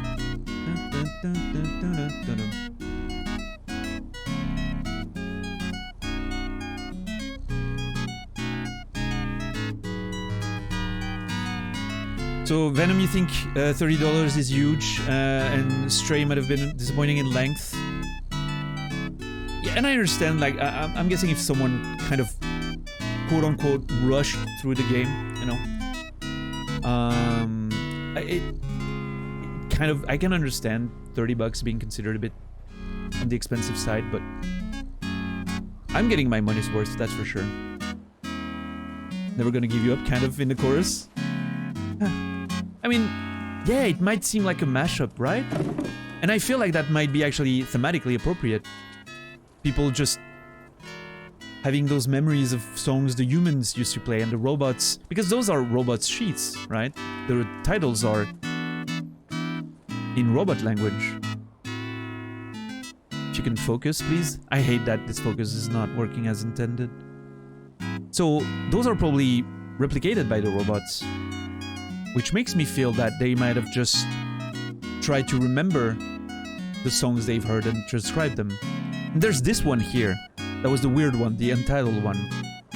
I'm thinking this one might have been like an early attempt from the robots at recreating music sheets. And they were like, we're gonna make it... The way they understood music at the time was like MIDI, you know, MIDI tracks? So it's MIDI tracks. So it kind of makes sense to me that this is what's happening, but yeah. Where can I find the last fucking can? Holy shit. What do you want now? This is an ancient relic, a testament to the talent of our ancestors. It will cost you 3 energy drink cans. I can't do less. I only have 2, yeah. Damn it. So far I'm not disappointed, haven't finished it yet. Yeah. And again, I'll reserve my, you know, of course, more extensive review for the end of the game, because, well, sometimes you change your mind along the way, right? Like I did with Oberdeen a bit, and Outer Wilds didn't really hit me before it was completely finished, right? One of those things, you know? But, we'll see. We'll see with the sounds of the physics, yeah. How's the sound been, by the way, since I've pushed it a bit more? Not too loud? Yeah, Kimmy. You can probably look it up on Google if you want to know. Like, Cool Down, Stray, Real Song, or something. Fine from here? No. I bought Hollow Knight twice. Once on Steam, once on Switch. And still feel like I got a bargain. Yeah, see, that's awesome. Definitely a lower price can make you feel like you... It doesn't change the quality of the game. Like, you know, the game is still the same, but it can definitely make you feel like you've got a fucking amazing deal and make you feel very strongly about a dev team or a publisher. Like, man, I want to give my money to those cunts, right? Like, it's just... They've almost made me a gift, you know? Yeah, I'm looking forward to play Hollow Knight, man. It's gonna be fucking wild. I can't wait. Also, what's up, Quasi? What's up, Warren? Hope you guys are doing well today. Okay, there. We know we said we like the sound, but this is unnecessary. Well, you did it, Warren. Since you said you like the sound, now it's just... That has to be too loud, right?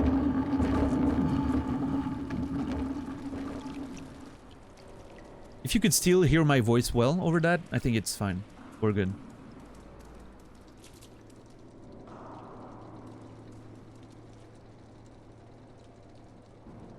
What's up, Metal? How are you doing, man? Today I read an article about the game Prey and how it almost caused a split in Arcane Studios. Bethesda and ZeniMax forced the studio to use that name. They hated it. It's thought to be the big reason why the game was a financial flop. Interesting. It's a good game though, right? Like, most people have told me that Prey was really, really awesome. Looking forward to playing it.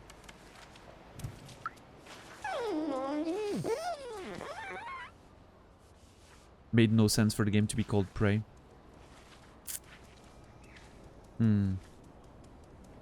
Stellar game. Nice.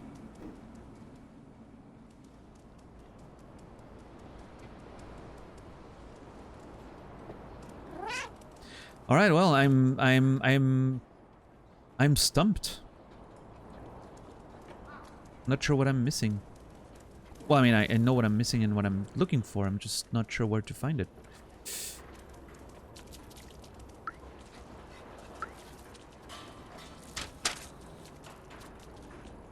The devs wanted to call it Neuroshock as a sort of reference to System Shock and Bioshock, I guess. Which it shares a few elements with, maybe. I haven't played it, so let's not go too much into the details, by the way, if the title is relevant to the content of the game, but yeah. That paint on the floor keeps changing. I think it's always white. Just maybe the lighting makes it look different.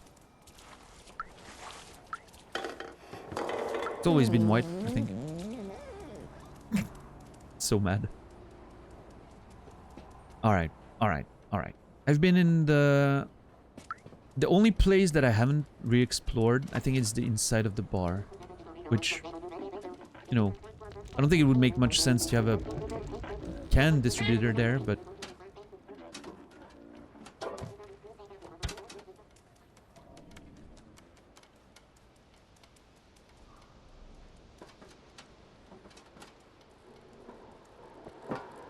There's a side window to get in, right?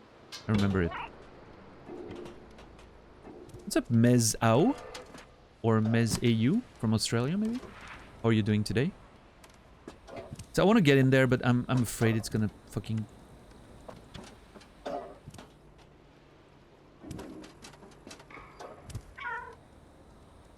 Can I get in without getting a cutscene, please? Alright, cool.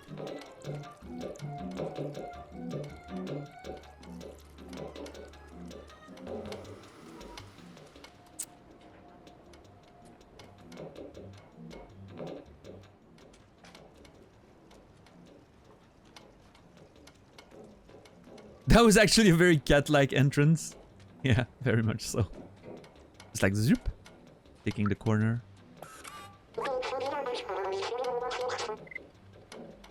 Yeah.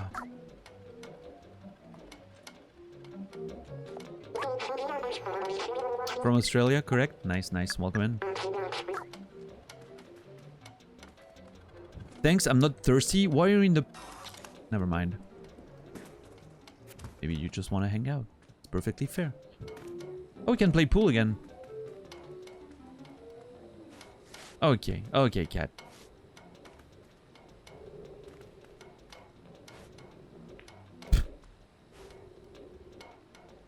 Alright, put every ball in.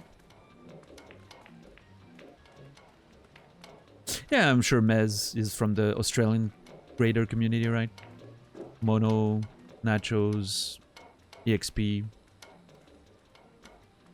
That kind of vibe, you know? Pretty sure I've seen Mez around as well.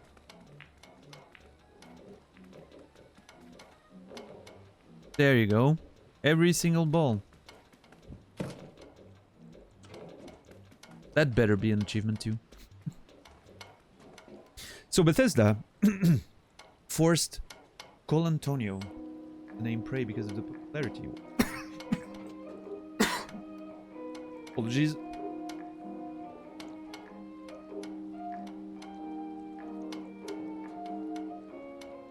I need to drink more. I haven't been drinking enough since I've started this game, which I'm not sure why.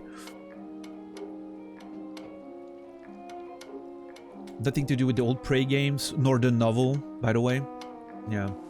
It's a very confusing game, Prey. Right. I understand, Zulu. That's a shame.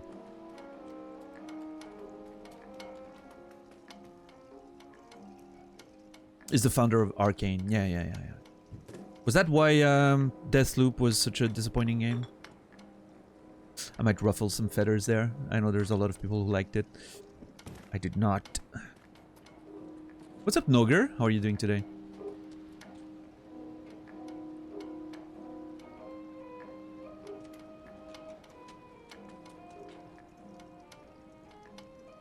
Yeah, Shadow? I don't know. I think aren't those kinds of paper really you know, there's like a lot of academic writing needs to be a certain way. I don't know anything about that. You know, I'm not an academic writer, but isn't there like rules as to how they're supposed to be presented and, you know. That is so loud. Okay, I mean, the volume's fine for me, but that has to be too loud for you guys, isn't it?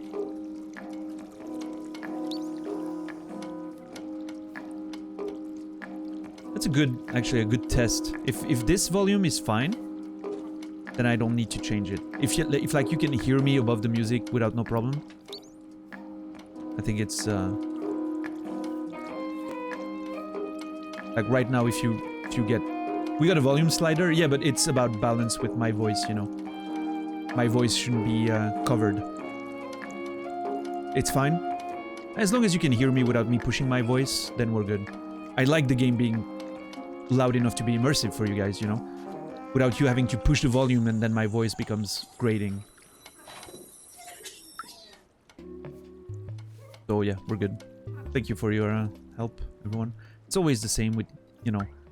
Well, in the past, new games, and now it's gonna be... Now that I know that the PS5 is gonna be... The PS5, sorry, is gonna be tuned well, then almost every PS5 games, I'm not gonna have to worry. If it's fine for me in my ears, it's gonna be fine for you on stream. Because everything is gonna be normalized through the PS5's capture and volume input. So that's gonna be great. Anyway, let me catch up. Venom, what is the... What? Not sure what you're talking about, Venom. was looking forward to Deathloop, then it came out and was not all appealing after seeing... Yeah, Strange Pie. It wasn't the game that I was expecting, Strange Pie. Another case of I was expecting a different game, right? Completely different game. But, yeah.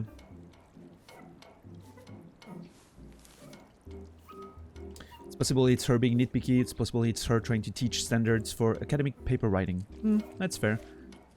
It isn't being published anywhere. It's a standalone research that I'm ready for actual research. She focused on that and not on the mathematics. Well, if you didn't get proper feedback on the content, yeah, then yeah, that's shitty, right? You want actual feedback on your content. If it was just in addition, you might be like, yeah, maybe, you know, she wants to help for my future paper writing skills, and that's cool.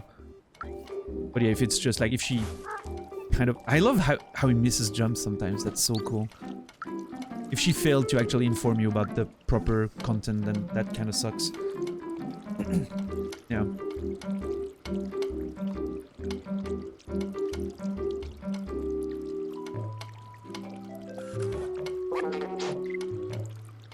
Yeah, I think the problem here, Quasi, is that it's really the fact that it's only on the writing. Then that doesn't kind of... It kind of feels like she didn't really want to do the effort to check the content and, you know... I don't know, it makes me, it would make me feel weird too, like I would, you know. It's the same for, the best way I can compare it for myself and I can relate to that is if I'm sending my manuscript for the first time to my publisher and I'm only getting a feedback on phrasing and you know, like line editing and stuff like that, and I'm like, yo, what about the fucking characters and the plot and the, you know, themes, and can I get some feedback on that, please? I would be pretty pissed, you know, that's their job, right? So they're literally, you know, that's the reason why I'm selling my novels to them, like I'm selling my rights to them, right? It's for that kind of feedback, and you know, that's part of their work. That's why I'm okay not being getting the full revenue for my books, you know. It's part of the deal, right? But yeah. Yeah, exactly, Quasi. That's what I'm worried about, the laziness. Is my cat male? Can we get an angle on butt cat, please? Cat butt? I would need the cat to be sitting on its side to be able to watch his... I can recognize male or female based on the...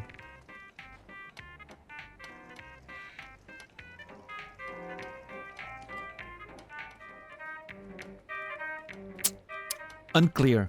I cannot see the reproductive system.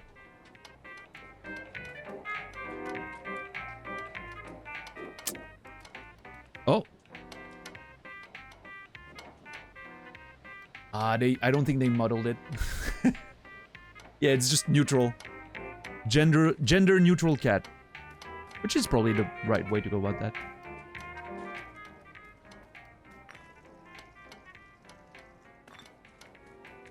Wait, what's up, Strange Pie? It's a firm they, them. Yep.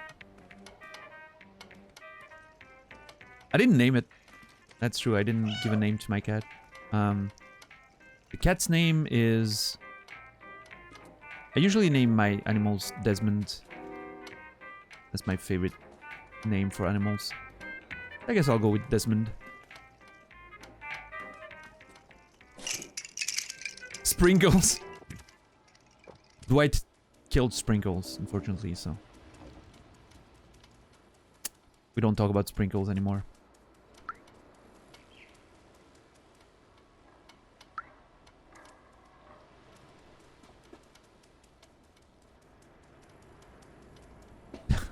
Now I've got all the cat scenes in The Office in mind. Save Bandit!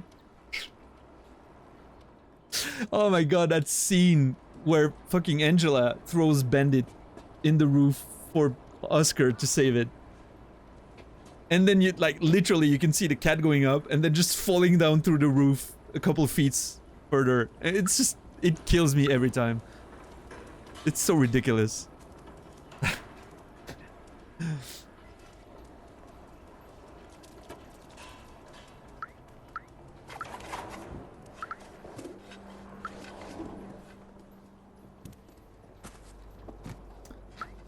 I should really watch something like I'm so dumb. I was like I would really like a show that makes me feel like The Office makes me feel sometimes, like, you know, to binge again and watch again.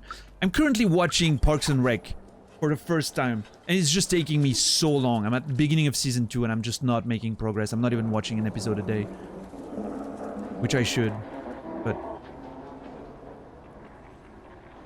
oh yeah, Dom, it's awesome. There's a few seasons towards the end that, you know, it drags on for a couple seasons, I would say, but there's still good episodes even there, so.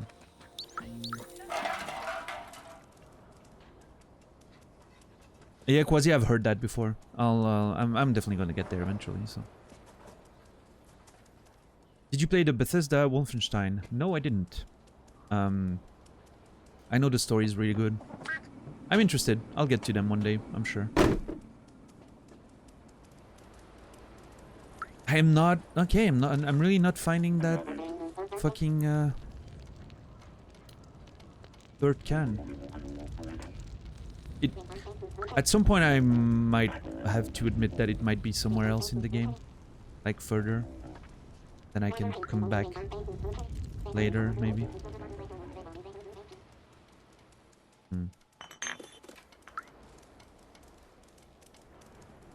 I'm gonna go listen to another bits of guitar. And then I'm gonna make... Maybe it's just a matter of progressing the story a bit. And then I can open a new area in the slums. We'll see. Let's see. Except Youngblood. We don't talk about that. Wasn't Youngblood any good? Okay, last sheet music. Unreadable sheet music. Not very readable, but I can still try. Oh, Naz, you're gonna love that one, I'm sure.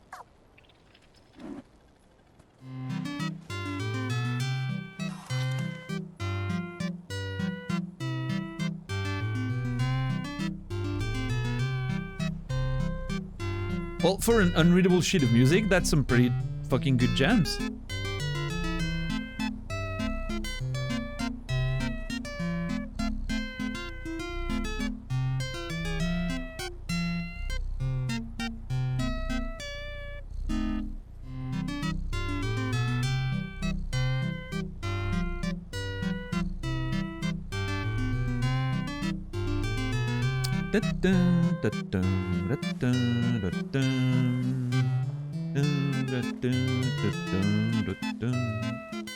See, it's every time I'm like I think it's familiar and that I can remember the melody, and every time it's slightly different. Yeah. Access to sewers condemned. Right. Here's the last one, and then we'll make the story progress. I want to make sure. If I miss the last can, then so be it, but...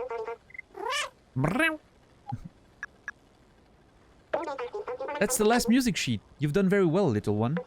Have this badge as a token of my gratitude. Hey. Whoa, whoa. Hold on. UI, please. Oh, it's an actual fucking badge. Awesome. Let's see what this last piece is. What is this last piece? Petite valse, which means little waltz in French. Sounds cool. Watch that.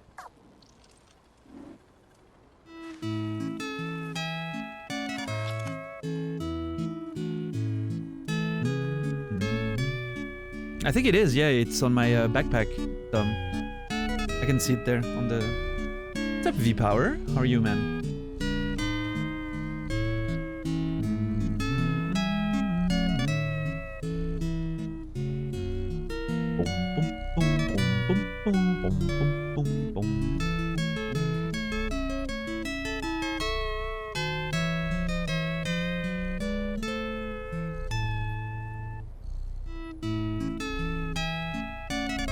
What's parthenogenesis? Is that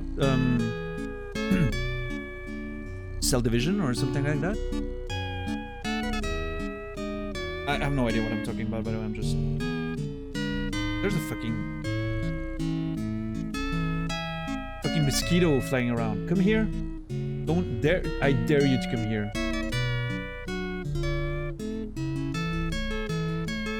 What's up, Snuggles? How are you today? It's when an egg can develop without sperm. Okay.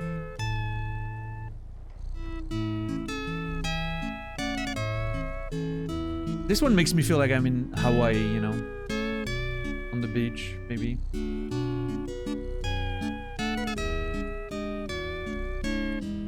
Or in the beaches of Normandy, you know? Not Normandy,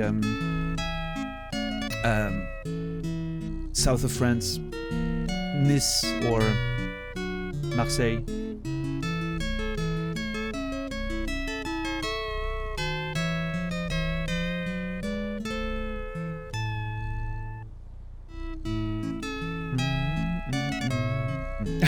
Yeah, I'm sorry, Raislin. Although the beaches of Normandy today are quite beautiful.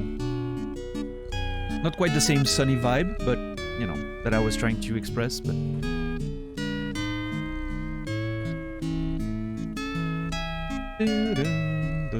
Oh yeah, we have a new emote, by the way. I never mentioned it. But we, I had an extra slot from a while back when we hit the max subs. And,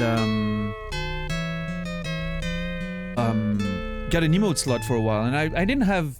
Like, when I sorted out my emotes, I picked the ones that I wanted to prioritize, and there were a few that I didn't like too much.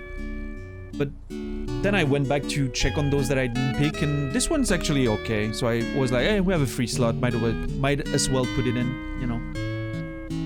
So, we have Dan Aw now to complement some reactions, which is very appropriate for this game, I think.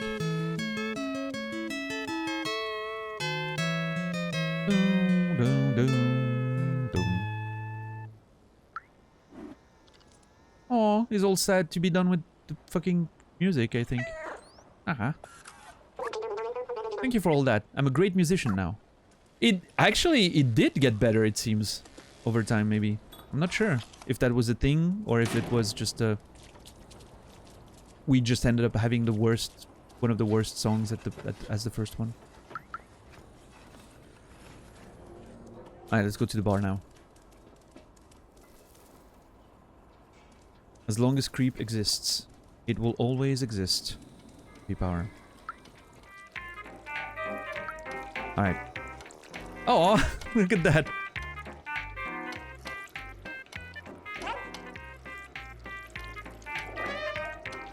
The barman loves me. How about you? Ooh, okay. Can I go under? Yes! Oh my god. I am so happy this is a thing. Zoop.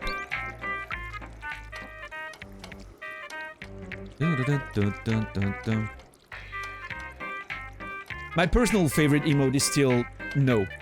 Then no. I think it's just awesome. It is Zulu, yeah. Aww.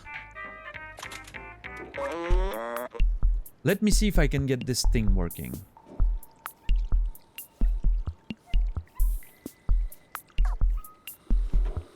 Ooh.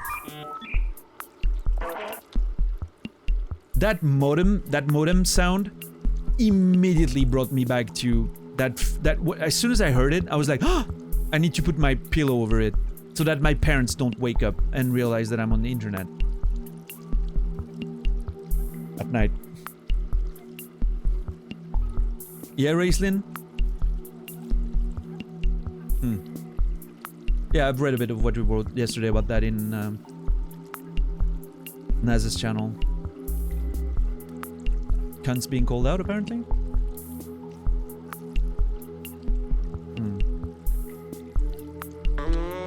I've almost got it. Hello? Can anyone hear me? We made contact. Hello? Yes, we can hear you. We are from the slums. We're looking for a way out and... Wait, is that you, Balthazar? Momo! Psh. I can't believe it. I'm so happy to hear your voice, Balthazar. Where are you? Are the others okay? Yes, we're safe. Oh, the psh was actually the communication breaking. I thought it was him being like, psh. Yes, we are safe. We found a way up. Hello? You still hear me? You have to go through the sewers to reach us. Very dangerous. Zergs everywhere. Oh, come on. Sewers? How? Hello? Darn it. We've lost the signal. I can't believe it. Balthazar is alive. He and the other outsiders managed to go up through the sewer. I love how excited he is. Look at him. It's beautiful. The sewers are our most dangerous place in the slums, but if Balthazar made it, must be a way. I just love the design on their faces.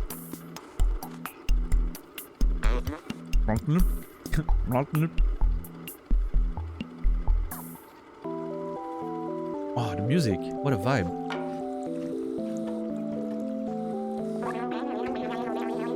You'll never get past the sewers. Seamus. Okay, is the name of that guy. It's infested with Zergs. They'll make a quick meal out of you. Especially you, little one. Many tried their luck in the past. It doesn't end well. Anyway, I warned you. Your business is none of my business.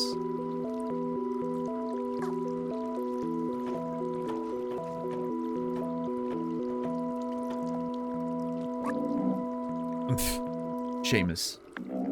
His father, Doc. Oh, okay. Makes sense. Used to be a great scientist.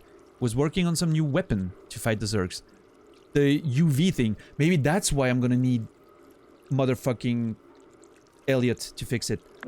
A few years ago, he went off to test the device and never came back. Seamus has never been the same since.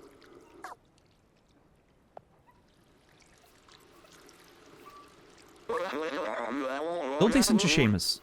He's just scared, like I was. If Doc built a weapon, that's our ticket to join the outsiders. In his notebook, Doc mentioned a secret lab a few times. That must be where he was working on it.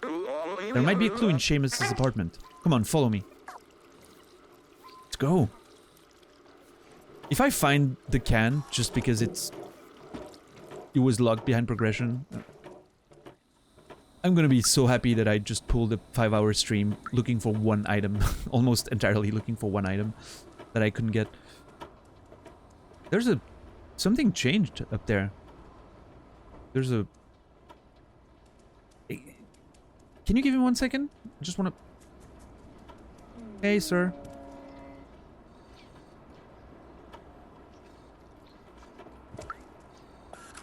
A new person. Joxy. Look at all of the great stuff that falls into our trash. So many treasures. You should go visit the barter man. There's something for everyone over there. Where can I find more of these? Man, I love it. I'll be right back. What's your name? Did you hear that? His papa made a Zerg fighting weapon. That could be our way to the next level. We need to follow him. Yeah. We will. God damn it.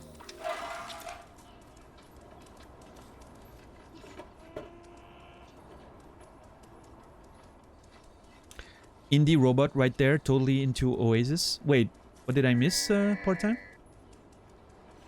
Sorry, I'm not sure what you're referencing. I loved Oasis all the way back in the 90s. It's funny because back in the day, it feels like... I remember there being two clear clans in terms of Britpop. Either you liked Oasis or you liked Blur. But most people didn't like both. I did like both for different reasons, but... Oh, okay, part-time. Okay. Oh yeah, that one's back. You like neither? Okay. Come on, Seamus, open the door. You know your father would have wanted to help us. I'm gonna have to find a way in, right? Well, that was to be expected. The situation's pretty tough on Seamus. He doesn't want to hear about the outsiders anymore. He won't help me, but you? I think I have an idea. Did I skip a dialogue without trying here? Can somebody get me a clip of the past 30 seconds? I feel like I skipped a...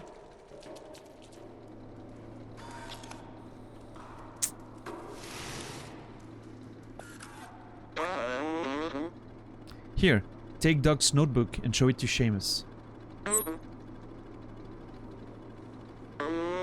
Contains a lot of information that will hopefully act as an electroshock. Find the secret lab, little outsider. Going back to the bar to try to establish communication with the others.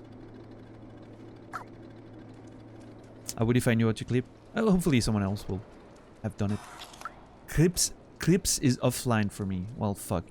Did someone see if I skipped a line of dialogue? Or not?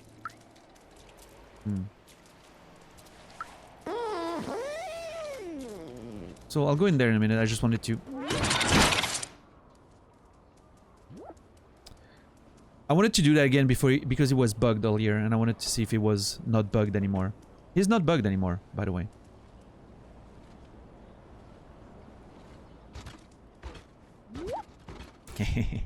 I love that if I run into him, like it makes him fall, but if I'm just standing there... Oh. I wonder, if I make him fall in the paint, do you think he's gonna be painted on?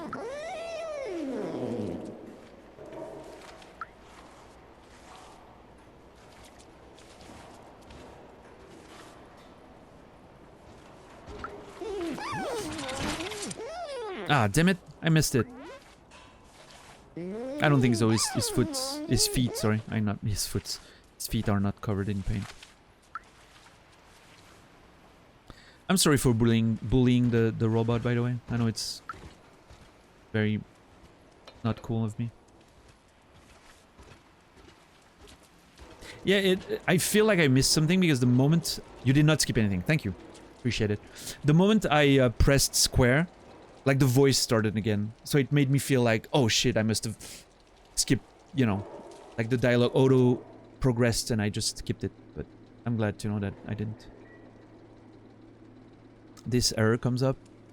Hopefully the VOD is going to be saved properly, because if not, I'm going to be really pissed about that. Frame rates and everything's okay, right? We're getting 936, 60 and 8K bitrate, right? For those of you who know how to check the video stats. Oh, thank you, Noger. Good sign, I guess.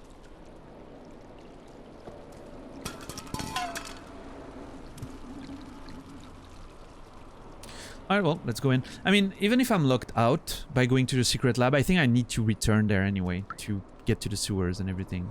So hopefully it's not locking me out permanently of something.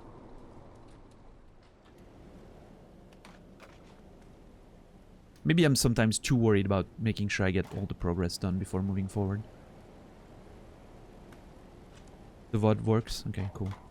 Yeah, sometimes, dude, I would be so mad if I lost the VOD someday because of Twitch issues. I like having my full collections conveniently sorted out and, you know.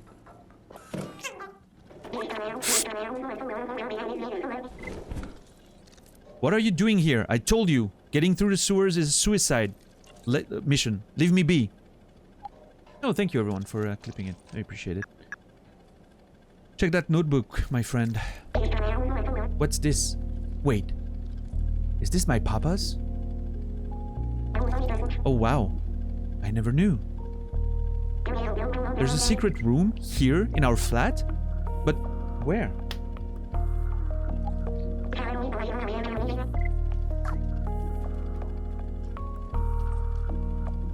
Under the rug somewhere? I'm gonna have to scratch a rug and it's gonna just reveal it, right? That's gonna be the play, I'm thinking.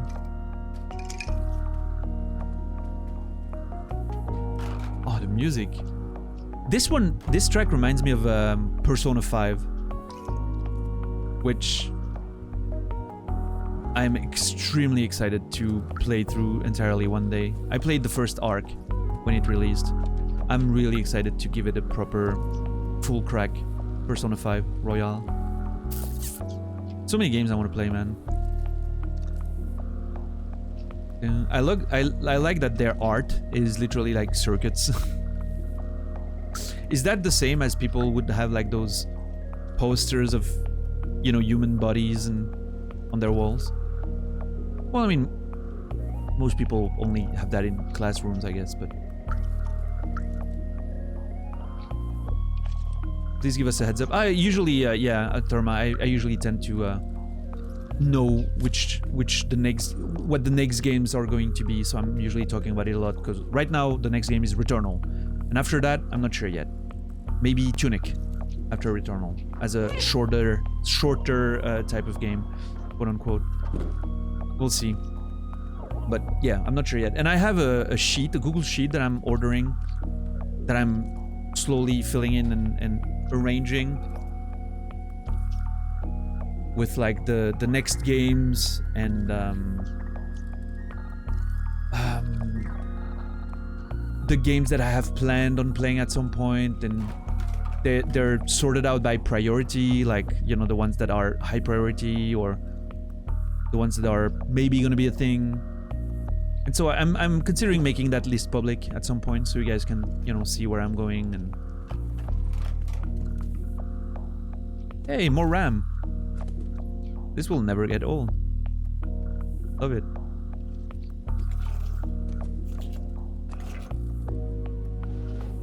There's gonna be... Yes, please? About making it public, you mean?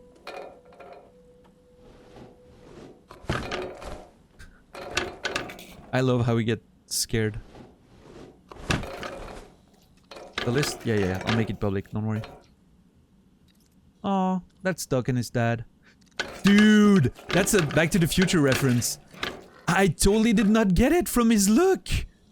It makes so much sense now.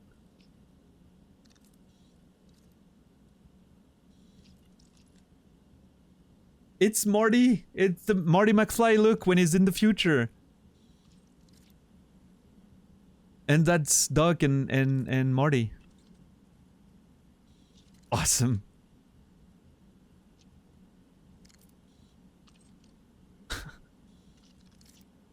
So cool.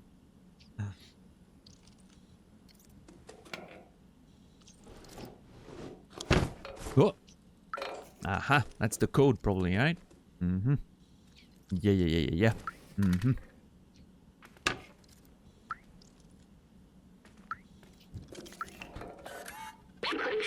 Time will tell. Gotcha. 2, 5, 1, 1.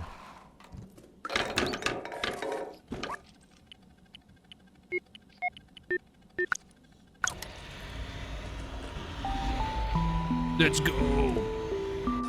Oh, the music.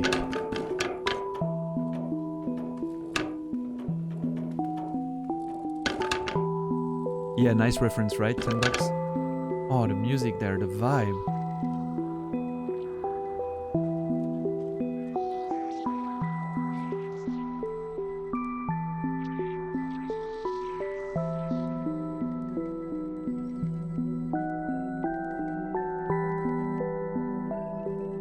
Amazing. I've never seen this room. I can't believe he managed to hide it from me all this time. These blueprints, they must be for his Zerk weapon. Papa was always so secretive about his work, with his work. He told me the weapon was working in theory, but he needed a real-life test. He went outside the slums and he never came back.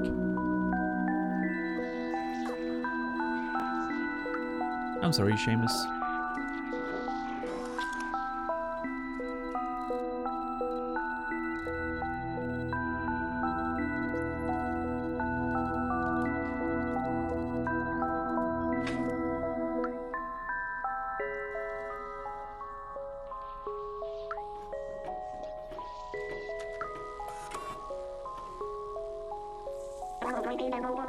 Find anything interesting here? Not yet, no.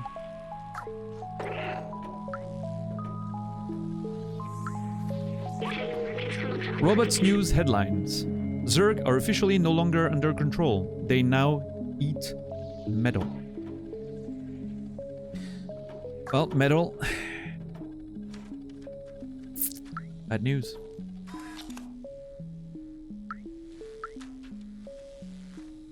Robots. The Zergs now eat metal. Yeah, metal.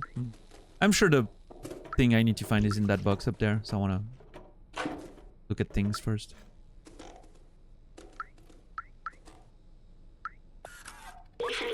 Observations. Cute sounds, but never friendly. Old bacteria of human time. Eat all kinds of materials. Total vision in the dark. React to intense light. Are we gonna like upgrade my flashlight? Is that gonna be the thing? And I'm gonna have like a weapon to go through them? Oh, that's gonna be so cool. Maybe with a limited time. Okay, if they want to make it interesting mechanically, it's gonna have to be one of those... Like, you can use it only for a limited amount of time before it needs to recharge.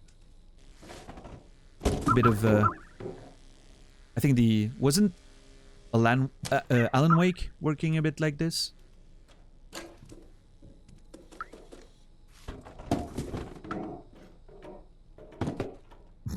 Fuck that box.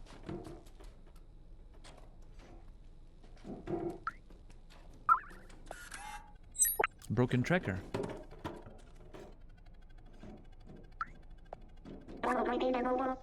Yeah, we find a broken tracker.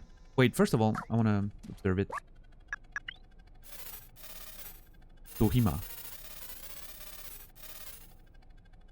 This equipment contains parts and assemblies sensitive to damage by electrostatic discharge. Please use ESO precautions when touching. I don't know what ESO precautions are, but I'm assuming it's like touch metal, ground yourself before, you know, fiddling with computers, that kind of stuff.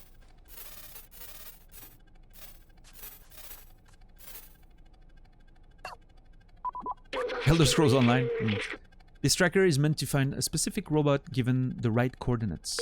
Unfortunately, it's broken. We should find a way to repair it. I know. Elliot is gonna help me. Nice. It's coming together. I remember that this is his tracker. Papa always used that tracker to keep an eye on where I was. Maybe we can reverse it to find where he went. I can't believe my papa might still be alive. Missed him so much. Aww. You need a weapon for the Zergs, right? My papa definitely took one with him. Just need to repair the tracker so we can find him. Someone in the slums should be able to repair it. Should be able to help. Come with me. I'll open the door for you. We can probably play Skyrim on his broken tracker. Doom for sure, yeah. Skyrim, I don't know. Wasn't there a thing with them managing to play Doom on a pregnancy test? Which of course was like a mini LCD screen, you know, replaced and... But still, impressive that it can fit in a small pregnancy test, you know? You're resourceful. Maybe you can find someone in the slums to help. Yeah, I will. For sure. Let's go! Is he... Are we friends now? Okay, still no,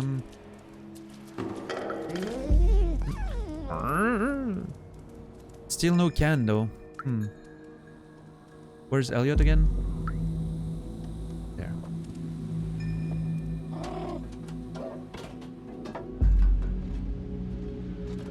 I wonder if I can jump on him.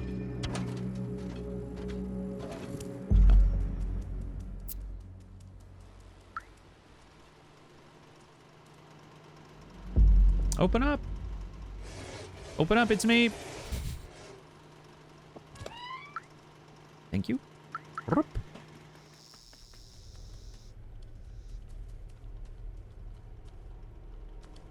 Everyone plays Doom on a pregnancy test. Is that a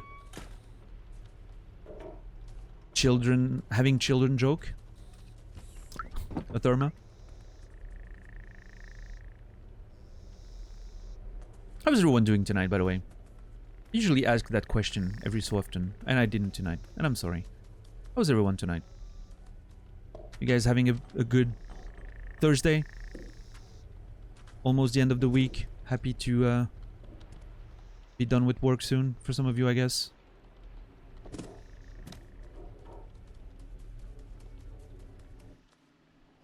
Is that a wanted sign?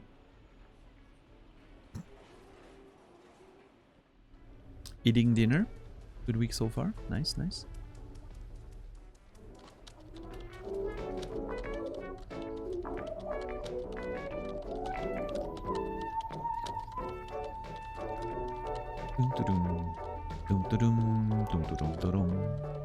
Doo-doo.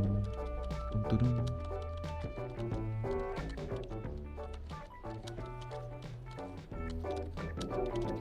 Doo-doo-doo-doo.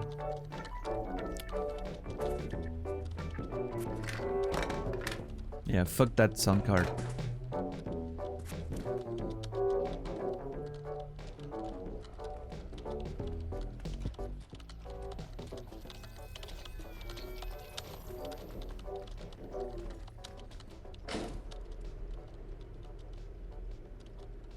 Oh, wait.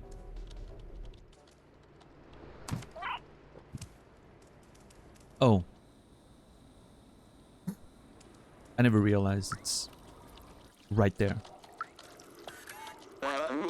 Really struggling to get the connection back. Did you find anything interesting at Seamus? Yes. Interesting device, but it looks broken. Maybe someone in the village can help you repair it? Did you ask at the bar? I know where I need to go, but I'm still gonna go through the line of dialogue.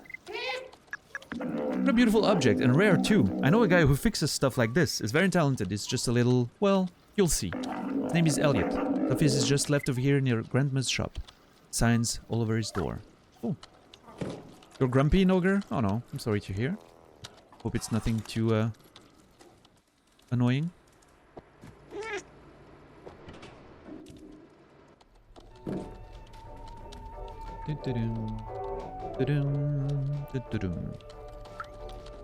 What's up, Zelyard? How are you today?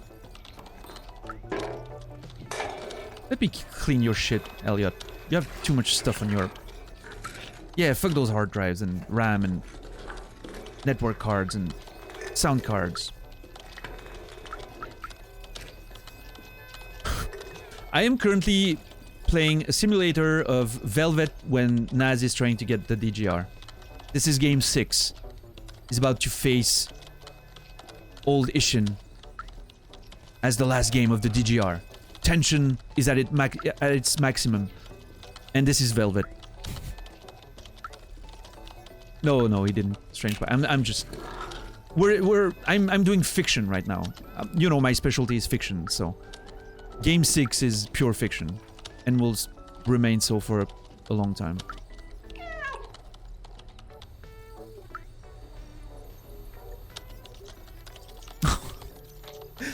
I was about to say that Naz is probably gonna post, you know, that what emote, but now he got the sad one, and I'm like, aw. I thought your specialty was fortune telling. I do see the future sometimes, yeah. Which, in this case, sometimes fiction and reality just, you know, happen to match, so.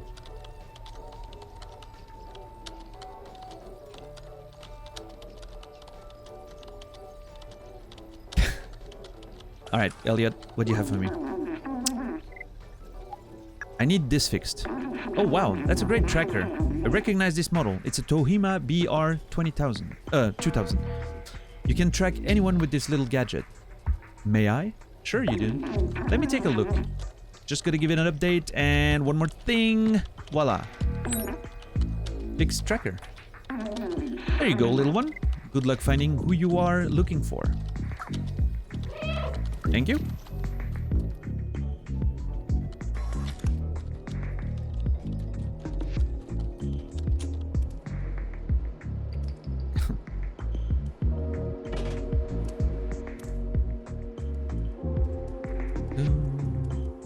Alright, so I'm thinking I'm gonna give him the tracker, and then we'll have a whole situation with going outside.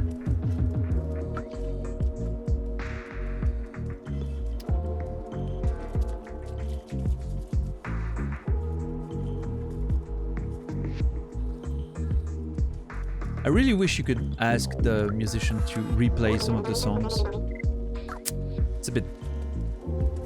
It's a weird oversight that you can do it. You know, sometimes you want to enjoy the jams again, right?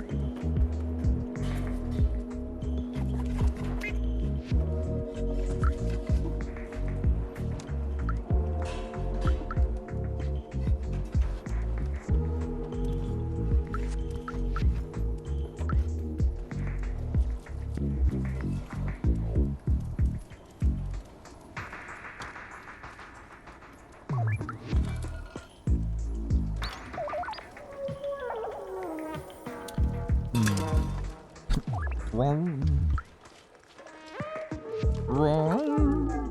love the sounds used on that track. It's really cool.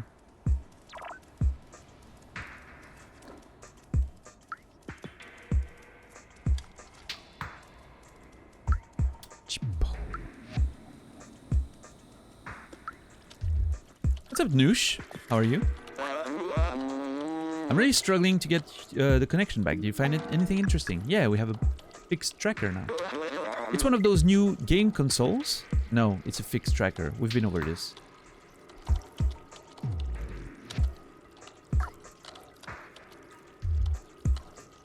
Oh, I need to... Okay, I'm dumb. Don't mind me.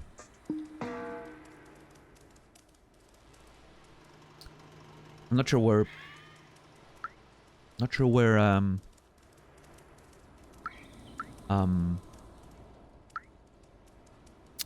the dude's house is anymore. Here, I think, yeah? Yeah.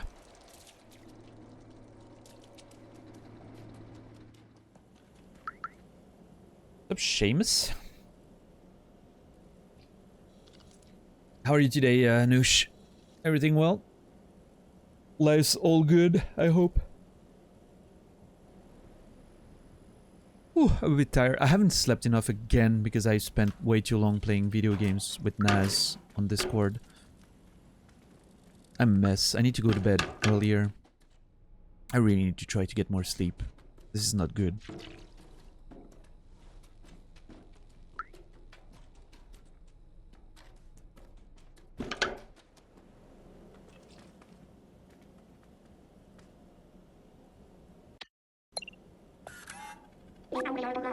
Did you manage to fix that tracker? Yes. You did! You fixed it! Well done! Give it here.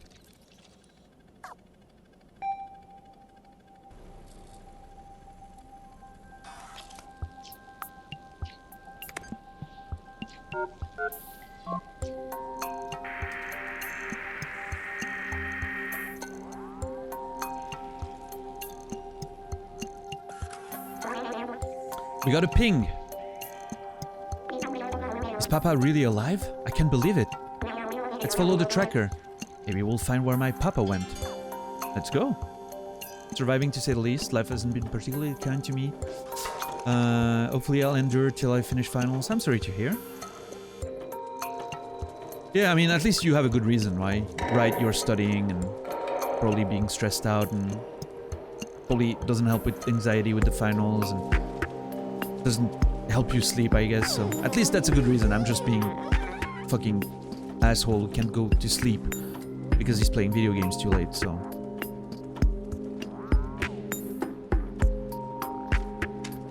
Yeah, I hope it'll be better, Noosh. Good luck with everything.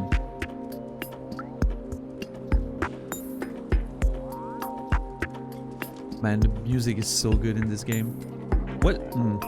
I was gonna ask how the volume was right now with the voice and everything, but I can actually listen to that in a few minutes when I'm watching the VOD, so...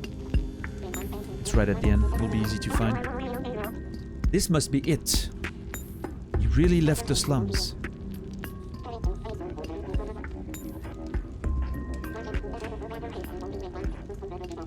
You also blame Naz, Raceland? Yeah, let's all blame Naz. For everything. If I am an asshole who doesn't go to sleep because of video games, I'll still at least rest enough from sleep. Well, thank you, thank you. I mean, you know, I'm just... I should just sleep, right? Like, I'm always looking at the time and I'm like, okay, I can get 30 more minutes of video games, let's go. And then suddenly it's an hour and a half later and I'm like, oh, fuck. You know? And then when I'm in bed, I just always end up being on a stream or watching an extra YouTube video, and it's a whole thing, you know. It's dangerous out there, but I must be sure. I need to know. Let's do this. Alright, hopefully I get back to the slums after that.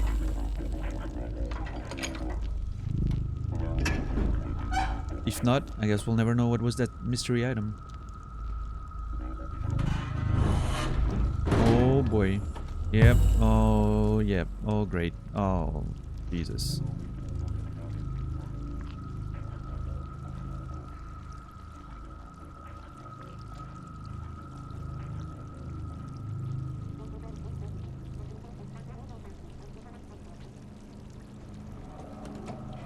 Oh my god, you're coming with me? I thought he was gonna just leave me, you know, let me go alone.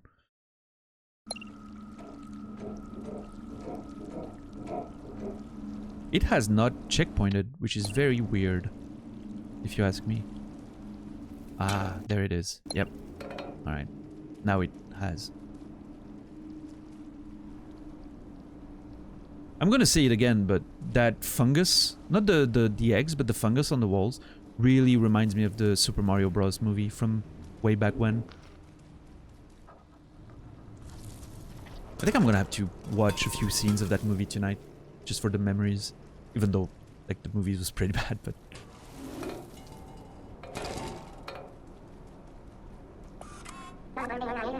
Look at all these Zerg eggs. They will eat us. I can't do this. I'm not as fast as you. The Zergs will get me for sure. I'll go alone. It's fine. Here, take this badge. My papa will recognize it. It will know that you are a friend. Aw. Outsider's badge. That movie was amazing. I'm not sure if that's the word, but I liked it as a kid. I did. Also had a huge crush on Samantha Mattis, the one who plays Peach in that movie. Or Daisy? Daisy. Had a huge crush when I was younger on her. And I only saw her again when I was watching Lost. She played a very small character in Lost. Season 5 of Lost. Blew my mind. What's the... What, Raceline? I don't know what you mean. I'm not getting the reference, I guess. Outsider's badge. Gain new item. I wonder if it's gonna appear on my thing again. I'll open the door for you. Yeah, look at it! My badges are on... It's so cute that I can add fucking badges to my thing.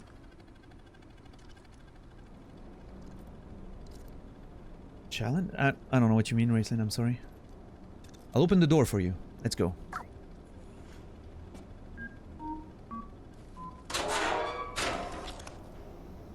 Alright. 2 minutes in the last... Oh. Oh, the change of tone there. The colors immediately different. Channel point Nogger? Oh, we have no use for channel points right now. It's just everyone keep accumulating them, I guess, until I find a good idea of what to do with it. And you know, I'm not gonna like artificially make redeems, like it's not my vibe. I understand that a lot of people do it, but I'm just, you know.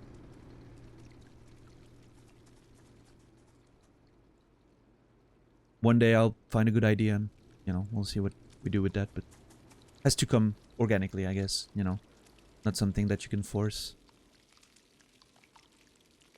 Man, I'm loving the vibe here already. Look at those colors. That looks so different from the slums. That looks straight out of Last of Us, for instance. That shot here. Except the cat, of course, but...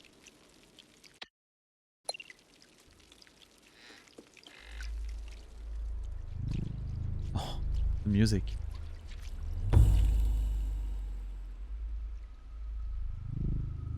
I wonder if I...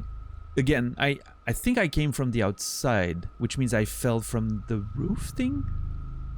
Or I was on the upper plate. But there was rain, right? There was rain. Which... I don't think it can rain from... But maybe they've simulated rain, right? For the people below? I don't know. I mean, there's clearly water. There's some water circulating, but those can be pipes. So I don't know if the rain was... There was thunder, actually. Never mind. Yeah, it was probably outside. I don't remember if the sky looked like it was proper outside or just dark. Oh. Okay, new area. Hmm. There's a memory there.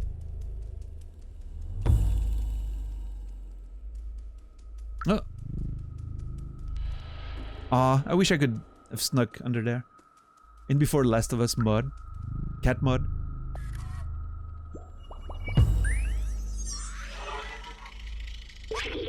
Look at how huge this wall is. I remember it was a symbol of the division between those in the slums and in Midtown. Dude, if anyone ever reads my first novel, you will, like, it's gonna break your brain seeing the similitudes between the two. In, like, not, you know, very, very similar, but like there's a lot of points and themes that are very reminiscent. That and the fact that they kept throwing their garbage down there. What a horrible thing to do. Maybe that's why they failed. Midtown, Midgar. So, I've missed one memory, which leads me to believe that it might be exactly where the can also is. But then again, it's not linear, so I'm really hoping I can still find that third can. I would be pretty pissed otherwise, but we'll see.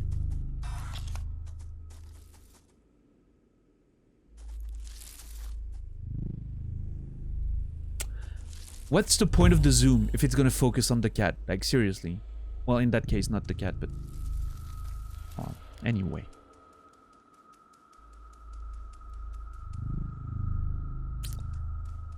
Alright. It just saved... Dead End.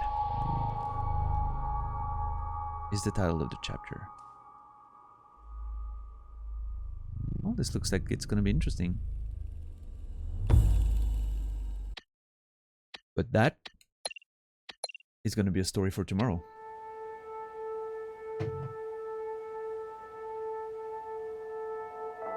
Alright, let me connect things here. Here.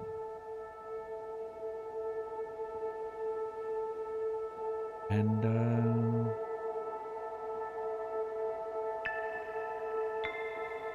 I think if I do this, you shouldn't be hearing the sounds anymore of the game.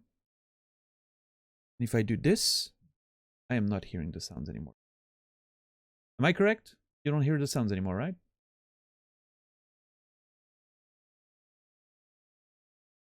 I need to get used to the new system, you know, the new environment that I'm working with the PS5. Correct. Nice. Wonderful. Anyway, thank you guys for another Stray stream. Game, that was the third. So I'm out of thumbnails. I'm gonna have to make a few more. I think 2, 3 more might be enough for sure.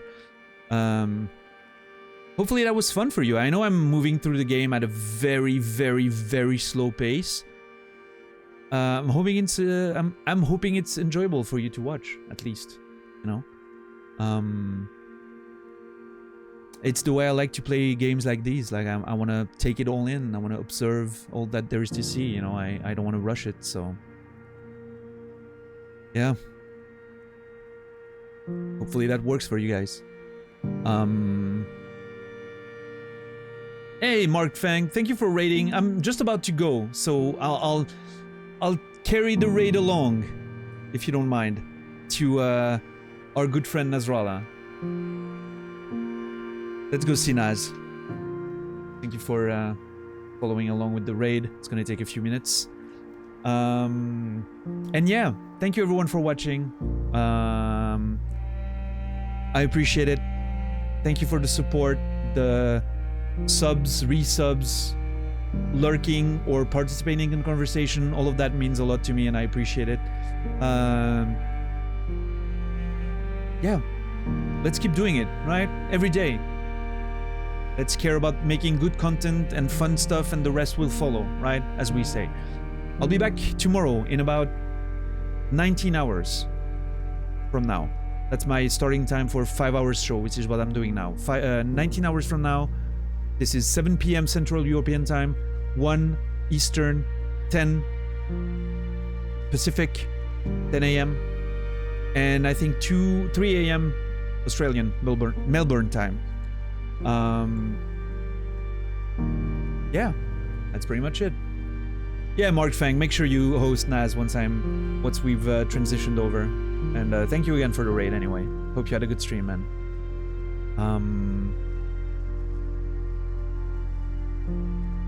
Have a good night. I'll see you guys tomorrow. And until then, remember me, and I'll remember you.